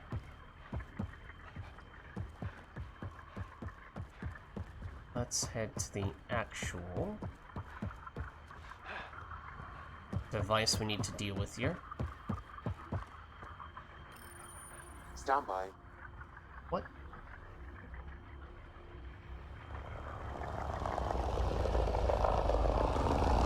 Excuse me? Did we not stand in here enough? Because I did run around doing the other, fighting the people, rather than standing here. So did we need to stand in this circle? Because admittedly I asked that question, then I didn't actually address that question. Fortunately, these guys are not attacking us, so, you know, last time we pursued them and killed them all. Great for experience. Decent loot. So, we could potentially just engage in a whole nother round of those things, but it seems like perhaps the actual correct answer is just to hang out in here, especially when they aren't attacking us. So we'll just kind of chill? I don't know. Because we had, I guess the timer is your time limit, and then the bar is, you know, what you need to fill in that time limit. So I'm guessing, so it does work, I would assume, in that case, like an actual objective in Mass Effect 3. Again, Mass Effect 3 multiplayer, I haven't done the Mass Effect Andromeda multiplayer yet, but I imagine it's probably similar for that as well. So yeah, we did not really focus on that aspect. But it meant good experience, it meant good loot. Better than we're probably going to get here, but we'll actually succeed, which I guess we didn't do last time.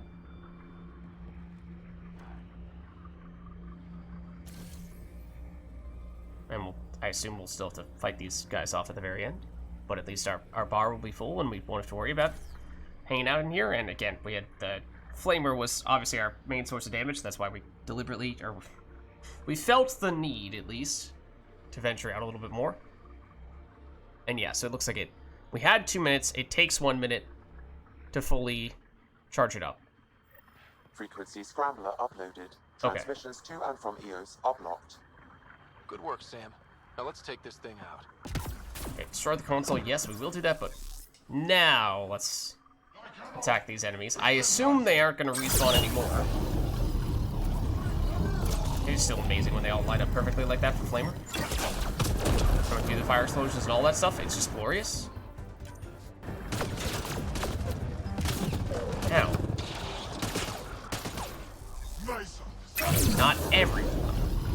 Almost everyone lined up like that. So yeah, I mean, technically, that might actually be the best situation we've seen thus far for just farming technically infinite experience. If you just keep on activating that over and over again and deliberately not succeeding, then you'll get wave after wave of enemies, and they're 300 plus experience per wave, and if you're using Flamer like that, it's not that hard to take them out. So that's not a bad deal compared to other situations where we've just seen random groups of Ket, which vary in the amount of experience they give you. They're usually more spread out, and usually you'd have to like travel back to a location, oftentimes near that one spot on Kadara, near one of the waypoints, the forward stations. All right, we need to destroy this though. Obviously, there's only one proper way to do this, and it's with the ability that we use to destroy all the Ket around here. Good. Let's get out of here. Okay, so the question still stands about the whole generator versus whatever their surveillance device Are we done with all those generators? Do we technically still have some that we need to get? Was this actually all, were those all building toward this and now we're done? I hope so, because I don't want to have to run around EOS to all the remote corners of the planet just to confirm if we've found all the right buildings, because it was pretty tedious already.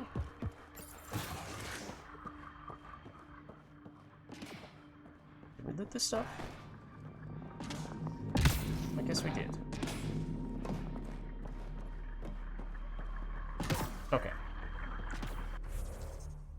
We did level up twice, apparently. Okay, we'll take it. So now we're up to 52. Alright, well let's... Now, as I was saying before, we have a much better sense as to what we're trying to build around for this... Oh, do we not confirm the points we spent in Trip Mine before? Because we definitely spent points in this, didn't we? We totally did. That's weird. Right, because we said capacity, and then we have enough here for either damage and force or radius. How big is the radius? Trigger radius is just 0.5 meters, which is pretty rough. The damage radius, though, is 8 meters, which is very good.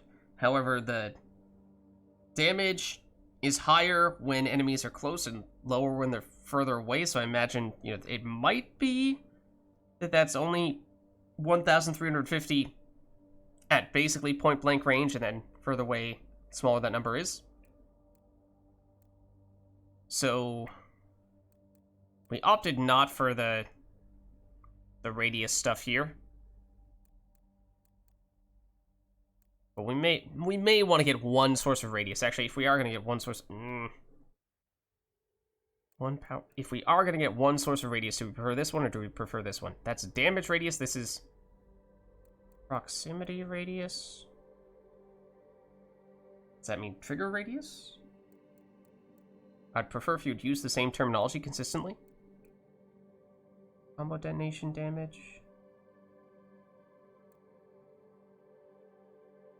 Prime. Mines deliver an electromagnetic pulse, stunning enemies and causing added damage to shields. Electrified enemies are briefly primed for combo detonations. I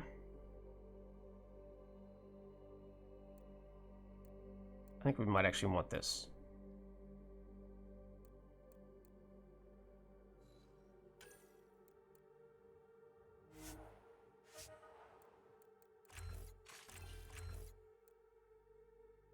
Assuming that this, increases proxy trigger radius. This makes it much easier for them to actually activate. Then that means we can take the damage here. No, that... Ah! Wrong one. Radius one place. Here. Damage and force here. Then we don't have the points to do this one, but I think we'll actually go for the detonations. 1 point left. Not really anything meaningful to do with that point. So, I know what happened. I know why it got canceled. So I pressed the back button there. Confirm. Now we should be good, and we've actually unlocked high level of Soldier, and also Vanguard in the process. And also Infiltrator in the process. And also Explorer in the process. Anything else? That's it. Okay. Yeah, because I guess combat was the category we had invested the least in thus far, and so we had a bunch of stuff that was waiting on some more points spent in that. But for the most part, at least with our current setup, we're definitely looking to stick with Bastion for, well, Sentinel for the tech recharge speed and combo damage. We did stick with this for the other favorites, although I didn't really give much thought to if there was a different set that we would have preferred. That may actually be the case, like Adept for the charging and Novaing one. Biotic area effect, damage, radius, duration doesn't really matter. Force is useful. Combo radius, we don't actually use combos with that setup. It would definitely not be that. Vanguard, though, melee damage, melee force, biotic recharge speed, eh. Would probably still prefer Adept over that, although recharge speed is nice for getting charge back more frequently. That's probably not good enough for what we're trying to do. Yeah. Okay. So, I think... Oh, yep, but maybe we did level up twice there. I mean, well, hold on.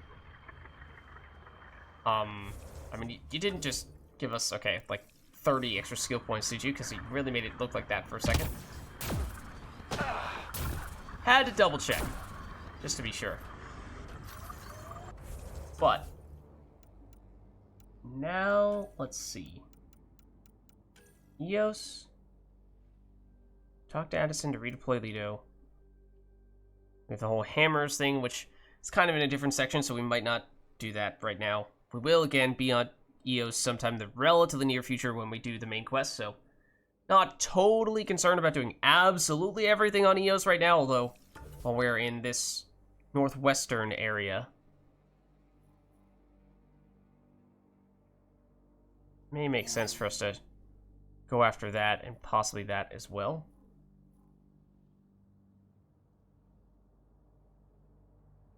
Yeah, it's annoying how, on EOS in particular, it feels like there are a ton of quests that should be labeled as EOS quests, but are instead listed as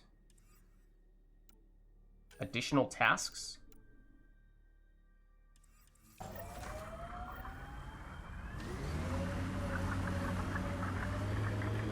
Is that the right direction? Yeah, it's basically straight quest. In other words, in the middle of nowhere. But while we're in the middle of nowhere, we might as well do this, otherwise it's gonna take quite some time to get here. Have the Angara considered packing up and just leaving Helios? This is the only home we know. Why would anyone abandon their home? Oh, no offense, Vetra. Abandon was perhaps not the right word. It's okay. It's a valid question. This is theoretically the last one.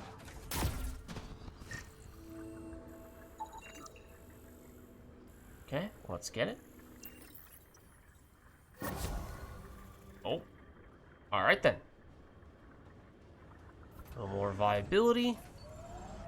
Thought I saw something that we could interact with here. And that thing being the invisible wall that is the end of the world. Of course. Naturally.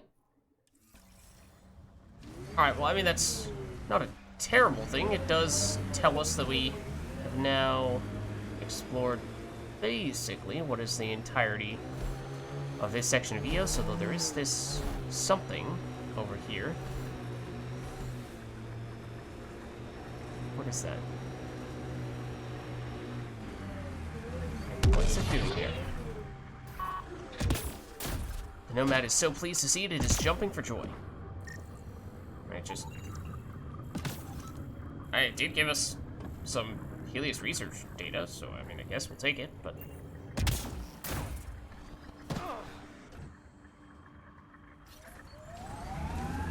Wrong way. Also wrong way.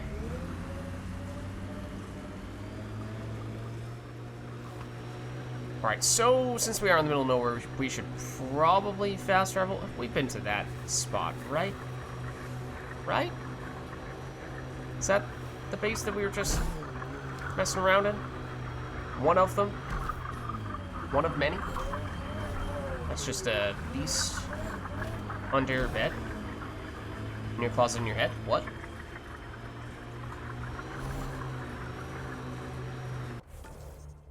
Okay, so, yeah, why don't we hit this rock while we're at it? While we're in this remote area, although technically this is going to get confusing because there are multiple of these. Surprised we haven't gotten that one. It's right next to the forward station? Okay, but it's basically due east of here.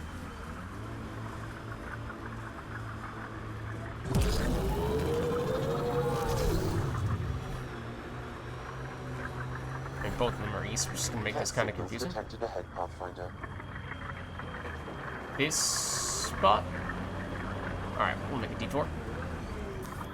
Pathfinder, this area can be mined for resources. Yeah, you know, maybe on a later occasion. So we've definitely seen that there have been enemies respawning in some of these spots. Okay, construct. Hold on. That could be of some significance. Love it when you all lined up like this, though. Love it when you do that. Oh, hello.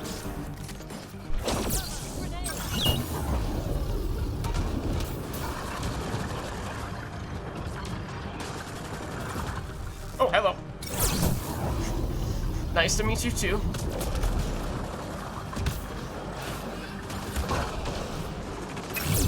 Just throw a grenade at the spit bug thing?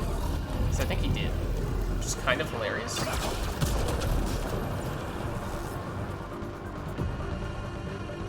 You. Get over here.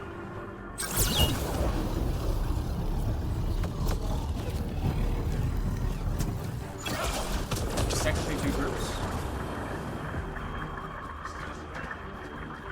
So, decent XP. I guess we haven't been to this one, otherwise I assume we would have gotten this.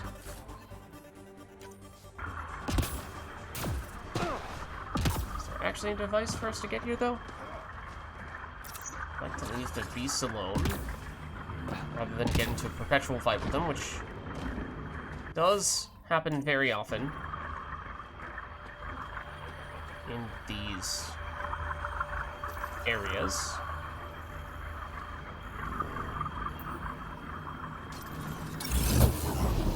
Nope. Okay. Noted. And there is another spot not far from here that I thought I saw that looked like it also had cat. Over there. Alright, fine. Take a fight with it.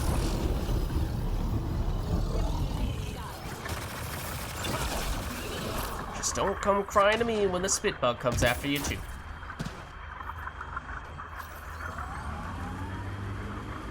So maybe this is actually the spot that has this area can be mined the device in question. You can extract minerals. Thought someone said that.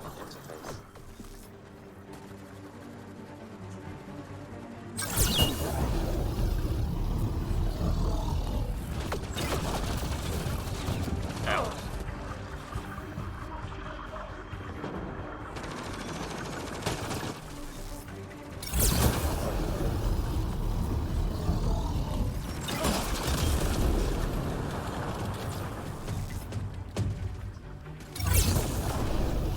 Oh, he went flying.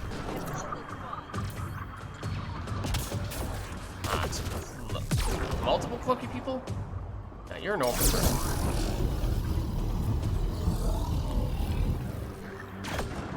You're not.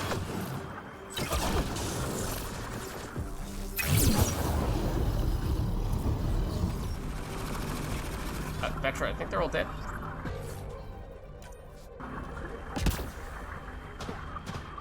Okay, so once again, the question of, is there actually anything meaningful over here? Or did I just mishear them a little while ago and none of these spots had anything of any importance?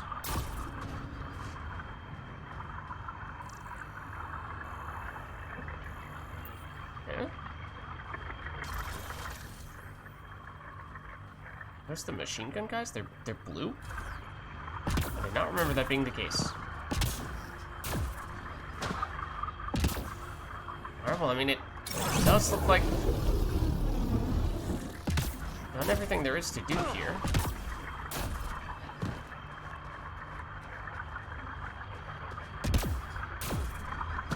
So I assume we're good?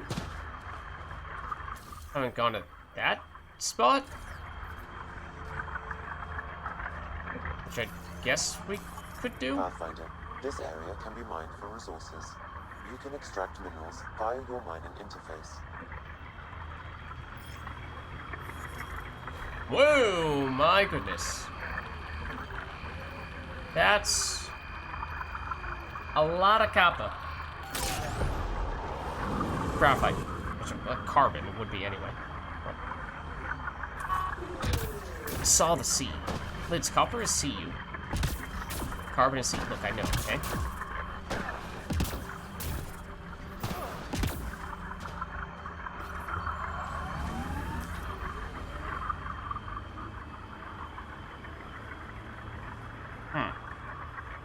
Alright, well, oh, there is a path here. Oh, that's actually the way back over here. Also, we completely ignored the rock that we were supposed to hit for science, so we got distracted by other things. Oops.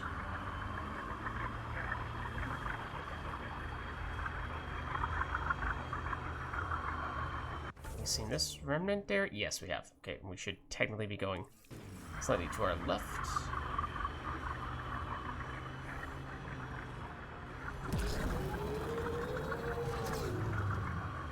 The rock is probably over here somewhere.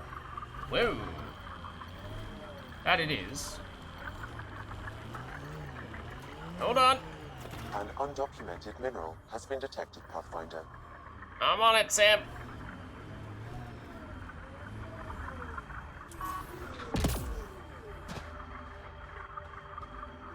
Thought it was on top of the Nomad for a second. There it is.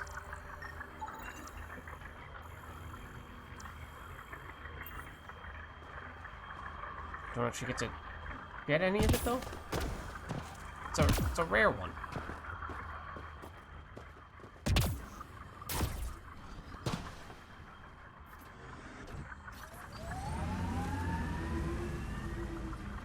All right then. In that case, we have now done almost everything there is to do in this area. We could head back over to the forward station and get this rock, activate this seismic hammer. There's a bunch of hidden caches over here, which we may or may not want to pick up at this point, depending on if we want to save them. Boosting signal, that should technically be pretty straightforward. Could hit that as well on our way over. There is that whole thing with Gil in Podromos itself. And, I mean, yeah, we could do that. Remind me what this one was. I mean, we can use that fast travel spot to get there. Whenever.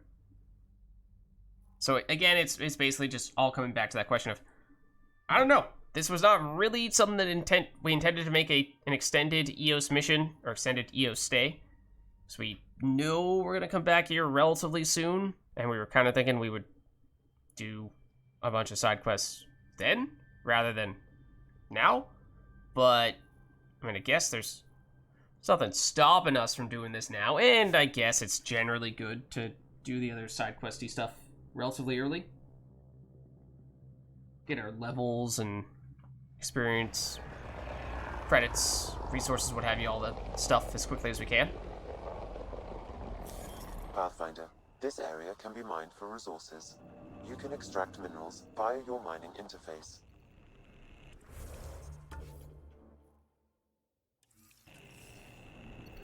Alright, that's the target.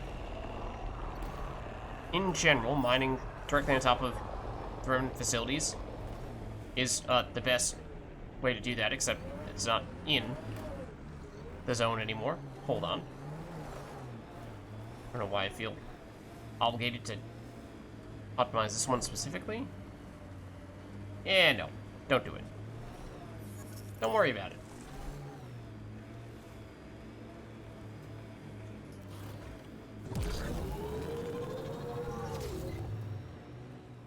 Yeah, but this is where, yep.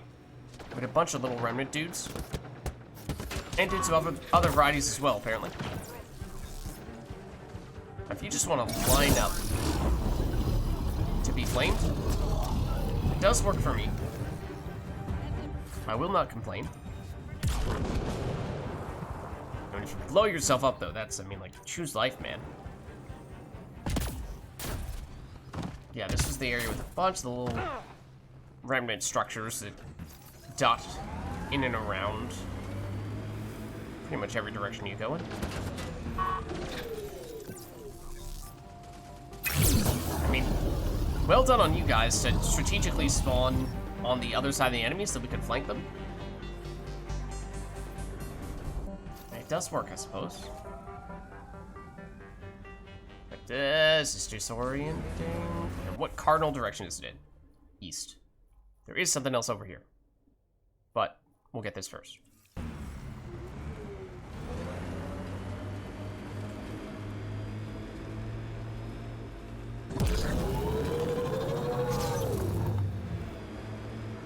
An undocumented mineral has been detected, Pathfinder.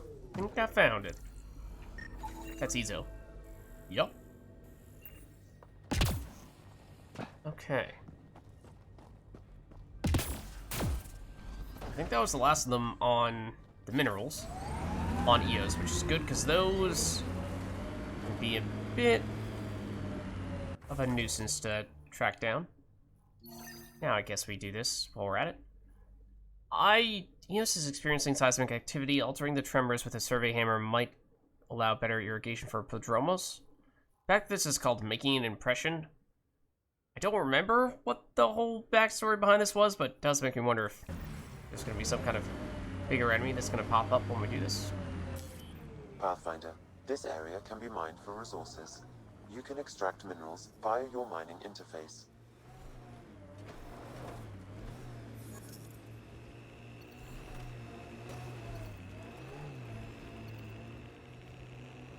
We should take a look at those KEP machines.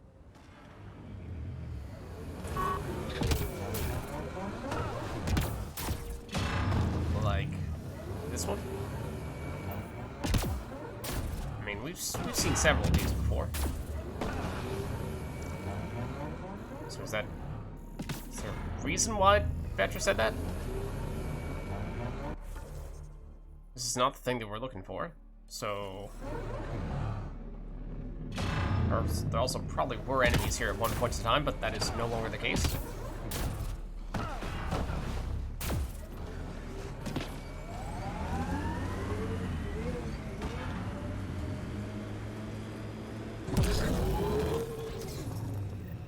Strangers, right in our way.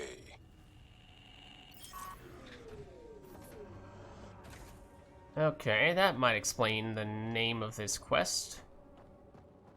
We are here to place a tremor hammer thing, but something tells me you guys are not gonna want us to do that?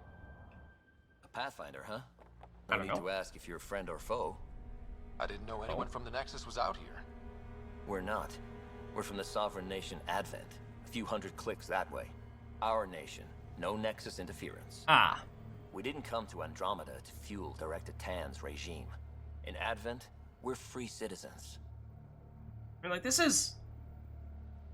I just don't get this. So many people come here to Andromeda and say, we didn't want to be held under the thumb of all these aristocrats. These people in charge of the Andromeda Initiative. Why did you sign up for the Andromeda Initiative? You knew that you were going to be the employee, the underling of these other people who were in charge of the program. Why did you come if you took issue with that fundamental premise? This should not have been a surprise, and you would assume, you would have to think that in a reasonable world, it would be pretty clear, I'd like to believe it would be pretty clear that someone's intentions were not great. That it would be pretty obvious when they were being interviewed for the job if they had no interest at all in working for the overall objectives of the Andromeda Initiative.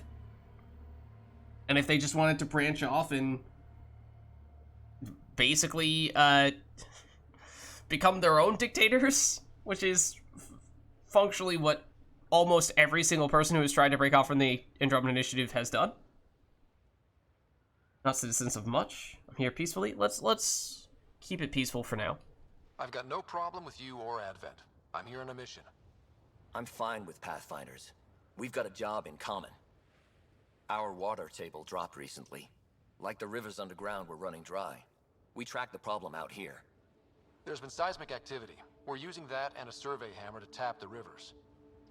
Oh, shit. Advent needs that water supply to stay independent. Would you consider a deal? Our survey showed a massive natural gas deposit nearby. Your hammer taps that instead. We mine the gas and trade it to your outpost. Everyone wins. Yeah, the gas explodes and everyone dies? You have to be kind of careful when you're mining natural gas. But the environment doesn't. Also true. Also true.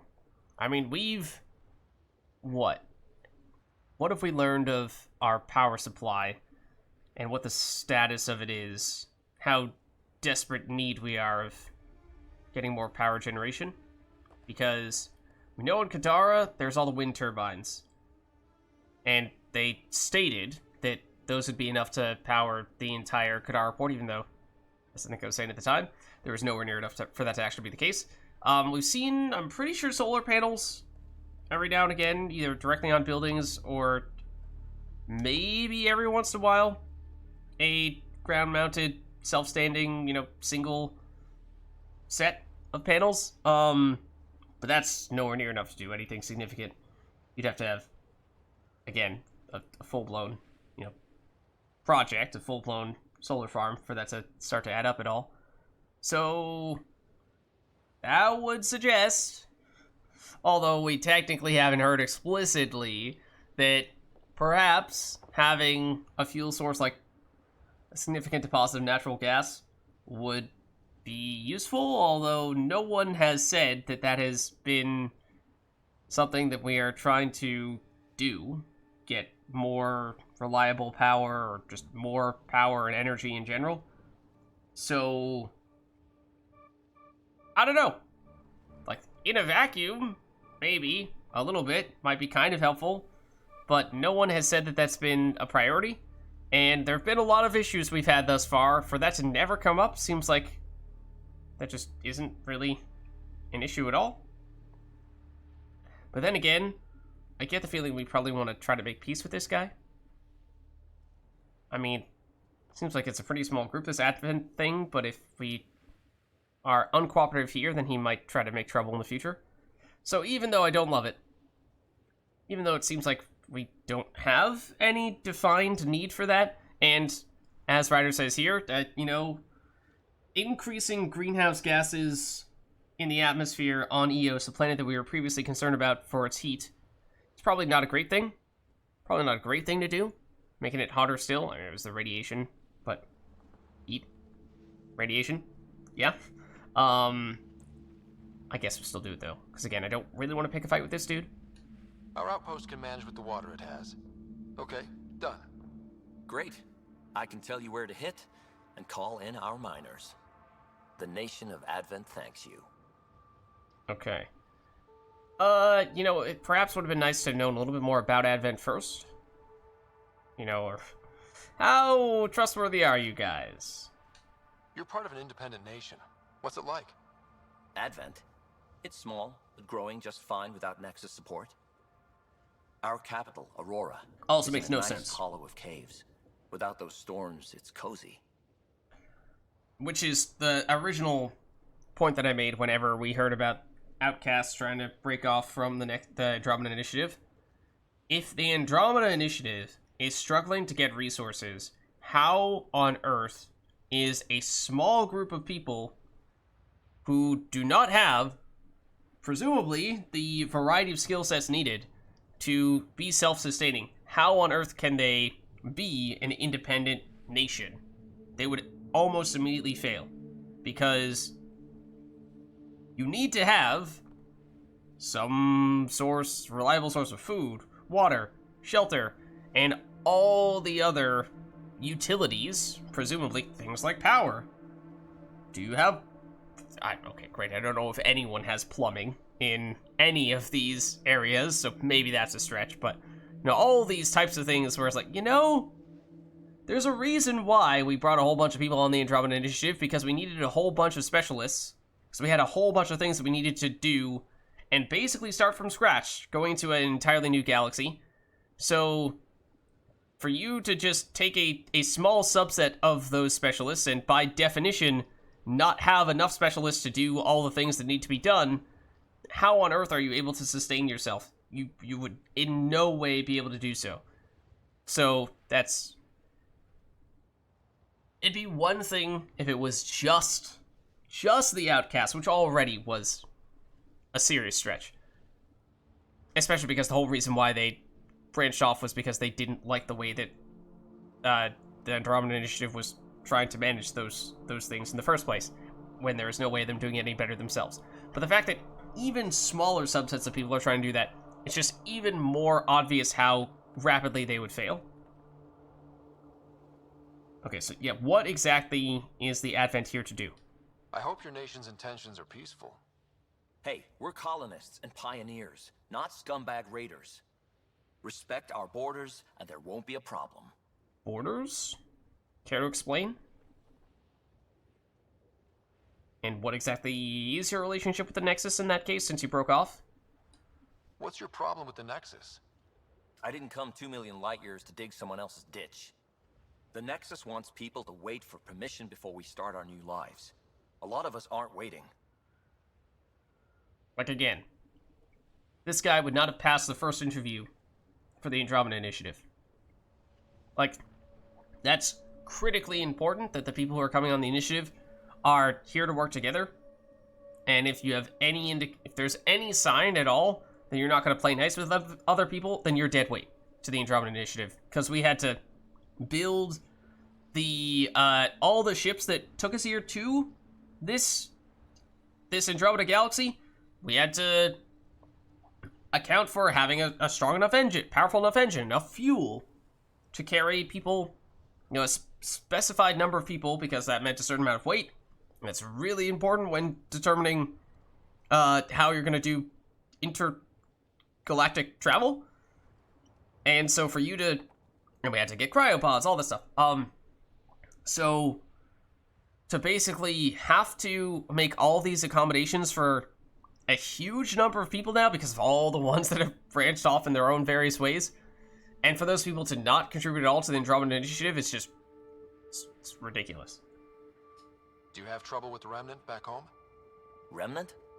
Those robot things? We see small ones from time to time. There's a lot over here. If they're here too, maybe they're all over the planet. That they are. I'm going. Good luck out there. Okay.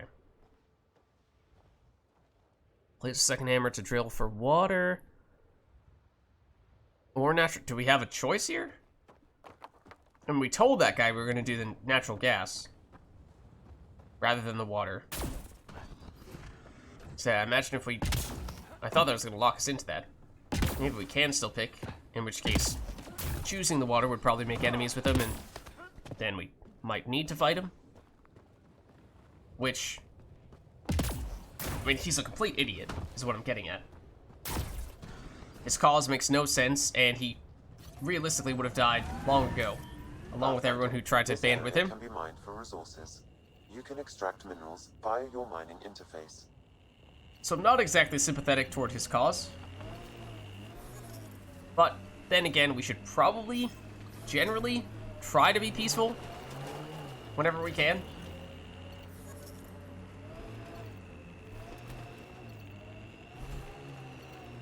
So I'm mostly helping him because I feel obligated to. Okay, also, where are these spots? Oh, they're close by. Okay, we do have a different explanation for both of them, though. EOS is experiencing seismic activity. Altering the tremors with a survey hammer might allow for better irrigation for Prodromos, or EOS is experiencing seismic activity. Altering the tremors with a survey hammer might allow for better... So water, drill for natural... Okay, no, the description is the same. Outside that, just this one's water, this one's natural gas. Okay, I mean, yeah, I guess we'll go for natural gas.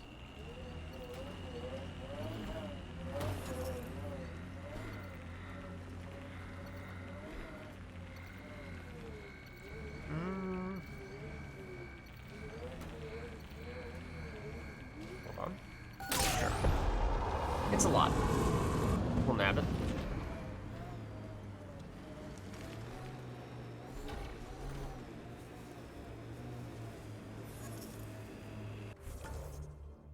So it should be this one right here.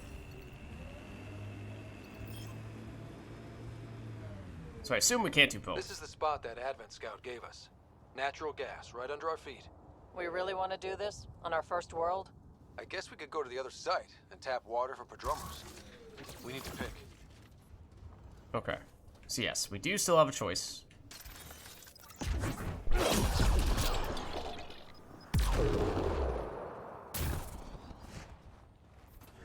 Yeah, so like, really the only reason. This area can be mined for resources. I respawn quickly. You can The extract only minerals reason. via your mining interface.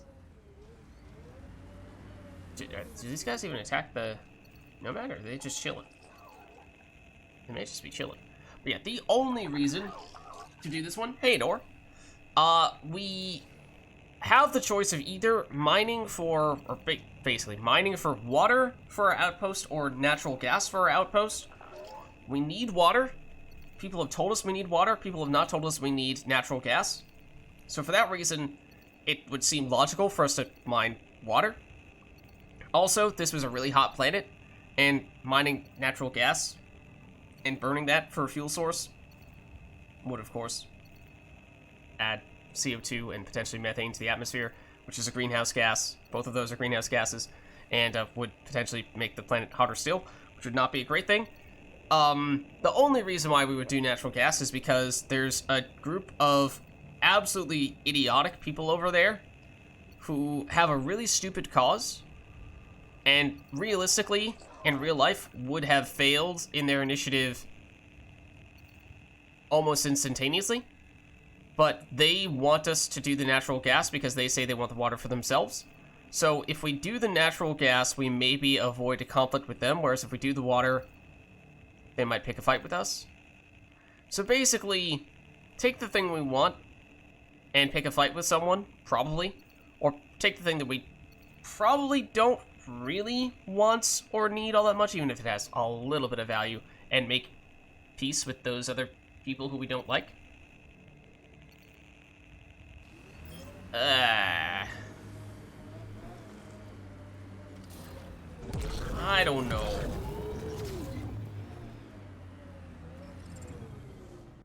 So, oh, the other one's in the other direction anyway. Natural gas, water. That is the predicament. Alright. So yeah, I was saying, even if I question the sanity of This area can be mined these for people. resources. Get ready to fight! You can extract minerals via your mining interface. Even if I question their sanity, maybe we still try to choose peace. However, it's also something that we may not need at all, which seems kind of silly for us to do that. But we can tap the underground rivers from here. What about the needs of the people in Advent? The gas deposits at the other site. That would help Advent, but we can't do both. I mean, we could just do both. Realistically, we could do both and get the best of both worlds for our group and just forget about the silly people who tried to branch off and do their own thing even though they had no reason to do that in the first place and they would instantly fail. For their group of 4 people trying to start a colony on a foreign planet that is borderline unlivable. So, let's do water. We'll make the Advent people mad at us. So be it. All right, second hammer, here we go. Place the 3rd hammer? More remnant! Oh. I did not remember there being remnant when we did this last time. Also, maybe parking Nomad right in the middle of all this was not the best idea. Does give us extra cover, I guess, but generally not a great thing for it to get hit this much. It's definitely still, yeah, more than one. Did not get experience from this. There we go. Those tremors aren't the hammers or the remnant. What is that? Pathfinder, the underground water flow is moved, but not sufficiently. Plot a new hammer site, Sam. One last hit should do it. Okay. See, I imagine the people who we ran into are now going to attack us as soon as we do the last one. Spawned right under it as well. Chance to gain ammo when shields are broken. Chance to recover 10% of health when shields are broken. Probably not something we're gonna end up using, but we'll take it.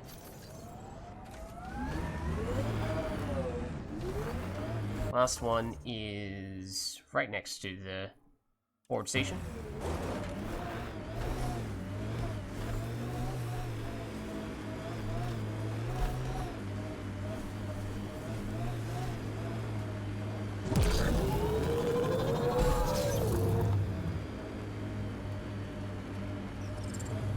Oh, it's at all these things that we saw before.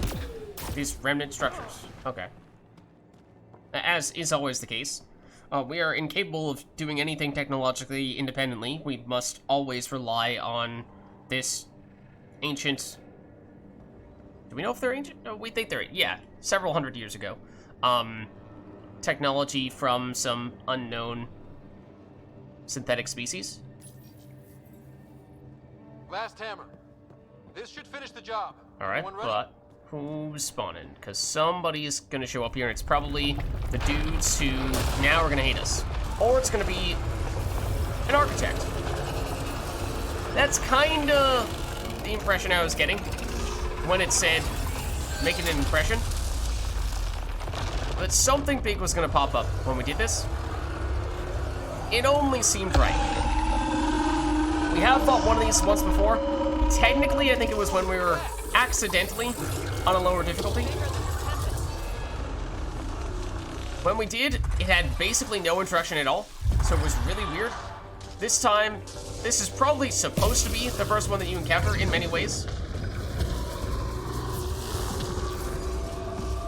So at least it got a little bit more of the introduction that feels like it deserves. But yet, needless to say, this is a pretty big enemy. We're supposed to hit its legs. But I don't remember if there's a specific leg that we have to target. It's oh, that's not good. We have to hit a specific leg? Ah, that's not good.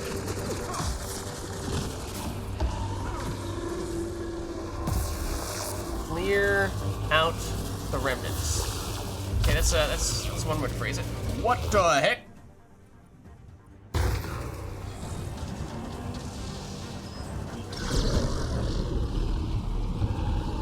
Can I just do that? Does that work? I don't know, because I'm not really getting any feedback here. So yeah, that's its head, by the way, that is currently on top of us. Yeah, that's not great. We're about to die. We might already be dead. We are not already dead. I'm surprised by this. That is still hitting us. We are dead. So just like a little bit of more feedback to know I started flaming the legs.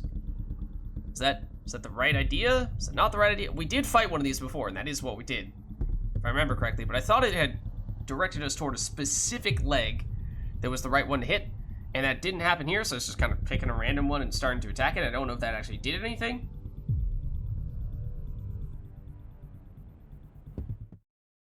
And I forget if I mentioned this last time we fought one of these dudes, but, oh, okay, we technically haven't activated it yet, but we know what's gonna happen as soon as we do this. So, I forget if I mentioned this last time I did this, but serious reminders of a major enemy from Jack 3. I don't remember if I said that last time, but both from a location standpoint, but also just the enemy itself. Absolutely 100%. More so the previous one that we fought, I think, but this one as well. Hammer. This should finish the job. But do we have, like, maybe some skill points we could spend? No, it's not really gonna make a difference. Everyone ready? Everyone ready? No, I would venture to say probably not. I'd venture to say probably not, given the scale of enemy that we are about to fight. I am gonna see if we can skip this. Amazing cinematic, for sure, but yeah, that looks like a vulnerable spot. Yeah, see, look at this. That didn't happen last time. This is what I was talking about. This time it at least shows us where we're supposed to attack, which was not the case before. And I'll be honest, I'm not really sure if I'm supposed to be inside the circle of stuff or not.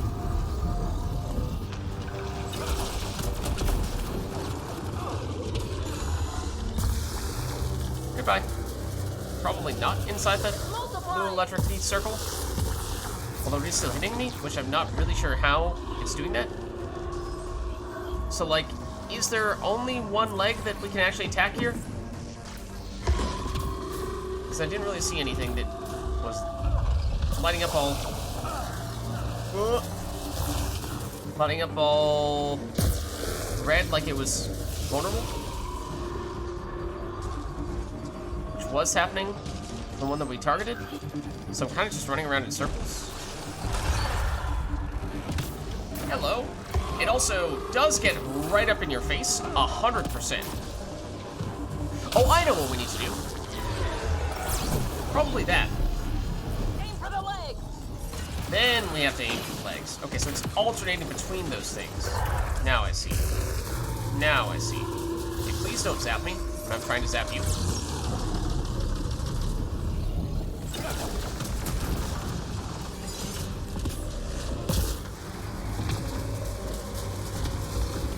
Owie. Owie. Owie.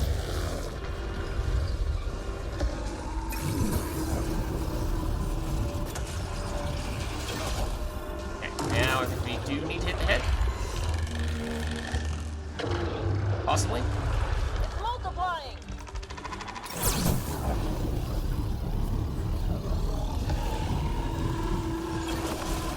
It's not really where I want to hit.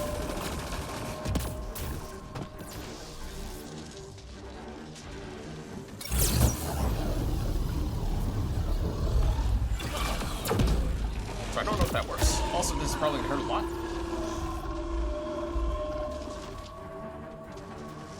I think we need to do that. I think we need to hit it in the head. Otherwise, its legs don't show up all vulnerable.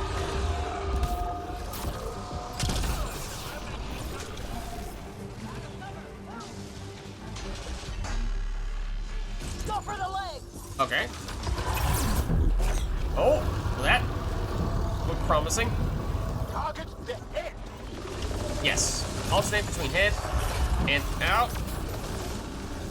Alternate between head and legs. Now we can actually see a life bar on the head for once, which is nice. In general, it is certainly nice to see the life bars.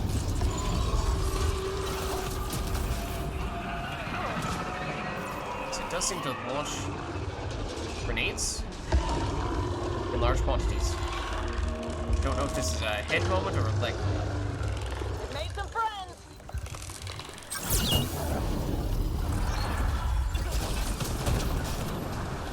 I think this is a head moment. I'm not sure. This is probably a head moment.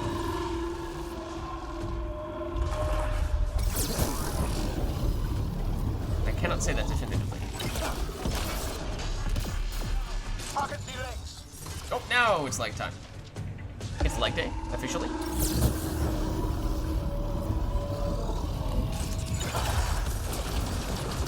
Did not really care that I did that. It's almost down though. It's like theoretically. Alright, now I think it's down to 2 legs. But it's gonna be time to go for the head. It's just whoa! It's just doing its thing. It's just doing its thing. Quick before it escapes. What? Quick what before it escapes?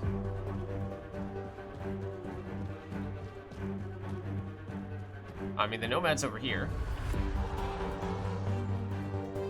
So I guess we hop in that? Question mark? Chase it down? While something else is shooting at us? I'm not entirely sure what. It's totally gonna take us over to this remnant structure? Maybe?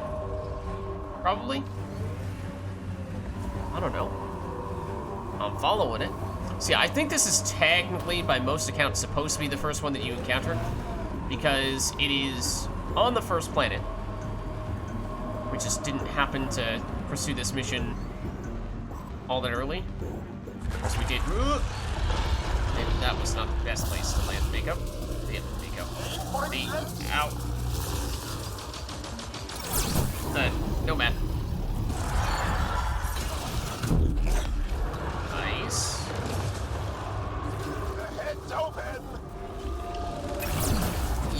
certainly is.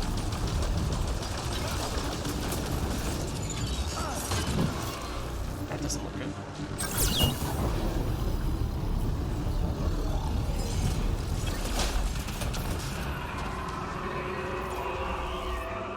Legs? Question mark? Are we still ahead? Not sure. Are we switching? Are we switching now? I think we're probably switching to legs. Or not. That head looks pretty open to me. I don't know, man. I'm kind of relying on the life bar to know definitively. Slash, the legs actually showing red.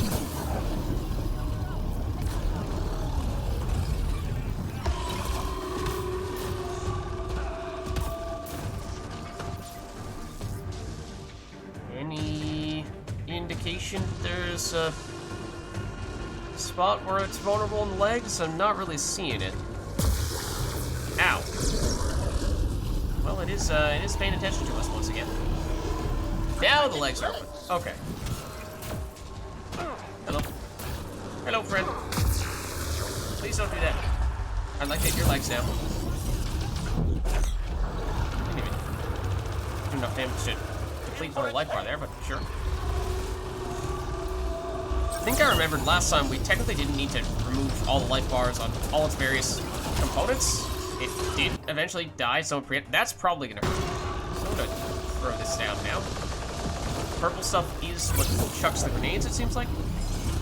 And the head is getting pretty low. It still has several legs left. Theoretically, unless it's about to collapse. Which does kind of look like it's happening. Or not. These guys are being annoying. For this usually would be a head moment. That was not. It's going for the big guy, not the little friend that it created. It is kind of funny how quickly it changes to targeting our squad mates as soon as we activate cloak. That doesn't look good. But then we cloak, and then we're possibly, maybe, fine. And now the legs are good. That leg does not look vulnerable. In fact, it definitely isn't. Which means this cloak may, in fact, will likely go wasted, largely. Oh, hello. That was a proactive grenade drop. That was devious. Ow.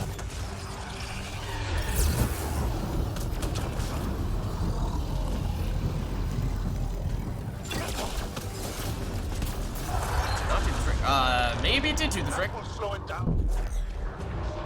Maybe I spoke too soon. Do we still go for that leg that has the icon on it? No, because it's a moving. We hopping back in the Nomad, wherever it is. We must follow it. Okay. So yeah, this one feels like this encounter with an architect has given us much more, for the most part, handhold the instructions of, during this stage, do this.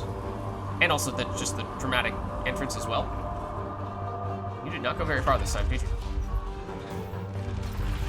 Even if it still feels oftentimes like a guessing game of, do we go for the legs now or the head now? Because the legs do not always. Legs do not always seem to pop up when I'm expecting them to. The weak points here.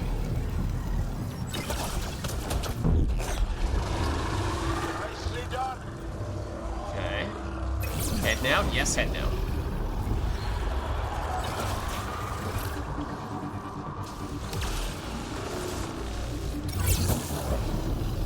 Head is almost down. That should do it. 2,660 experience. Okay, now last time we stumbled around trying to find the way to interface with it, but I think we have it right here. So we activate it and level up. Ryder, it's Hanley at the outpost. I just got a massive spike on the seismic readings. The architect? Yeah, it followed the hammers. Great work, Ryder. The outpost's safe, and that architect should give us just what we need. Okay, will I care to explain why that's gonna give us what we need? Why is that enemy that we just fought, and technically not killed, but interface, I guess we hacked it at the end? Is that sort of what we did? So now it's on our team, basically? Kind of like all the other Remnant stuff once we can interface with it? Despite the fact that that thing was huge, and I probably wouldn't really expect to be able to just casually hack into something like that and control it indefinitely, but what do I know? Oh, this has a lot of stuff. Like a whole lot of stuff. What is this? Fusion mod of biotic mastery. This barely understood remnant tech can be integrated into the chestplate of most combat armors. It provides the user with a powerful advantage, but always at a cost in another area. Due to the hazards of this untested technology, only Ryder may equip these mods. Big biotic power 30% is honestly not even that much. I mean, it's good. It's good, but I thought we had one of these for tech. I thought it was as much as 50. And basically you lose every other type of damage, so if you're specializing specifically on biotics, then this is worth doing, otherwise it's a pretty steep cost. On enemy kill, restore 25% shields, that's amazing. And we do have one of them already. At least one of them already, and we're using it, because it's so good. But that, I have to imagine, comes from... either that was... might have been one of these hidden caches, but I think more likely that was more loot from the architect that we just fought.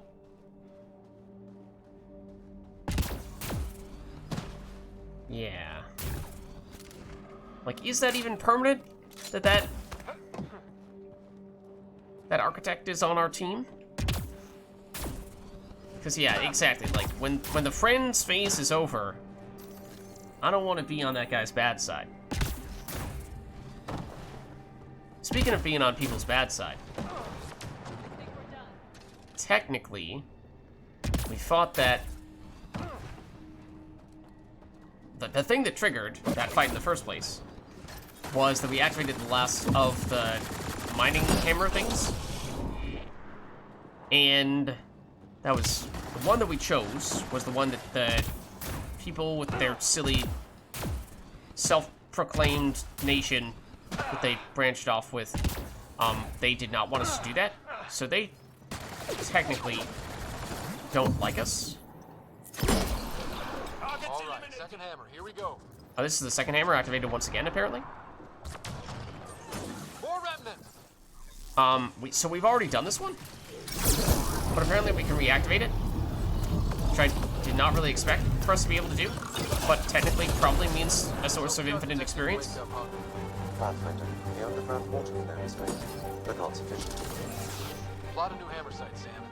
One last hit should do it. Can we fight the architect again? If we activate the third one again? Now I'm actually very interested to find out. What are the cat doing here? Where did you come from?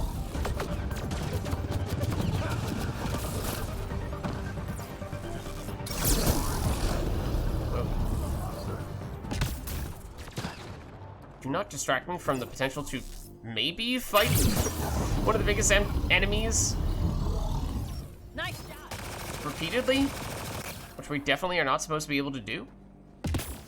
But I mean, now we have to check, right? So the last one was right next to Astral currently disabled while in combat. I mean, I'm pretty sure just because we have a tiny little spidery creeper dude. But I'm pretty sure the last one was just up here. So I want to see if we can trigger that encounter again, which we absolutely should not be able to do. We should not have been able to trigger the second of 3 encounters either, which did, I actually didn't check, but I assume it gave us experience? Not a huge amount, I imagine, but some. Whereas if we were to... What the heck? Why is there... Incoming. Why are you right here next to the forward station? That's illegal.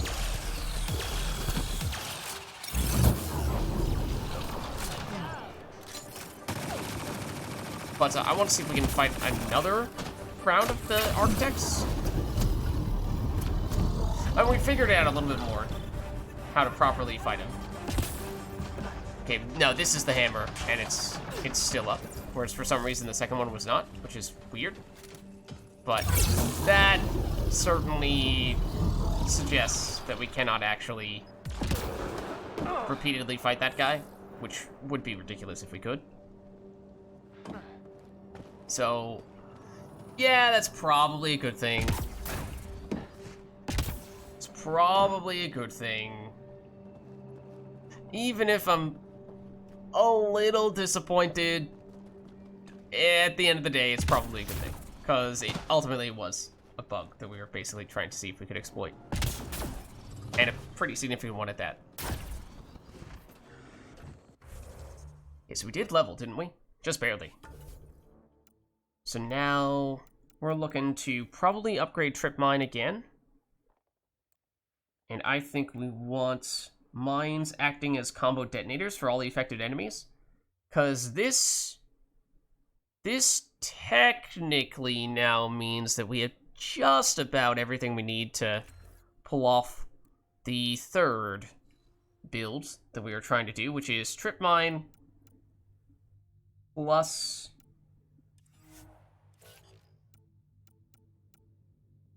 Oh, full power? Okay. Apparently, that's probably an achievement for what? Just fully upgrading a certain number of skills? But it's Trip Mine plus Annihilation plus Tactical Cloak, which especially when we have spec'd things in the way that we have, can lead to some absolutely ridiculous combos, or at least I would like to believe that that is the case, in theory. Maybe we can test this out a little bit.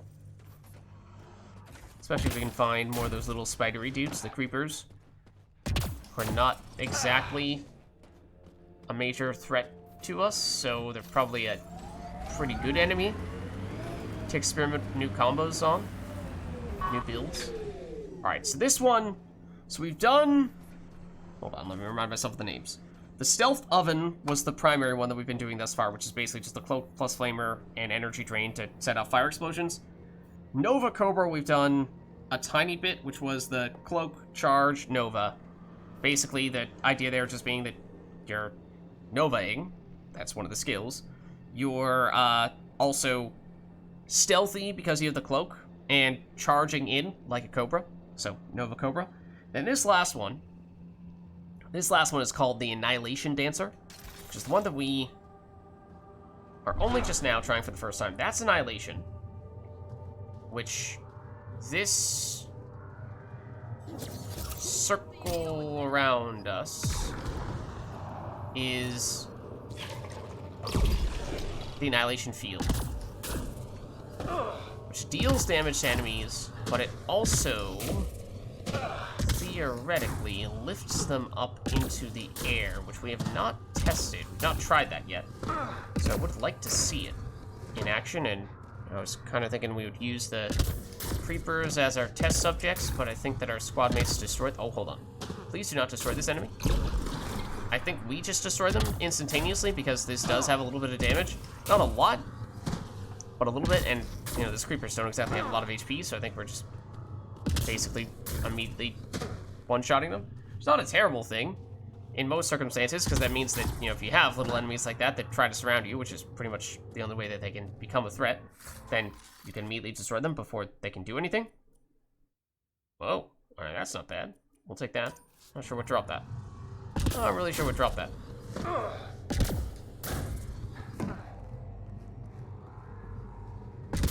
That's just for the little guys, then. I'd like to see if we can find some at least slightly bigger enemies that we can actually test this out on. And we'll just randomly send Jol over there while we're at it. Where did we put the Nomad? Are these all creepers over here, or do we actually have some bigger enemies? Is there lots of dots here? It's all creepers, right? Yeah. Okay, so we'll see. I think they're all just gonna immediately get destroyed. So is it an actual circle, or is it just this part in front of us? So you see the blue line here. Nice work. It kind of seems like it is not an actual It's hard to tell. What the heck? Let's do this! We're gonna fight that mineral that is floating on nothing. Also, I don't even know what you're shooting at. That, apparently. Yeah, we need to go find some bigger enemies to actually test this out. Because these guys are too weak. For this to be meaningful.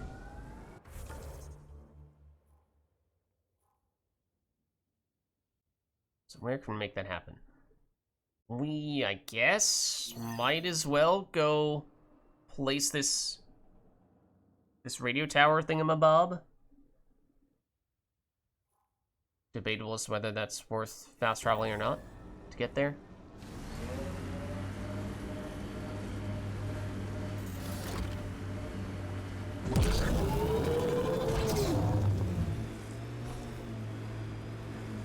We are not going the correct direction, are we? It should be this way.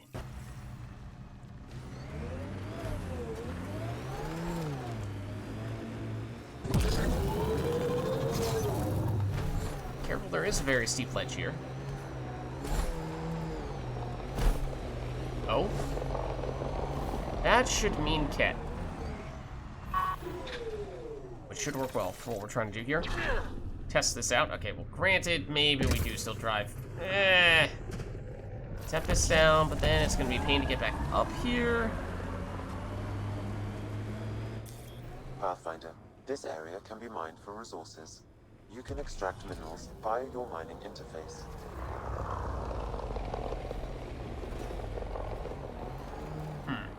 There should be remnant people over there. There should be remnant people over here. This alien tech comes in all shapes and sizes. But what's it for? Okay, so we have annihilation. Attracted the scourge, Pathfinder. Unstable activity nearby. Okay. And we can still cloak. So we can run around invisible. This isn't working as intended. Because enemies get lifted.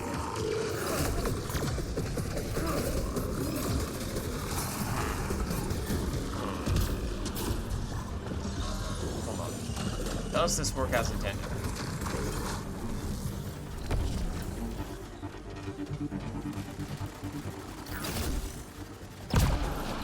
Here's the trip mine. But what I want is really... Now, leave me alone for a second. I want Annihilation Field up to float the enemies. And I want to also be cloaked. We cannot Annihilation Field and cloak simultaneously. Okay, the build doesn't work. Darn! Darn! That would have been so cool, though.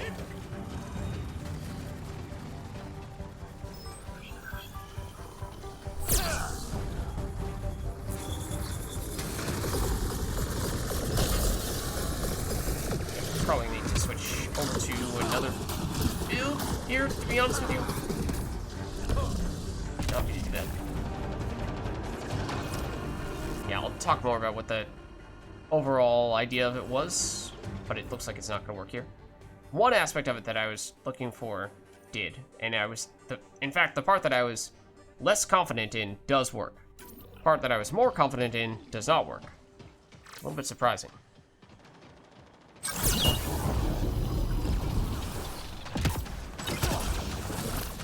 This is back to our usual setup.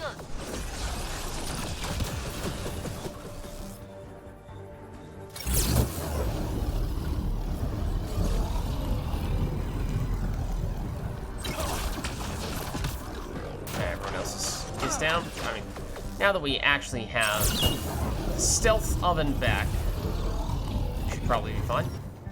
Where is this? There you go.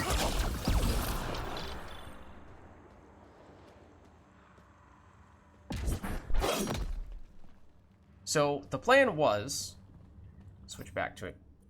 Well, we don't have any enemies now because we can now do it safely, even if not to the extent that I was looking to do it. So the plan was, ooh, ESO, very nice. plan was basically annihilation on. So that should mean that any enemies near us, at least if they have their shields removed, will float up into the air all defenseless and also prime them for explosions. And then, while this is active, we are also invisible, allowing us to run around priming enemies with annihilation while we are relatively safe. So we can run right next to them, don't need to worry about it. So just aggressively hit people with annihilation that way. And then, because trip mine, you can use that and still keep your cloak active.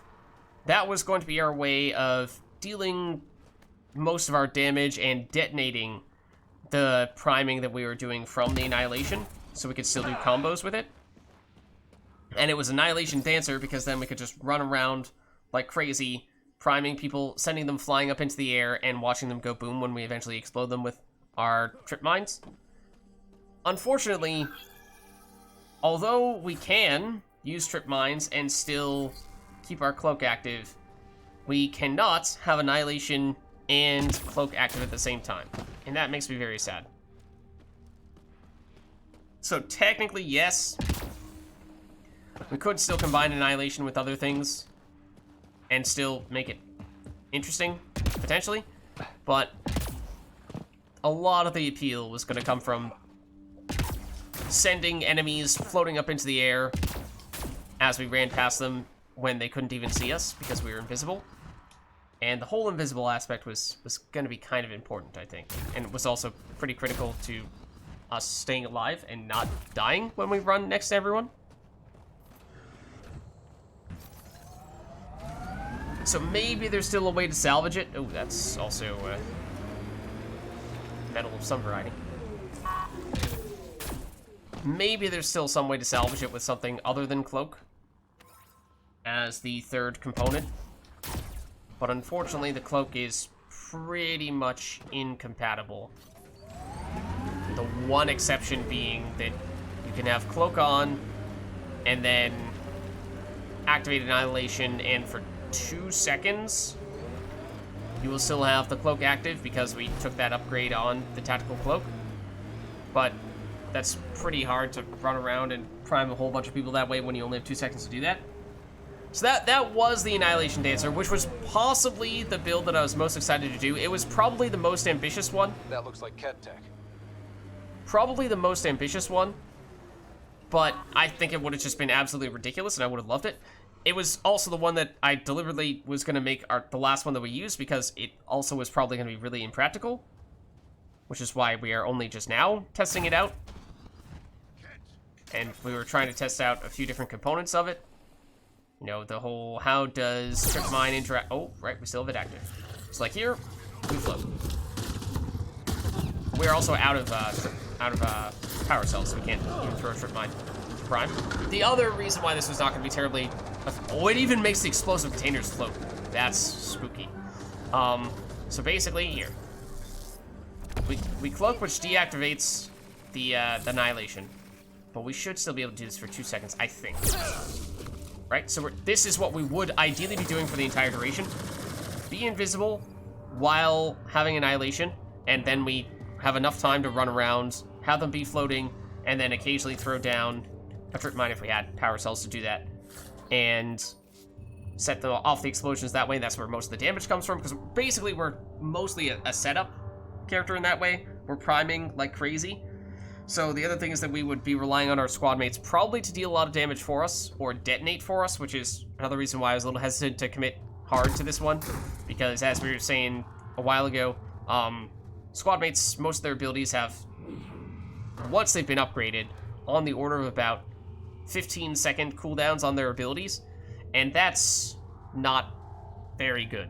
So if we need our squad mates to be providing us most of our damage, then that's probably asking for trouble. So, in theory, I think it would have been a lot of fun. And technically, it is still possible to do ever so briefly. but I think realistically we're probably, if we want to mess around with the floating annihilation, which does still look really cool, then I think we would need to find something else to combine with it. And the reason for Trip Mine was because it doesn't break Cloak, and so if we don't have Cloak, then we don't really need Annihilation either. So yeah, basically we would more or less need to start from scratch to find something to work with Annihilation. So it stinks, but as I said, it was in theory interesting, but I kind of accepted that it was unlikely to work. Or at the very least, even if it did work, be extremely impractical and be something that we couldn't really use with any regularity at all. Oh, hold on. No, thank you. No, thank you. Although there is technically a... Huh? Ah, container right here. That's where it is.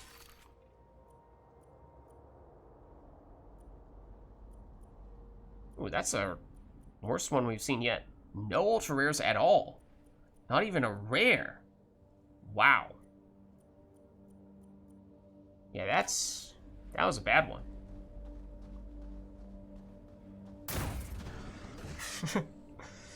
I'm actually curious to see if our squad mates say anything if we do. We might have jumped down there last time we were here.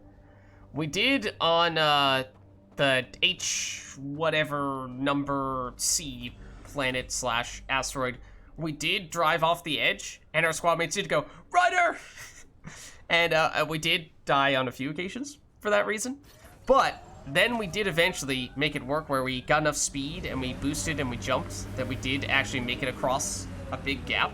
So despite our squad mates expressing all that concern, we nonetheless were totally safe on our third attempt. But, you know, third time's the charm, right?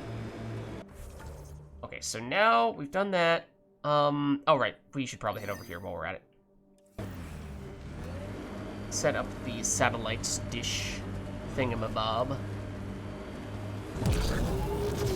which is in the northwesterly direction. I'm surprised we were able to get up that. In fact, it might just be right here.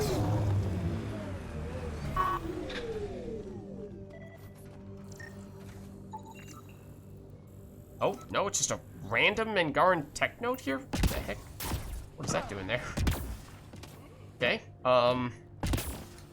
and of all the various types of tech nodes, Angara aren't really here on Eos. So that's an odd one.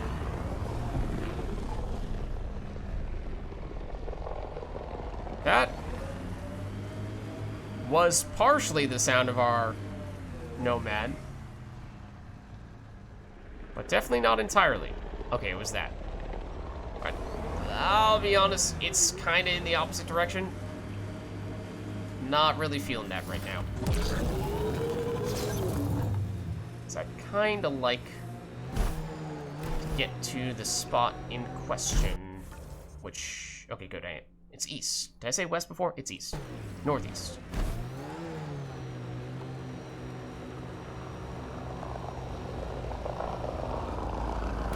Now this spot, on the other hand, is right in front of where we're trying to go.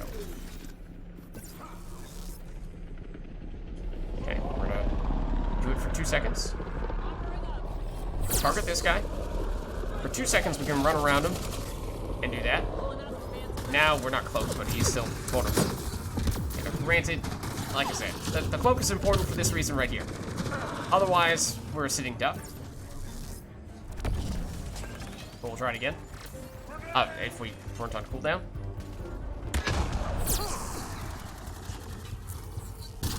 So it also, I believe, only works against unshielded enemies, unarmored enemies as well.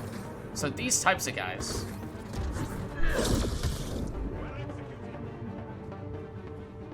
it might still be possible to do it in some situations, but I definitely would. Oh, people behind us as well. Yeah,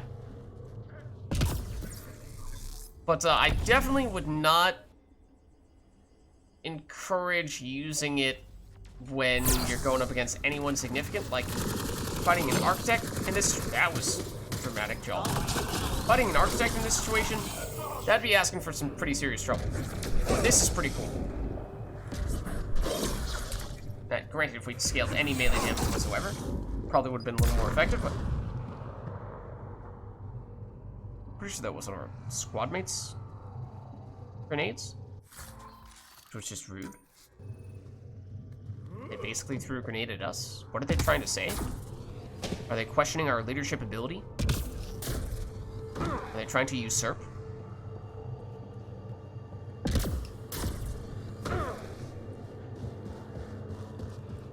So yeah, maybe every once in a while we can mess around with that setup, but it looks like for the most part it is going to be Cat tech. Stay alert. pretty much unusable. We've definitely attacked that Ket facility before, but it may very well be one where enemies can respawn, but also we're trying to go around this way, actually. Up there, I think.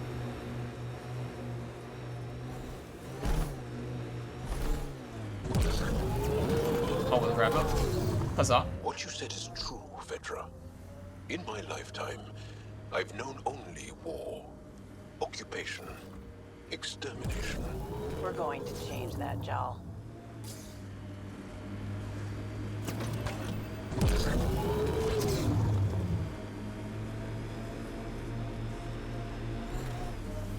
And there is also another one of the packages here. Somewhere. Sometimes they are quite small.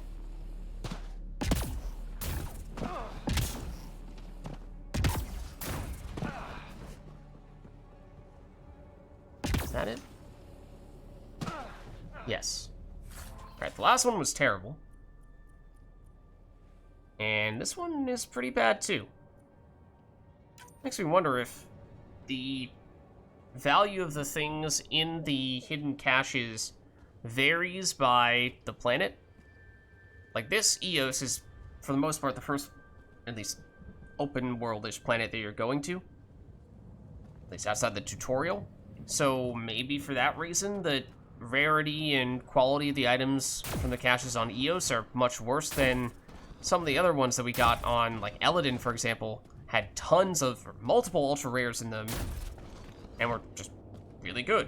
So that's one of the last planets. Maybe that's why it can basically be higher quality stuff there, because basically the game is assuming that at that point you're pretty far along and you're not going to be getting the best weapon in the game almost immediately and just coasting through the entire thing. You know, at least at that point you've paid your dues for the most part.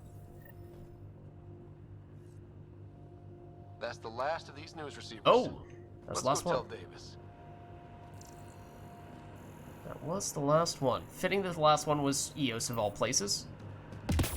The first spot that we actually set up. An outpost. Last one to get a news station. Sorry, guys.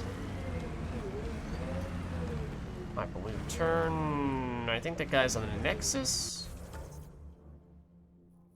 Yeah, that's where it's telling us to go, is to leave.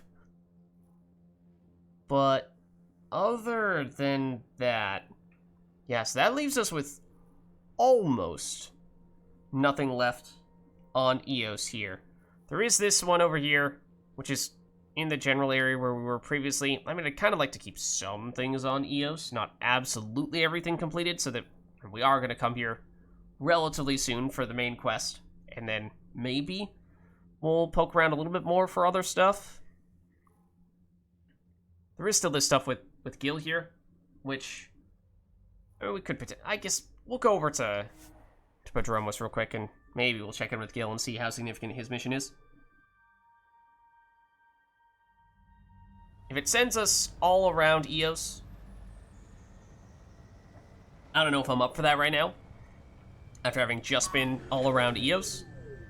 Would have been nice to have done that one proactively so that we could have, as we were exploring almost the entire planet, we could have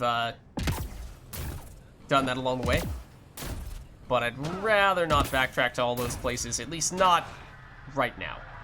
Later, for sure. But it's not really what I'm looking to do at the moment. But let's see. Alright, and let's remind ourselves what the deal is. So Gil has asked you to come to Prodromos to meet his friend Jill. Gil and Jill. And it's an old friend of his, kind of, sort of, although it sounds like this is kind of a significant other. He hasn't outright said that, but it's kind of heavily implied. I don't know, we'll see. I'm good, you're here.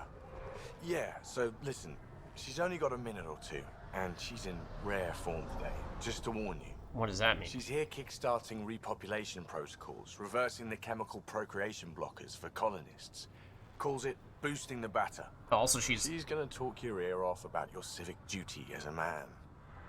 Her job is to make sure that people have kids, basically, here in the new galaxy, so that we can have more people in the area to man the colonies, to occupy the colonies, and do all the stuff that needs to happen to actually have a sustainable society.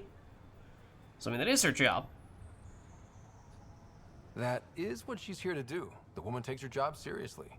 Hey, if you're cool with it. I mean, makes no never mind to me.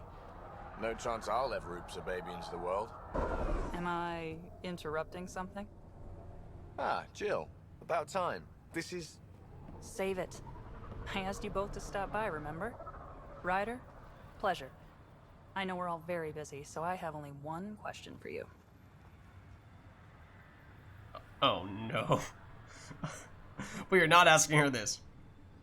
Sure, go ahead. What the hell did you do to him? It's like he's an adult or something. He can even have a mature conversation without it degrading into pot shots. Unless I take it there. What's your secret? Okay, so they're totally a thing, right? They're totally a thing.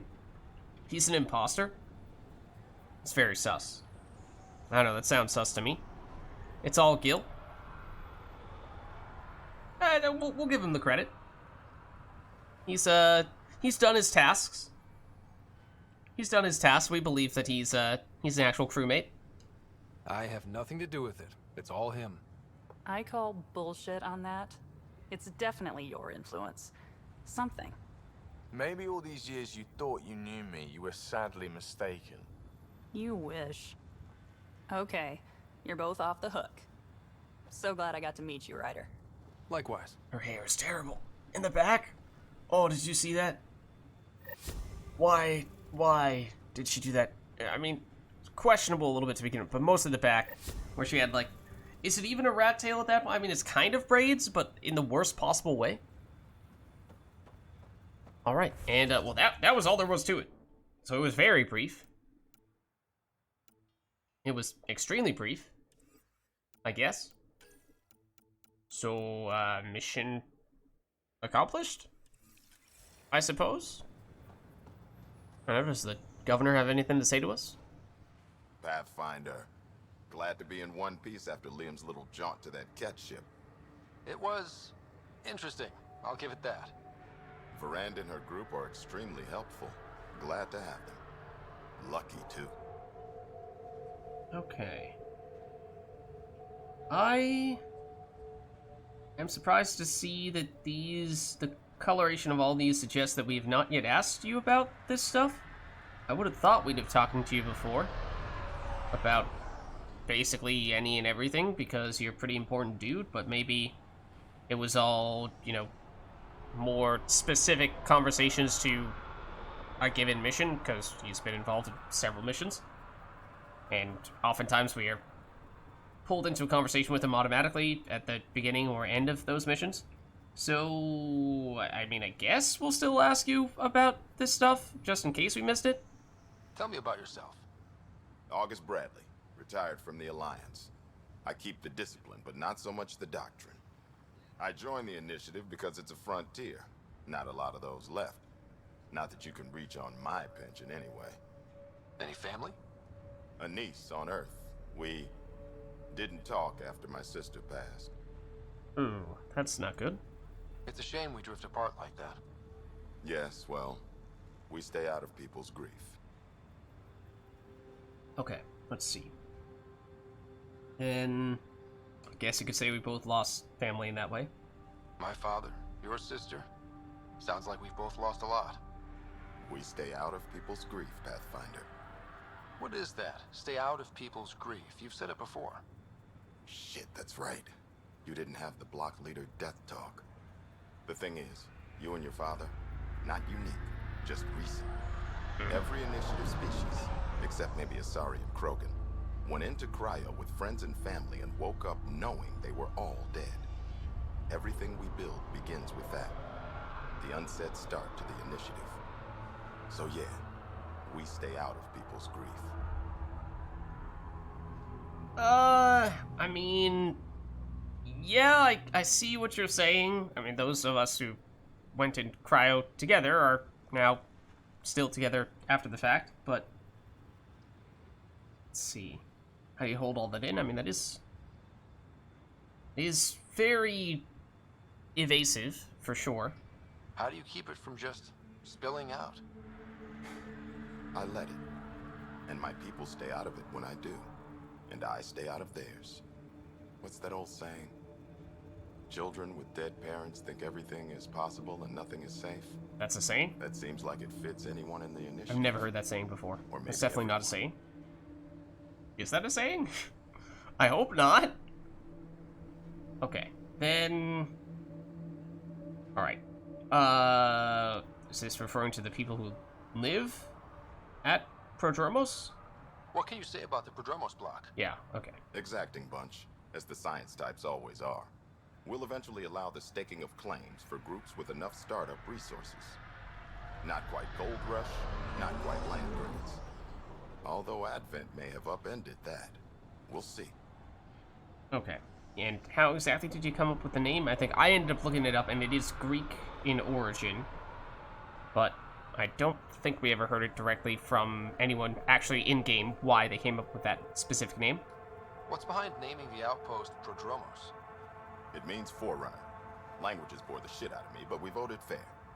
That ownership is key to the initiative. That's how you convince a bunch of civilians to jump galaxies.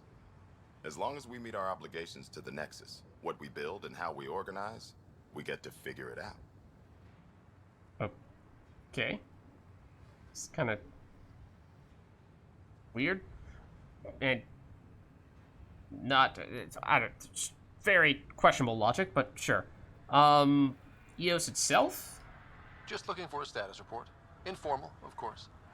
It's good to know the rumbling has stopped. Not exactly comforting knowing what caused it. And hopefully Advent acts like neighbors, not competition. Yeah, again, the Advent stuff. Oh, we should... I meant to circle back to see what the Advent guys were doing now that we technically did not do the thing they wanted us to do, and they may be mad at us and may try to fight us. Any insights about the people running the show from the Nexus? I only work with Addison. She's by the book. Oh, no. And with all the shit that happened, that's to her credit. I'm sorry. You And have the to work others? with her exclusively. I only work with Addison. That's terrible news. Is that by design? I hope not. Otherwise, no one would ever want to sign up for your job.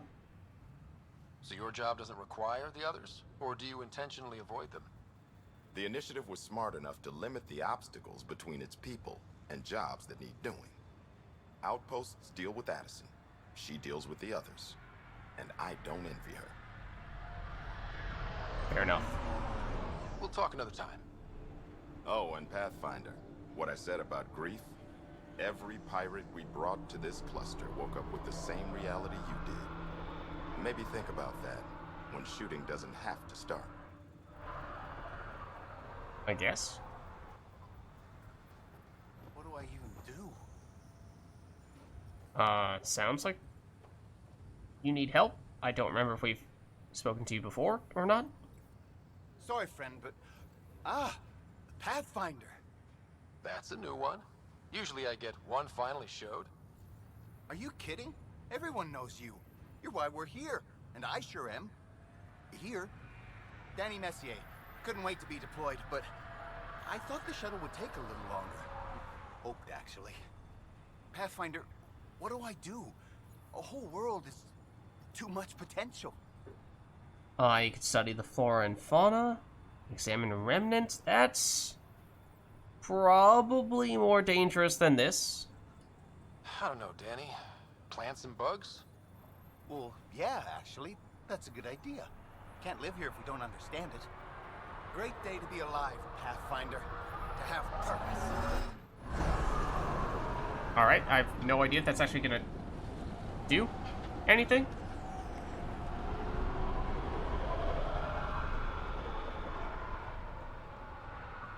But yeah, one passing thought that has just been such a recurring theme. Basically, almost every single person that we've encountered in the entirety of Andromeda has complained about protocols and I guess you could call it the bureaucracy of the way the initiative is being run. And it just feels really lazy. Just feels so hand-wavy. Like, I hate how everything has to go through all these people on the Nexus, and I just want to do things my way. Like, okay, maybe, but also, those people are your boss, and yeah, like, understandable that people don't always love their bosses, but, like, that is the primary thing that every single person talks about. And sure, like, maybe Tan is not amazing, but it's not like he's this absolutely atrocious guy that we would expect absolutely everyone to hate as soon as they meet him. Addison, 100%, 200%. But most of the time, Tan, who's in charge of the entire thing, is the one that people are taking the most issue with, or it's just never directly addressed as to who they are most annoyed with. But it's just like an accepted fact that every single person hates working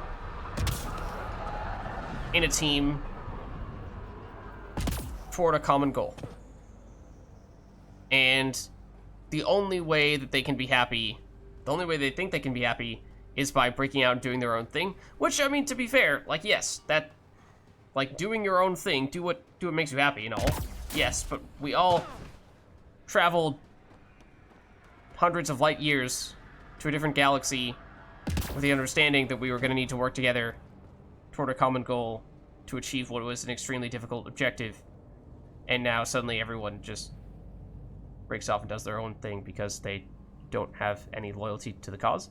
Feels kind of ridiculous to me in many ways. Yeah, the lack, I guess this doesn't fully encompass the entire thought, but just the overall lack of loyalty is alarming.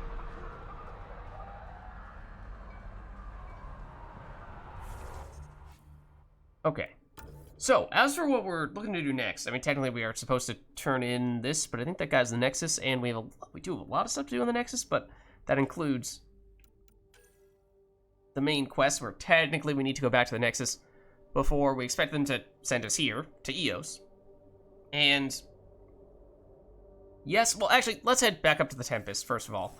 So, I mean, we could go up to the Nexus, but I think, as we were saying previously, the next things on our agenda were going to be the ARC-related stuff, and possibly loyalty missions as well. Especially because, at least in the case of Cora, all clear. Those two things intersect.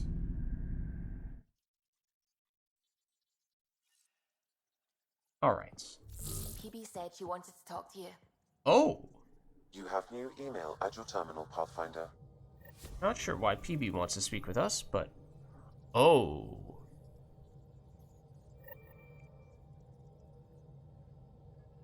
The Jal / Axul conflict. That's a big one. Let's see. That one absolutely makes sense that we follow up there, because we did just, at the beginning of this mission, over to this trip, over to Eos, that was, of course, what we began with, was that whole fight with Axul / the Rokar, in which we deceived the Rokar. Okay, so, from Jal. Ryder, I've received a message from Axul. Forwarding it to the meeting room. You should see this. Jal. Okay. Then PB, new project. Heya. Heya. I will not sing the rest of this email message to Heya by Outcast, but I'm very tempted to do so. If it weren't almost 3 a.m. in the morning, I would consider doing that. I've got a new Remnant project in the works. It's gonna be big. Come say hi in my room on the Tempest, will ya? PB. Okay. One more try, says Gil. The Angara have a bara, where PB got tipsy. She's a flirt, even alert, but sauced, she's a pixie. 60 hours straight, keeping your ship afloat. Does it show? Gil. He's trying his hand at some poetry. Remnant Brain from PB. Ryder. Okay, so, just for fun, I decided I'd blast the Remnant data core with energy to see what that would do. First, use the battery off the Nomad. Don't tell Gil. Nothing. Then, a Mass Effect field. Biotics. Cora helped. Still nothing. And then I took it to Jal and made him do his bioelectricity thing. Jackpot. The entire thing lit up. I caught it all on my Omni tool. Ever see synapse firing? It was like that. I mean, this data core is almost like a tiny remnant brain. So, that's cool. Not sure how exactly I'm going to apply this to getting at the data, though. Peeps. Okay. So, speak to PB, who may be right here, in fact. Pock. You're gonna be the gateway to so many great things, my friend. Hey there. You named her Pock? Yep. Proof of concept. To distinguish her from Zap, your souped-up, nasty combat version. Oh. Which we haven't ever used, but fair. I personally am not a huge fan of the name, but sure, we'll give it to you. You know, you're the owner, the creator? Technically, maybe, kinda, sorta. Zap. I like it. Yeah, it's edgy. The storage box from the vault on Eos was the key to everything, including integrating that piece of RemTech you got me. But our new observer friends are just the beginning. I'm working on something even bigger. Of course you are. Alright. What is it? I'm all ears. So get this. We can only scan for remnant signatures we've already encountered. My scanner's doing that around the clock. But if I integrate the right RemTech, we could scour the cluster for any remnant signature, even ones we don't have. My scanner would literally become a remnant mystery detector. I mean, yeah, there's probably some concerns that could maybe backfire in various ways and be dangerous, but you know, that's exciting, right? She has, in fact, made a robot pet. This is true. And she technically gave us a robot pet of our own, we've just never used it. Your enthusiasm is infectious. Yeah, don't tell Lexi. She'll look for a cure. I came to Andromeda to touch the unknown. To find the never-before-found. Once I perfect this scanner, it'll do exactly that. All I need is 3 specific pieces of RemTech. Okay. You can do that. You rock. Pock and Zap think so too. So far, I've located the first piece. It's back on Eos. No. Why you tell me this now?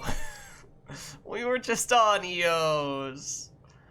I mean, we will go back when we have the main quest, but I wish we had known about that previously, so we could have potentially done that on our previous trip, in which we covered a lot of ground. But, alas, next time. Oh. Hey, Pock. Alright, then it was Jal wanted to talk with us, except that it was mostly a vid call up there, I think. Let's, while we're over here, nab this stuff. And we have 1 cryopod as well, so we could get another thing of some variety, another upgrade. Though at this point, we have gotten everything that we realistically would want and then some. So, not really any obvious choices here. Even better prices when buying and selling. Increases the amount of raw materials and consumables that can be oh, that's alright. I mean, that's something, because we basically the only thing that we buy from shopkeepers is the consumables for the most part. So I guess having more of those available is a little bit helpful. And this is required to get this. Financial infrastructure 2 or gray market conditions. Yeah, okay. Alright, we do not have the cryopods yet to get you, but I mean, we'll see if we remember to do that in the future. And I'm not really sure we had much in the way of Apex missions here, but I guess we'll see if we got this one. Okay. There's a gold loot box. So, yeah, I've deliberately held back on doing Apex missions in between streams because it was getting a little ridiculous how much stuff we were getting from that, and it felt like we were basically making any other loot insignificant. Then, so I probably will continue to do that. Maybe I was doing gold missions and only gold missions just to find some kind of arbitrary cutoff line for doing at least a little bit, while not absolutely, you know, flooding ourselves with more things than we'd ever want. So, does that mean that we also don't do it when we're actively playing the game? Or, you know, where exactly is that line? I'm not sure. Because on one hand, yes, it's a system in the game that you're supposed to engage with. On the other hand, I feel like we've just used it so much that we've made it OP. You know, we've borderline broken the game with it. So, oh, the other thing though is I think I found that the mission funds, although they can work for recruiting new teams, new Apex teams, and also getting equipment for those teams, which we don't really need anymore because our teams are not perfectly, but pretty well optimized right now. There, I think, might still be some situation in which they get used for multiplayer Andromeda. I don't have a great understanding for how, because obviously I have not played multiplayer Andromeda yet, but at some point in time, I do intend to do so.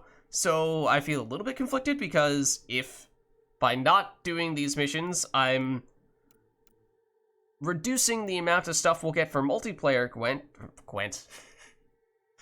Wrong game, Lids. Multiplayer Andromeda, then I would like to still get the chance to do good stuff in multiplayer Andromeda. So maybe that is reason to still somewhat aggressively do some of this stuff. At the very least, let's do the gold stuff and prioritize that.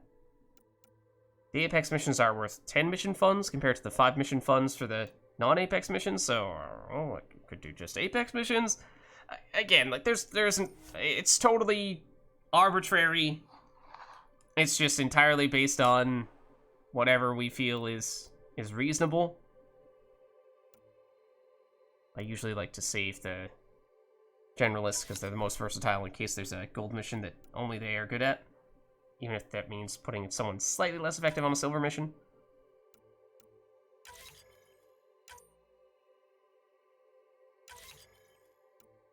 And by the time we're at bronze, you know, anyone can do this. And I guess eventually that means we are going to need to put the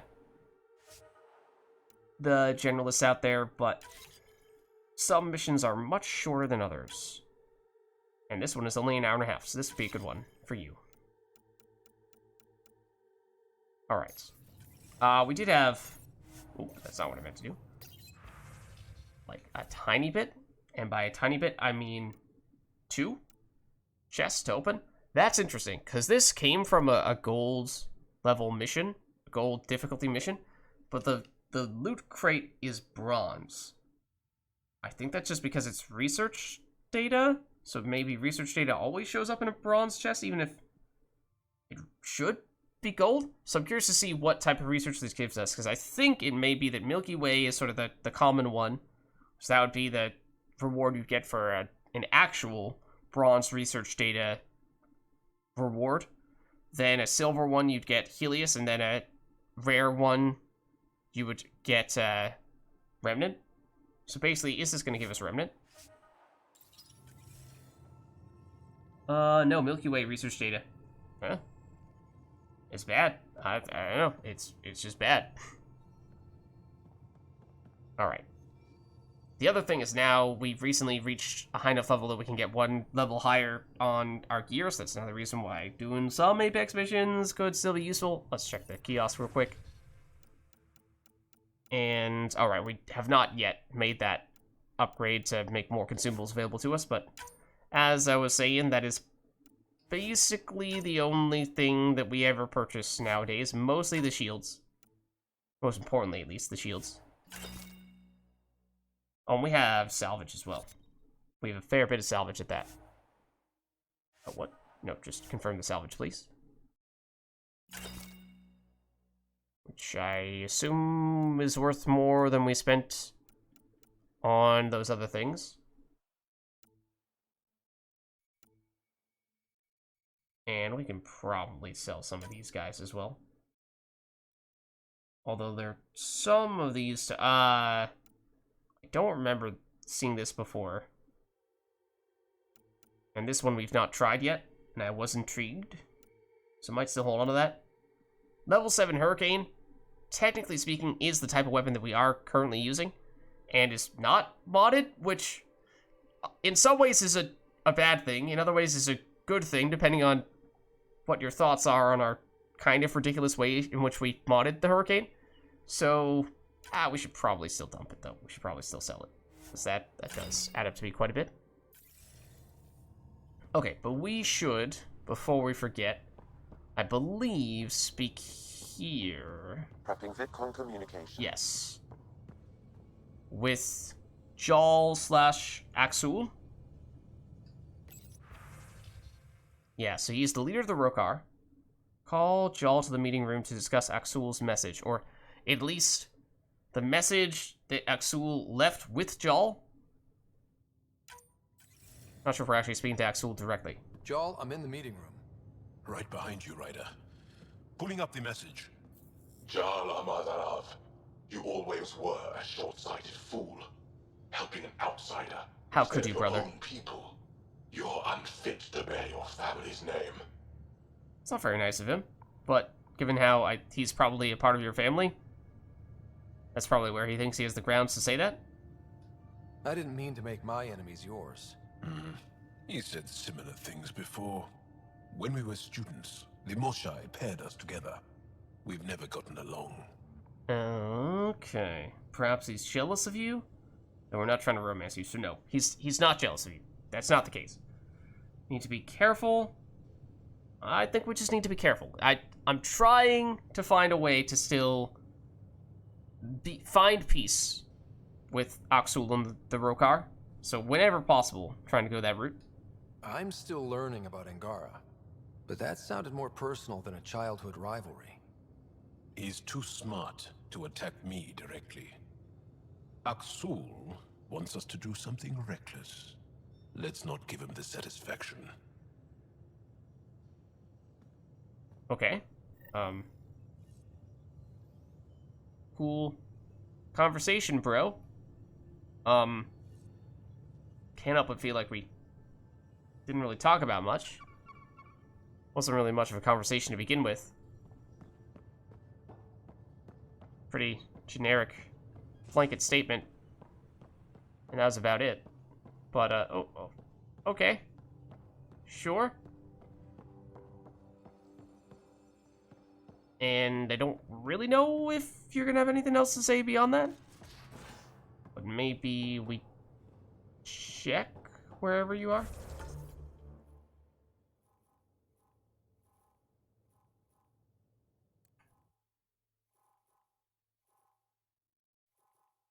Oh, you are down there. Oh, there you are. Yeah. Thought I took a quick peek and I did not see you, but alas, you are here. Need something? I can stop what I'm doing. And nothing to say about Aksul or the Rokar. I'll see you later, Jarl. Fair enough. Stay strong and clear. Because that was technically all stuff that was tied to you. And then the other question is maybe Gil? Since we did do that quest with him regarding Jill? So he might have something to say?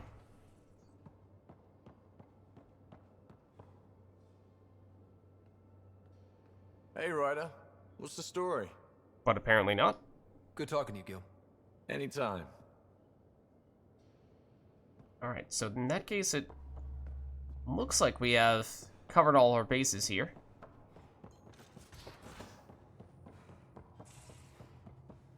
I think we're all set in this area. And that means that at this point it is largely a question of what next.